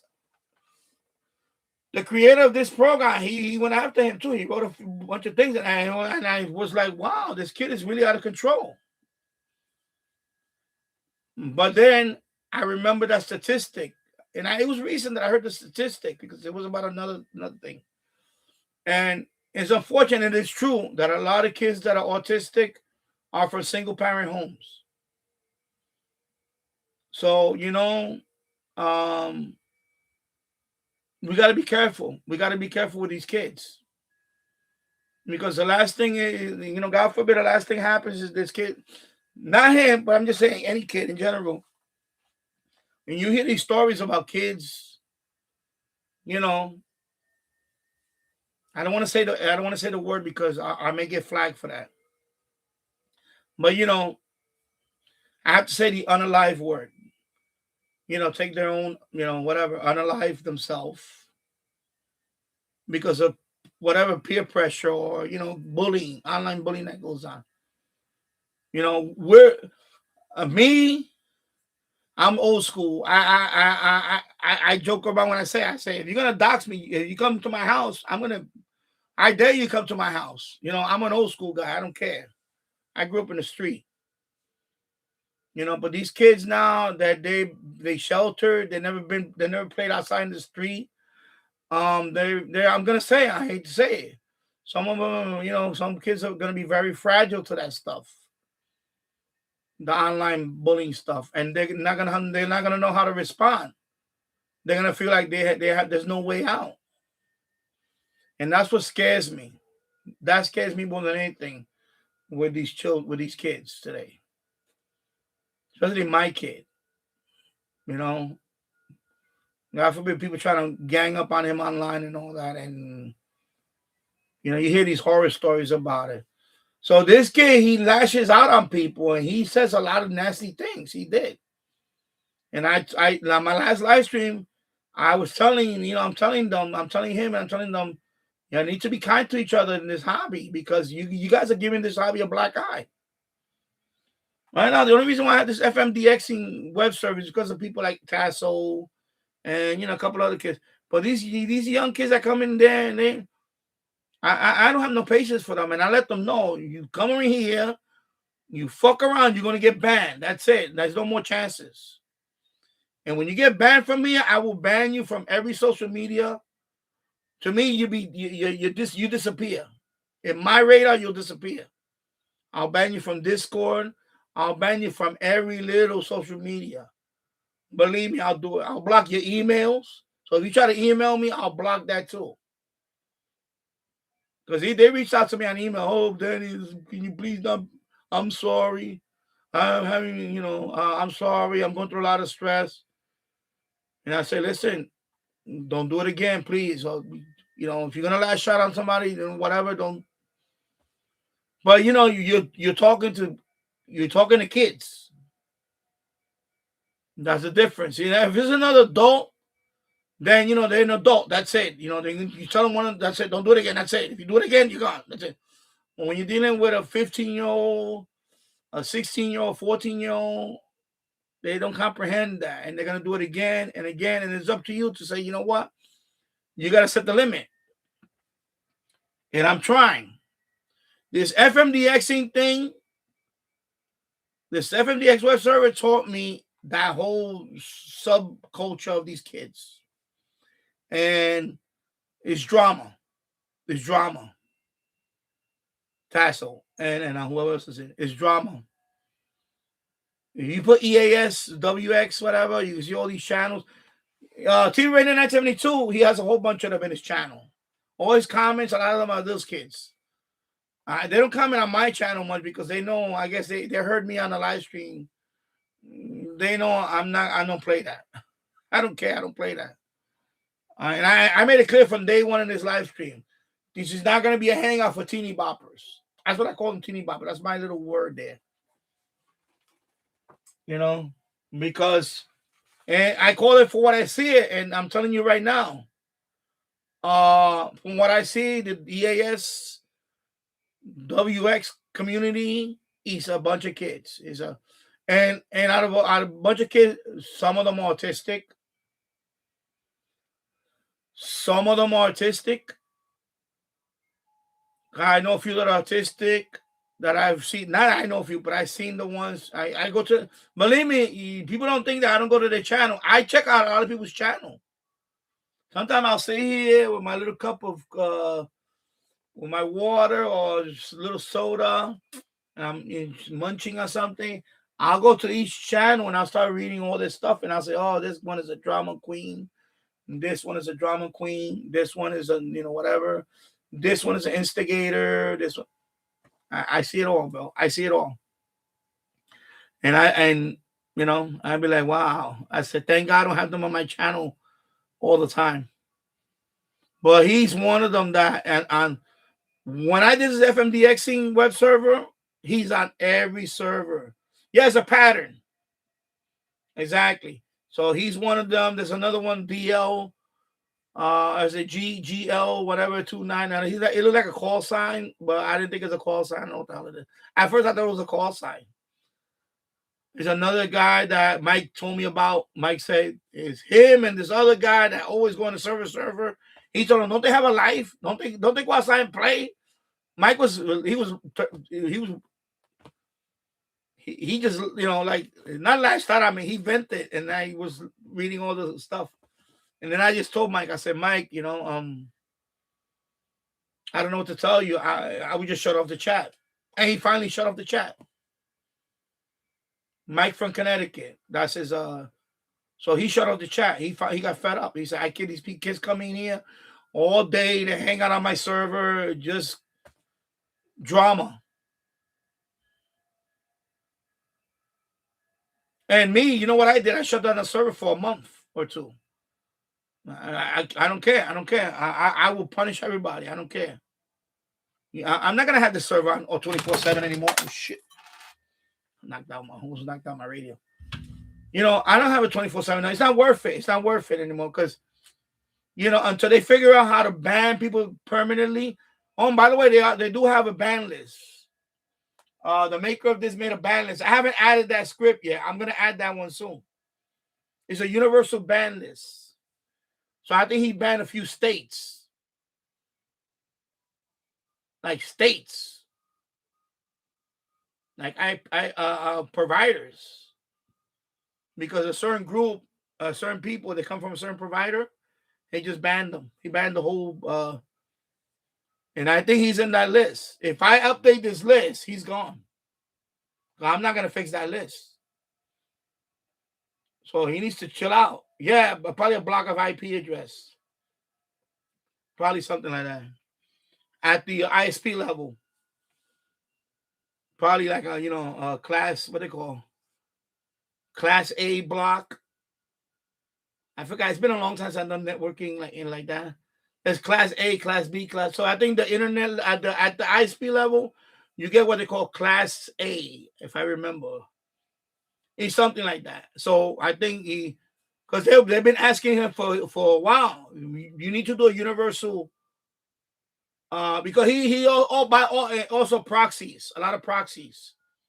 So he has a universal list now. He's been out a few months already, but since I haven't been on, so I gotta look at it. I'm gonna add that one here. If I add that one here, he's on that list. He's gone.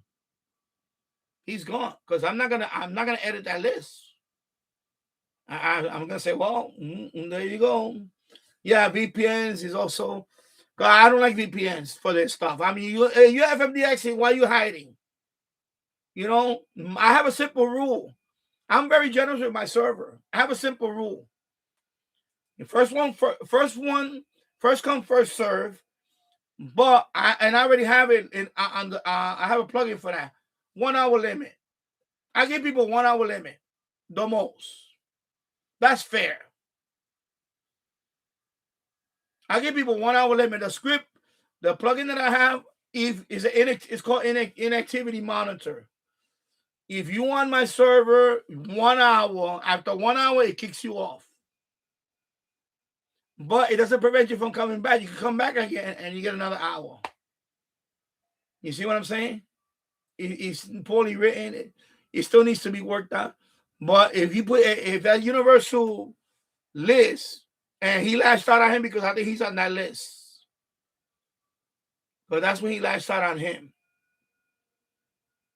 Because I think when this kid wants to set up his server and he's blocked, he's not even.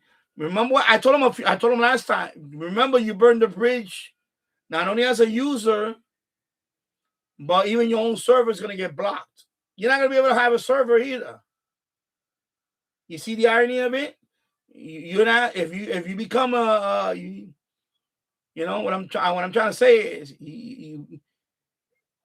if you fuck around as a user, when you become a server, you might not even be able to become a server because you're gonna get banned by them. He has the power. The noobish guy has the power to ban anybody, including me. He could ban me from having a server. That's it. If he blocks Yonkers, that's it. I'm done. I cannot host a server in his thing. It's Nubish. That's his name. Nubish. That's his nickname. Nubish. He's from Czech Republic. He's the guy that created this whole thing. Nubish. If he blocks me, if he blocks, yeah, you know what? I'm gonna block Yonkers. That's it. I cannot host a server. That's it. Forget it. There's no more FMDX West server coming from Yonkers. And I noticed this kid, he's always different. Connecticut, this, Connecticut, that. It's always different. And he lives in Massachusetts, so it's different Massachusetts. So I don't know if he's using a VPN or whatever. I don't know. But I told Mike, I said, listen, you can't block him because he's always changing the address. In other words, I think he has a VPN on his phone or something. I don't know. So I told Mike, the only thing you can do is just end the chat and shut down the server at certain times. That's it. I wouldn't bother having it on all day. If I'm not home, the server goes off. That's it.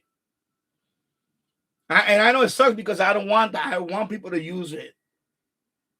I want people to use it all the time. But you know what? If sometimes it only takes a few people to fuck it up for everybody else.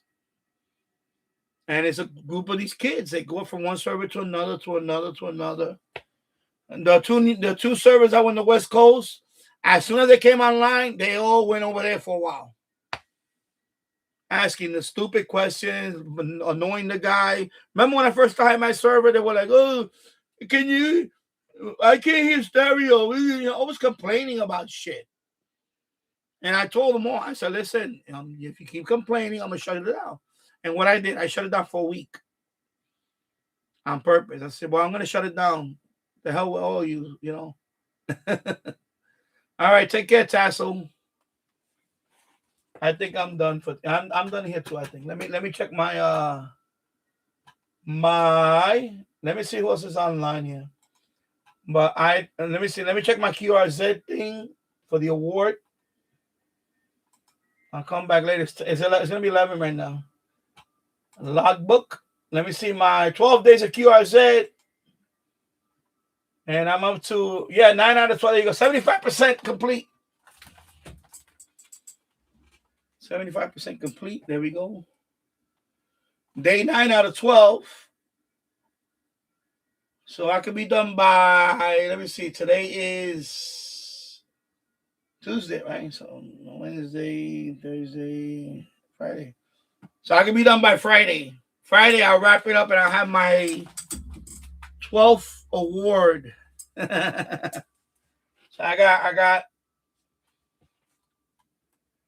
I got one confirmation out of all these contacts. Let me see.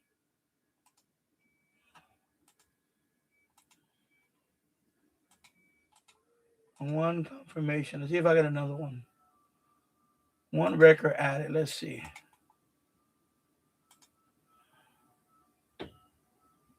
Yeah, okay. Anyway, I'll make a few more contacts. You know what? I'll make a few more contacts. There you go. I'll be on for a little longer. If anybody else wants to come on and talk. All right, Tasso, take care. I'll be on till 12.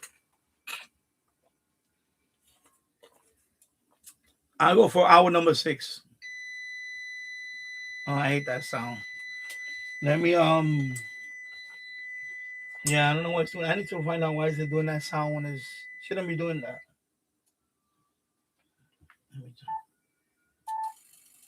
If anybody knows why it does that, let me know. Why the ASU FT991A when you're transmitting, like FTA, why does it do that beep? Beep? It shouldn't do that.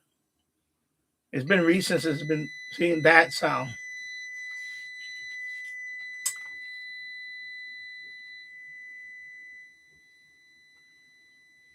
And my SWR is fine.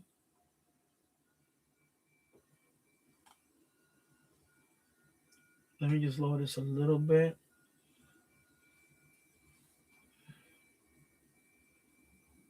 Let me see.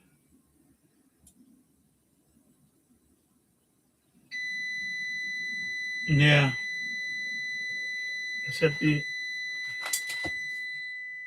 Yeah.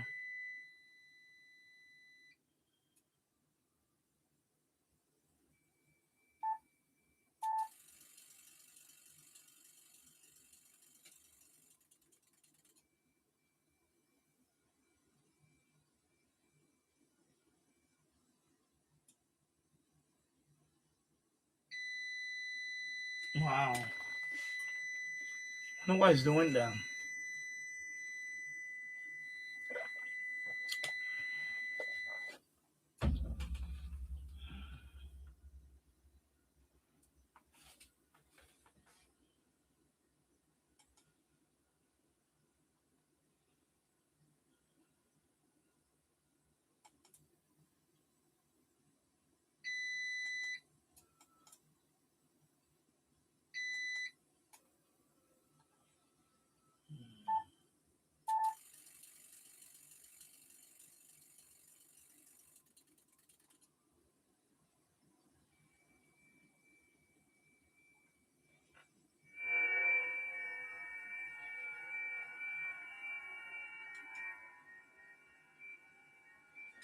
All right, let me close this. Let me close that. Let me close that. All right. All of that right there. Cover that.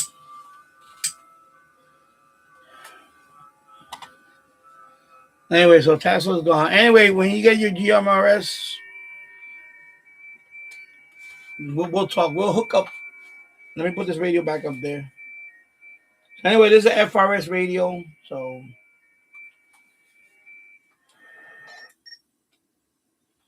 let me turn it on. Let me see.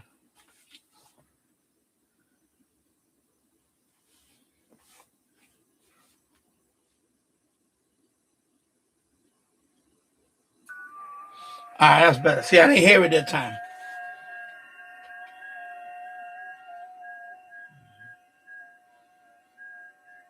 And then I had to keep tuning it. Even though the SWR was 1. Let me see now. Right now it's at 1. Like 1, 1.1, 1, yeah, 1.1, 1. Yeah, see, right now it's better. Sometimes you gotta keep tuning until now you gotta press the tune button for a while. Let it. Now it's really balanced. Let me see.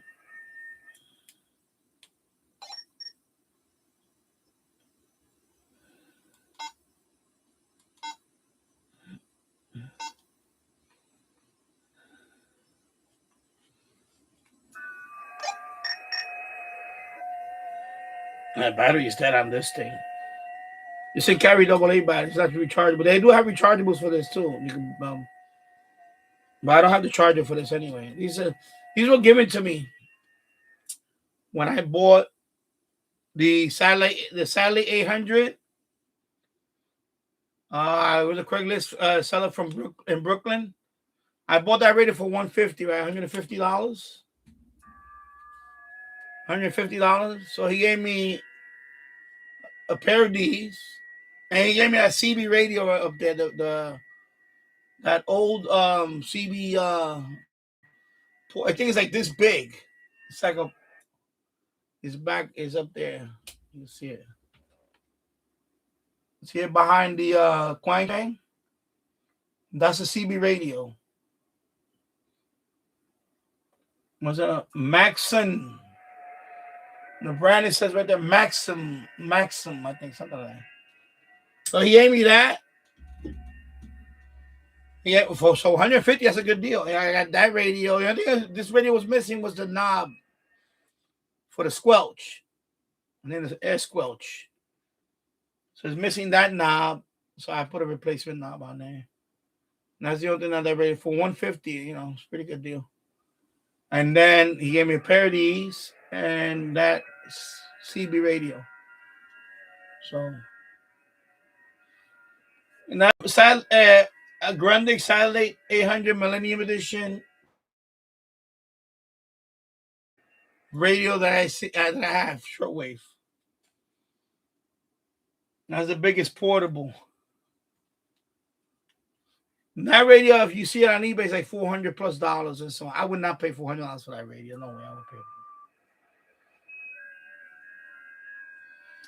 But audio on it is nice. It's very loud.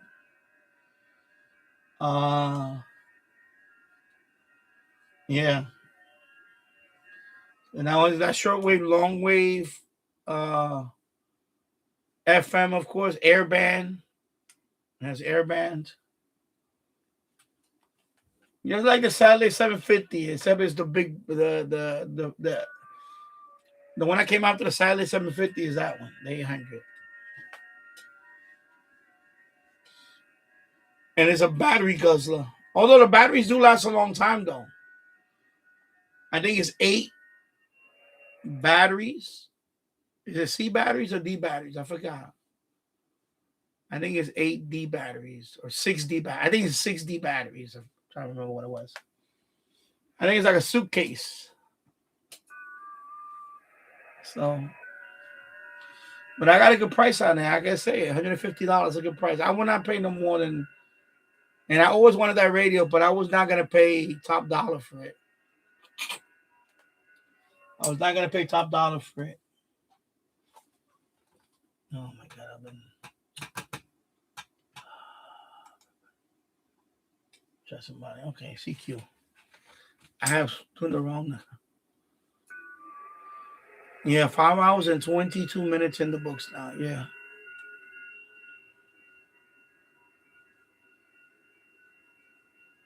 That's what I tell people. People ask me all the time about that. What radio would you know, what radio do you recommend? The radio that you can afford. You know? In today's world, a nice small portable radio is just as good as a $400-$500 radio, to be honest. You know, if you're on a modest budget, PL330 for shortwave listening, for medium wave DXing, QDOSIN, DX286. But if you want single sideband, then the PL330 or SH Data, D808, you know. You don't need a tabletop, you know. You don't need a tabletop. This is a transceiver, of course, but something like a Drake receiver, I would not get that. I wouldn't break the bank to get that stuff. No. I want one, but I wanted one, but I don't really want one. But on eBay, they're ridiculous. $400 or $500. What is that? The other company, the NR, is it NRD or something? JRC, JRC or something, JR, whatever. You know, $500-$700 radios, tabletop, $1,000. I wouldn't spend that much on a tabletop. This one is a transceiver, though, you know, but a receiver, I wouldn't buy one. I wouldn't spend that much money. I got like ICOM R8600. That's still going for over $1,000 and all that. I wouldn't buy that. There's no way I would buy that. You know, I remember it was like $2,000. I would not get a tabletop like that. This old Kenwood R2000, I got this for $50. $50. You know, it's missing the attenuator, but $50. The single sideband doesn't work on this one, but you know, medium wave DXing is a nice radio for that. You know, that Yaesu down there, our FRG 7700. I actually paid more than what I would normally pay for one of these old tabletops. I paid $225 for that one from eBay, but it works well. It's pretty good. It's almost in mint condition, but that's as far as I go. I would not. Okay, this one. Okay, I'm done with that. You know, but a Drake or something, I wouldn't buy. They asking for too much, especially radios that are over 25 years, 30 years old. I would not spend that much because you know those radios are at the end. They're at the what they call end of life, meaning that the capacitors are already there. They're already, you know, not one but multi capacitors are gonna start failing at some point, and or other stuff. Sometimes the display, well, not that one, but say like for example, a radio like that, where the LCD display can start fading and all that. I know C-Crane has a radio that's like the big radio. That radio hasn't been around forever, but that radio is very notorious for the LCD screen going blank. Very notorious for that. And I want that radio, but I wouldn't spend top dollar for one now. I see them on eBay. Sometimes you might get lucky and get one for like $100. Then I'll pull the trigger on one. But I gotta see the condition of it. I gotta make sure. because they're notorious for that stuff. They will not win, but a lot. Not I won't say a lot of them, but if you get, I mean, they've been around for a while now, but that's one of the radios that do the whole screen goes blank. Not a partial thing, the whole thing. And when that goes, that's it. You're gonna have to replace the thing, and good luck on trying to find a replacement. Because that's the other thing about eBay. That's ridiculous with the replacement parts. Let me add this guy first. Because I ran into that too with the replacement part nonsense.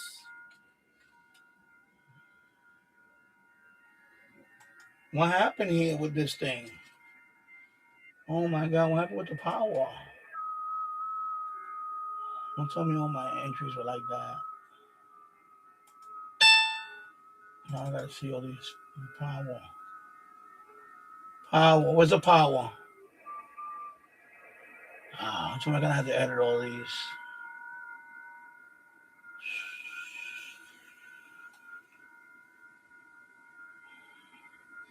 I'm not gonna break my head over this, right? Because let me see if I edit it. Let me see. Okay, that one had it.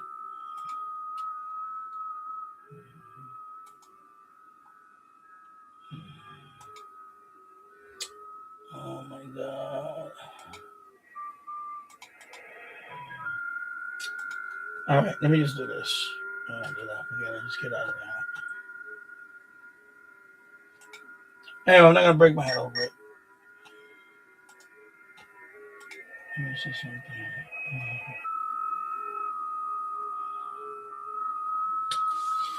Anyway, let me take a break for a bit. Yeah, so I feel like I lost my train of thought. Yeah, so you got to be careful when you're looking for older radios like this. No, oh yeah, parts. That's what it is. So, for example, this radio, realistic DX302, right? Radio Shack DX302. I bought this radio for about 50. I'm gonna say $60. Everything works fine, but it was missing this. It was missing that. The tuning, the tuning. But they included this one. It's not the one for that one, but it works. It works. So it works. It fits and it works. It works fine. Right? It's not the one for that one, but unless you know this radio, you can't really tell. So it's a big black one. It has a little notch on it that you could So somebody on eBay is selling that knob for $39. $39. I even made him an offer. I said, I'll give you 20, and I was being generous. He said, nope, $39. I was like, are you kidding me? I said, no, I'm not gonna buy it. The hell with you. I'm not gonna buy it. So a lot of people on eBay, that's what they do. They'll grab a radio like this, has parts only, and they'll start selling every part for a ridiculous amount. Actually, it's probably worth more if you take it apart and I try to sell everything in pieces. Like the bezel, the front panel, maybe the H button, a set of the buttons. I could probably sell it more. Like I pay about $60 for the radio, right? If I were to break this into parts, I could probably make a couple of $100. You see what I mean? And the guy was just selling the knob. That's it. He just wanted 39. It was ridiculous. I'm not paying. And then I believe with the tax, it would have came out to about $45, $60, $45 or whatever with tax everything and whatever the hell it was. I think the shipping, he put a few more bucks on it or something. So I'm not paid. The radio cost me almost a little over $50, right? 50. If I remember, I think it was $56 total. I remember because I wanted to bid on it, and nobody bid on it, and I just got lucky, and it works fine. There's nothing wrong with it. It was fine. It just had this replacement knob. Like the person didn't care about the radio; they just want to sell it because that's another thing. Everybody that sells stuff on eBay, they think that everything is a collectible.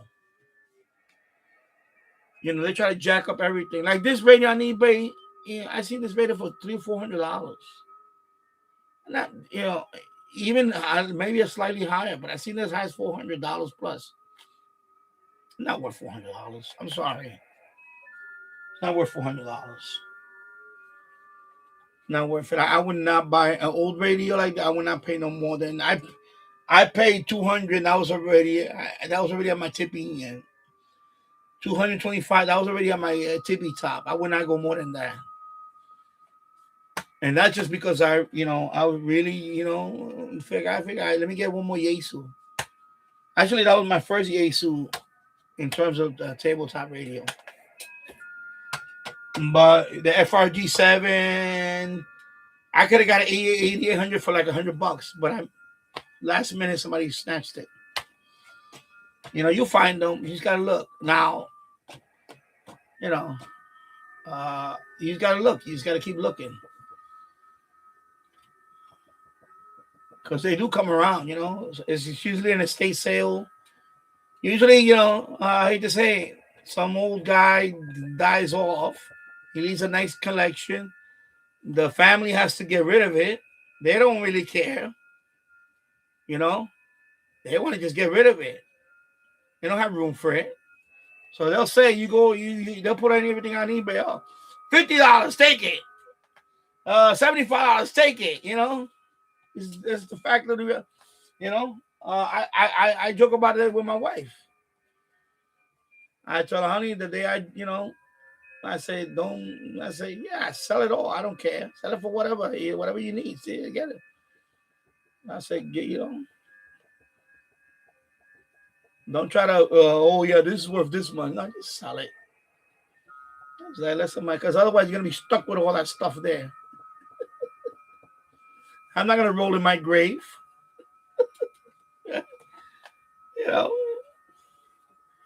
I saw a video on that on TikTok not too long ago. That when I hate to be morbid about it, but when you die, usually the first thing that people are going to remember is right away they're going to miss you. They're going to just miss you who you actually. And then it's going to be those that weren't close to you, they're not going to remember you. They're going to be like that. And then they say from about a year or so, I hate to put that word, I hate to say it like that, but most people are not going to give a fuck, to be honest. Only the closest people that you were with are going to miss you. Everybody else, life goes on. Like life really goes on. Like you're just you're not even mentioned.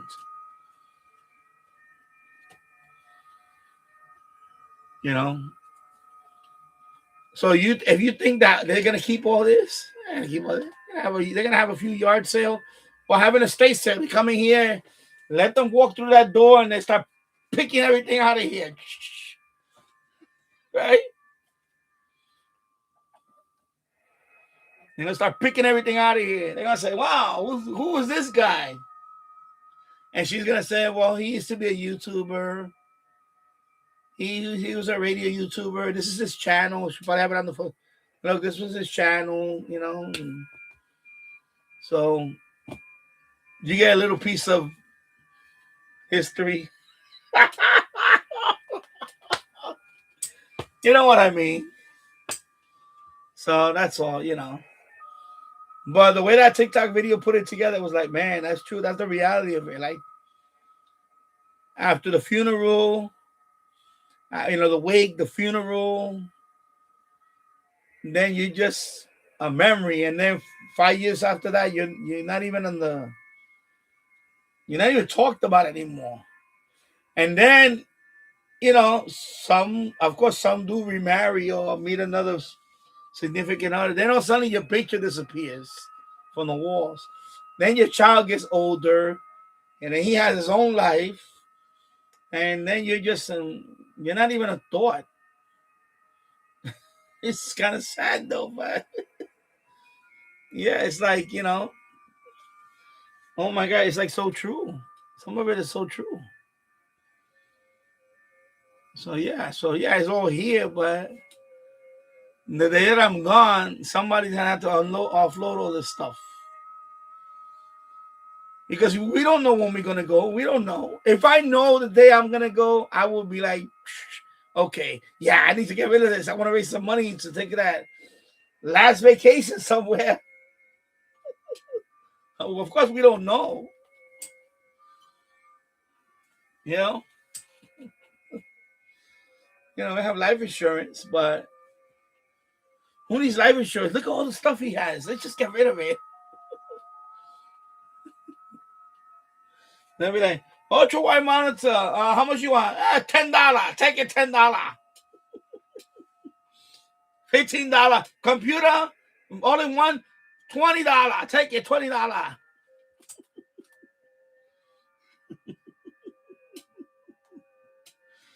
Oh my God.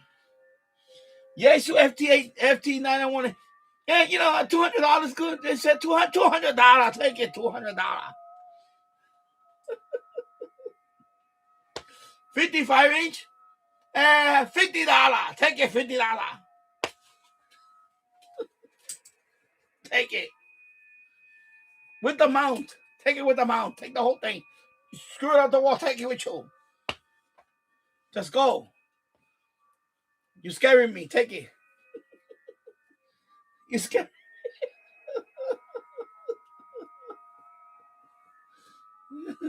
You've been here too long. You're not buying stuff. Oh, you heard that? Somebody keyed up. I left it on. Somebody keyed up. Family radio service. Somebody keyed up. Hello, hello. Anybody out there?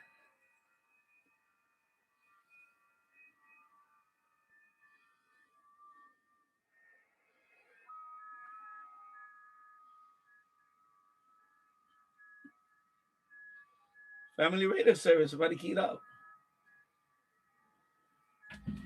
Oh, let me check the DMR. What's it? All right. Let me lower that down. All right, let me check the DMR. DMR real quick. Let's check DMR. 5-star hotspot. Where's my DMR? See, I remember the DMR. Where's my DMR radio? Let's see. Thank you, sir, for contact. I call from Italy. Locator is Julia November 61, ordered by. My name is Armando. Okay, his radio sounds old. From Roma. Only. Yeah. Thank you, everyone. I use Zero Bravo Victor Tango for answering my question. This is Victor Uniform number 2 Eco Hotel Bravo. Nice copy. You are 5/8 to 5/9, but there is some humming noise going in the background. Please correct it. Temperature over here is 19 degrees centigrade and time is around 5 minutes to 10 o'clock at night. Over to you for the final. 73, bye-bye and good luck. Wait, he's trying to put iceberg, North Atlantic. He's from India. But he puts iceberg, North Atlantic. That guy's funny. He's always... Yeah, this guy's audio is messed up. His audio is all... You hear that? Oh my God. Iceberg, North Atlantic. Thank you, please. Bye-bye and good luck to you. Let me key up. Let me see if let me see if he calls me. Okay. Let me see if anybody calls me. Bravo Hotel 4 Hotel Whiskey Sierra calling. Secure and stand by. Oh, China. China. Let me see. The Indian guy's gonna call, right? Delta 2 Zulu Echo. Kilo Delta 2, Zulu X, Mike 3, Sierra Juliet Alpha calling. Hello, Mike 3, Sierra Juliet Alpha. Yes, this is Kilo Delta 2, Zulu Echo. How's it going? Hope you're doing well, my friend. Now you call me, so oh, that's the USB. Yeah, Kilo Delta 2, Zulu Echo, Mike 3, Sierra Juliet Alpha, returning to you, Danny. The name at this end is Dwayne, Delta Uniform Alpha November Echo, QTH, 7 miles northwest, sorry, not northwest, 7 miles west of Liverpool in the northwest of England. Yes, splendid, Dwayne. Yes, I am located in Yonkers, New York, USA. It's 11:27 a.m. here, and I've noticed that when I key up, my USB is acting up. Wow. Okay, but it didn't knock off my. I'm doing a live stream also here on my channel, Danny Radio and Tech here, YouTube. Yeah. So right now, you sound audio is very good, nice and loud, good modulation. Everything's all good. Back to you, my friend. You see that USB thing popping up? Wow. Holy moly. Yeah, that's all received there, Danny. Sorry to interrupt your live on YouTube. Your signal here as well is 5x9, despite the issues you're having with your USB. Kilo Delta 2, Zulu Echo, Mike 3, Sierra Juliet Alpha, returning to you, Danny. All right, Dwayne. So anyway, thank you for the contact, my friend. I see you follow Chelsea Football Club. There you go. Nice. I'm on your QRZ right now. Yeah, so I'm gonna log you in my contact. I'm trying to complete the 12 days of QRZ. So today's day 9 for me. So thank you for the contact, my friend. I hope you have a wonderful holiday.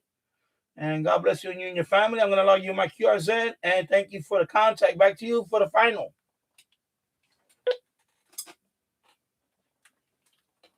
Let me log him in. This is Tango Alpha 1, Romeo Alpha Tango Alpha 1, Romeo Alpha QRZ. Okay, somebody else is talking now. For the holiday season, and also to your YouTube channel followers. All right, here we Mike go. 3, Sierra Juliet Alpha, will be clear with Kilo Delta 2, Zulu Echo. All right. And there's somebody else. Zulu 4, Sierra, monitoring top group 91, standing by for any calls. All right, so let me log him in. Okay, I got him logged in. Yeah, it's busy too. 9 Zulu 4, Sierra, 9 Zulu. Okay, now they're talking. All right. Sierra, Mike 3, Sierra. Yeah, I noticed that lately. This USB hub is not good. That 3, Sierra Juliet Alpha.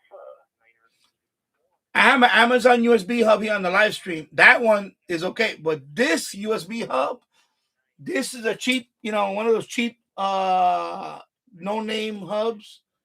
When I key up, it kind of reconnects. So yeah, so now I know that USB hub is not good. I'm gonna change that hub. I'm gonna get one of those Amazon basic hubs. That's really a good. It's not subject to interference. This radio, when I key up on that one, I just noticed it. You saw it pop up my hard drive. Because I got my hard drive hooked up to it, and it popped up. And I learned something new now, and it happened last time. Last couple of times I spoke when I had this hard drive, because I have this hard drive plugged in right now. I'm gonna unplug it and turn it off. But that USB hub is not good. That one, that's an old. See that one with all the lights? I have so many things on that one. That one is not a good one. It's kind of a cheapo Chinese one. But that Amazon one for this computer, that would have been a cheap one, it would have killed my webcam. Had that hub would have been here, it would have knocked off my webcam. And this stream would have ended. My keying up. You see that? So I'm gonna get the same. I'm gonna buy the same Amazon Basic for that one. because that hub, I mean, it works as a hub, but I noticed for when I talk on DMR, it knocks that one off. It knocks it off. It knocked it. What it did, it knocked it off for a second. It came back up. You know, maybe if I put ferrites on the, but I don't think it's gonna matter. I remember. I don't know if you remember. Whoever was here, familiar here. Remember when I keyed up on a few radios on that one when I was using that one when I had that one as a live one and it kicked me off. Especially with the E100. So now I know it's not the radio. It's the hub. That hub is not that good. It's subject to it just interferes too easily. Either it's not well shielded or something. I don't know what it is. But this one worked fine. This one I didn't lose my webcam with that hub. That's the Amazon. Let me show you. That's the Amazon basic one. That one is a good one. That's the one I had upstairs on the second floor. When I was doing my live stream on the second floor and I was talking on the second floor, remember all that time? Nothing happened. So that hub, that's a very good hub. So if you talk a lot on these handhelds, that one passed the test. The Amazon basic one. Unfortunately, this one did not pass the test.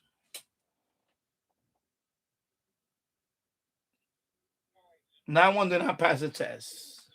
You heard a couple of times, and you saw the what you call it, the file explorer come up, right? Windows Explorer come up, and you saw so that means that this one disconnected the USB and reconnected. Yeah, wow, that's something new. Something I finally, because I did that last time. It was a year ago with the E100 when I first got the radio, and I did a couple of times, and both times it knocked me off it killed the webcam. It knocked it off. It rebooted. But now I know what it is. So it wasn't the radio. It was actually the hub. And that hub is junk. It is junk. So I'm gonna make note of that. I'm gonna buy one. I'm gonna buy another. For this one. I'm gonna buy another Amazon Basic Hub. I'm gonna buy the same one. Yeah, because I bought that one because that one had a whole bunch of ports. And it has like, for example, you see this. You see how it is. Look. All the red ones are just power only. And then the blue ones are the data and power. But the red ones are power only. But yeah, that one definitely is not well shielded at all.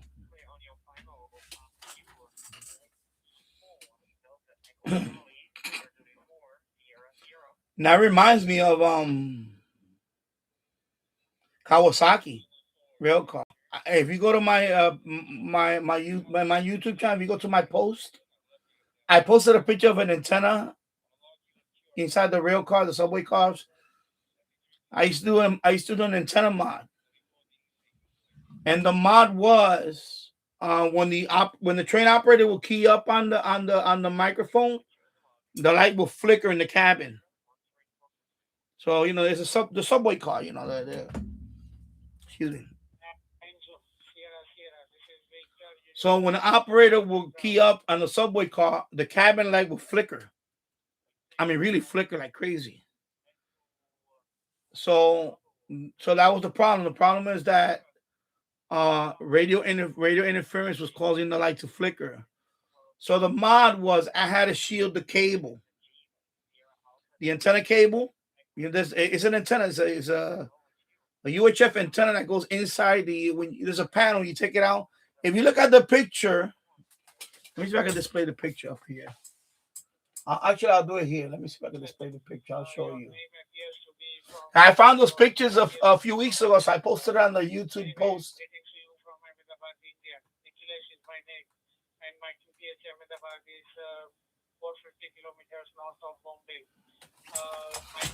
So this is the antenna that goes inside the subway car. You see the antenna? And you see that's the SO239. And then that looks like some kind of filter. And then that's the coax. And then the coax comes through here and it goes through the... That's the antenna up there. You see the antenna? That's the antenna. So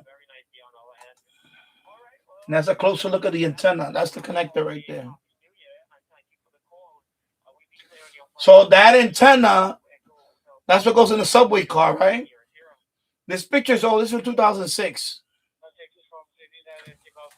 So when you key up, hello, Radio Friend TV. I hope you're doing well, my friend. Greetings. So what happened is the train operator will key up and the light will flicker. So the mod was on the coax going to the radio all the way to the antenna. I had to shield that whole coax. So they gave me like some kind of aluminum. It's like a plastic aluminum and all that. Is a shielding.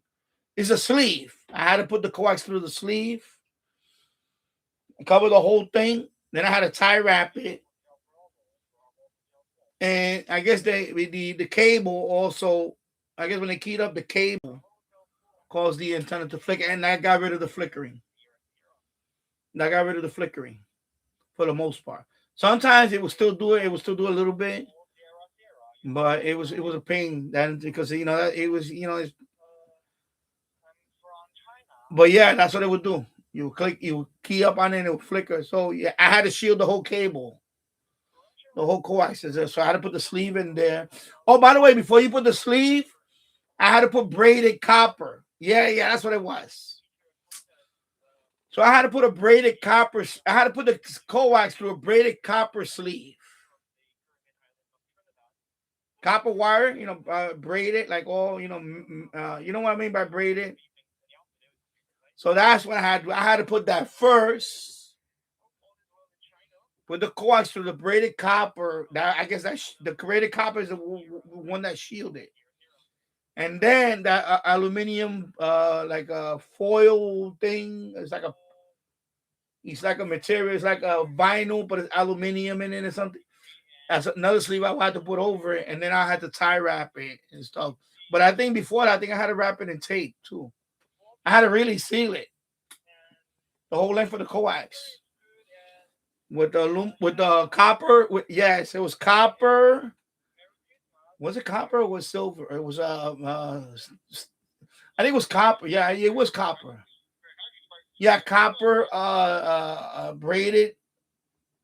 It was long. You had to put the coax through there. The whole length of the coax, all the way to the radio. So from the antenna on top of the inside the subway car, we had it with a conductor where he rides the operator. There's a panel up there. You take down the panel. That's where the antenna is at. So you have to the whole coax. You have to cover it and shield the whole thing, and that eliminated the flickering. That mod eliminated the flickering, and I had to do that for. It was every 8 car. So I didn't do all of it. It was me and some other guy. I actually wound up teaching him how to do it, and then I wound up doing some other project. So I did like the first 20, 30 cars, if I remember. And then he did the next, it was months. It was I think it was almost a year, the project, because it was every 8 car. It was over 200 and almost 300 cars. He did most of them. I did like the first 30 or something, and then he did the rest of it. Because I wanted to do some other electrical wiring project that I had to do. And that one, they needed me. And that one was more. Actually, that one was better because I was around other people, and we would just. That one I had to do it by myself. I had to go in the train yard by myself, locate the car, climb up there, all alone, boring. And I would do that mod. But then I was like, can I do something else? This is boring. I don't want to do this. Okay, I'll let Johnson do it. And I went to doing some other mod. That was the other guy's name, Johnson. That was his last. But you know, it's an interesting mod. I mean, and back then I didn't know the radio like I know now, so I probably would appreciate the mod more now. But that's what that reminded me of when I keyed up on this radio and the USB thing went. So that reminded me of that. So sometimes these things happen. These radio interference.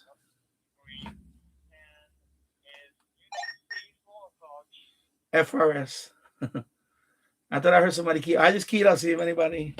You see DMR when I keyed up, that guy from the UK contacted me. Let me see if he approved the contact. I mean, let me see if he what do you call it? Approved. Confirm. All right, looks like he confirmed. All right, yeah, he confirmed it. So I got a DMR contact confirmed today. All right, so I got a couple of confirmed contacts, so that's good.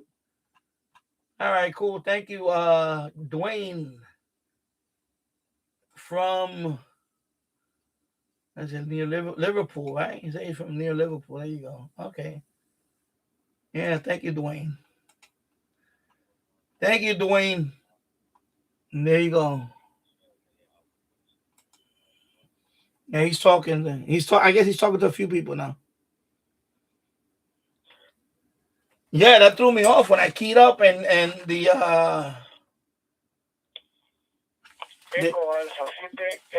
when I keyed up the hard drive showed up on my screen. I'm like, wait a minute. So it's like if I plugged in the hard drive again. But I'm like, wait a minute.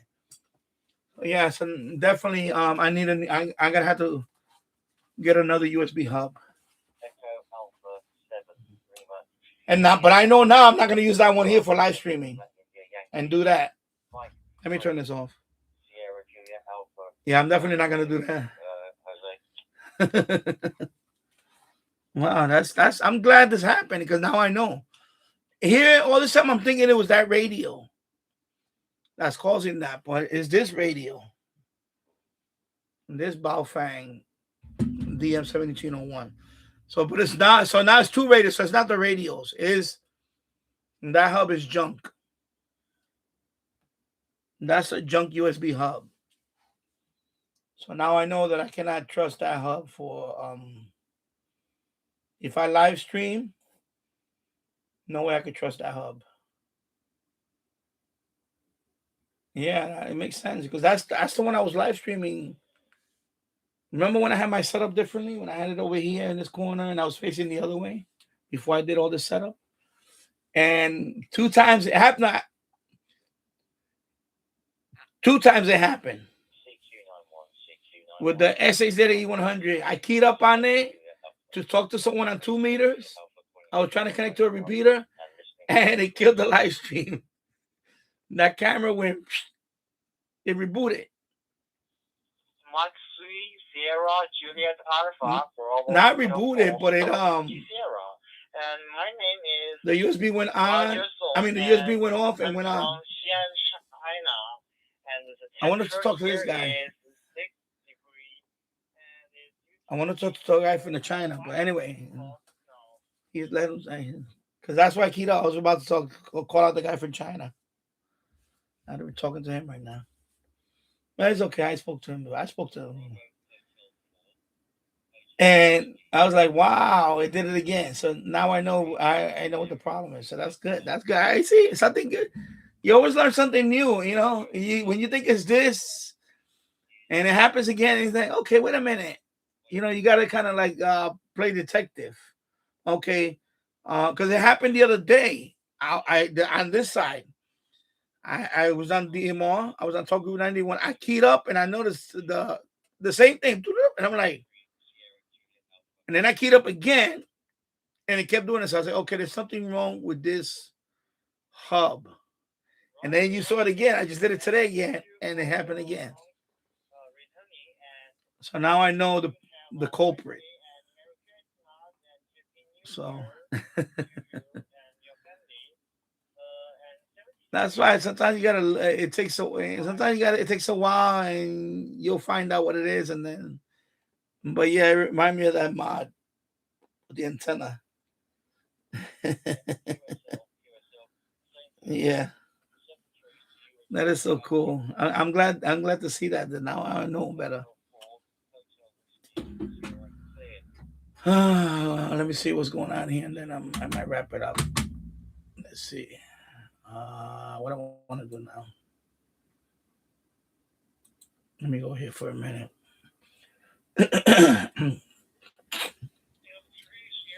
Let me see.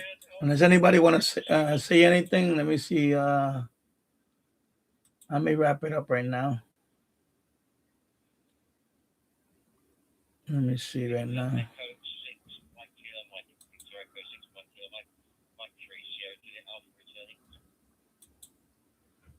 Let me see. Good afternoon there, Dwayne. My brother-in-law's name is also Dwayne. You're a very nice signal in southern Alberta. Maybe I should ask a couple of questions here before I wrap it up. But I was gonna say that for another live stream. This is gonna be 6 hours now. Wow, I should just call it. Yeah, I'm gonna wrap it up. So anyway, everybody, thank you for watching Radio Friend TV, long wave, medium wave, short wave, FM. And Tasso, thank you. And James Farley, and I don't know who else is in here right now. I'm just gonna relax for a little bit. And then I have to start getting moving stuff upstairs. So, and I got my day 9. So maybe I'll be back tomorrow for day 10 of the QRZ, 12 days of QRZ. I have 3 more days. So that's it.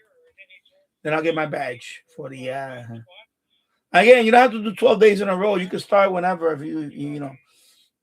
You have up to the last day of February to get your 12 contacts confirmed to get the badge. I just want to do it in a row and get it over with. So anyway, thank you for watching, everybody. I'll see you in the next one. Have a great day, everybody. And stay warm. Take care. Bye-bye.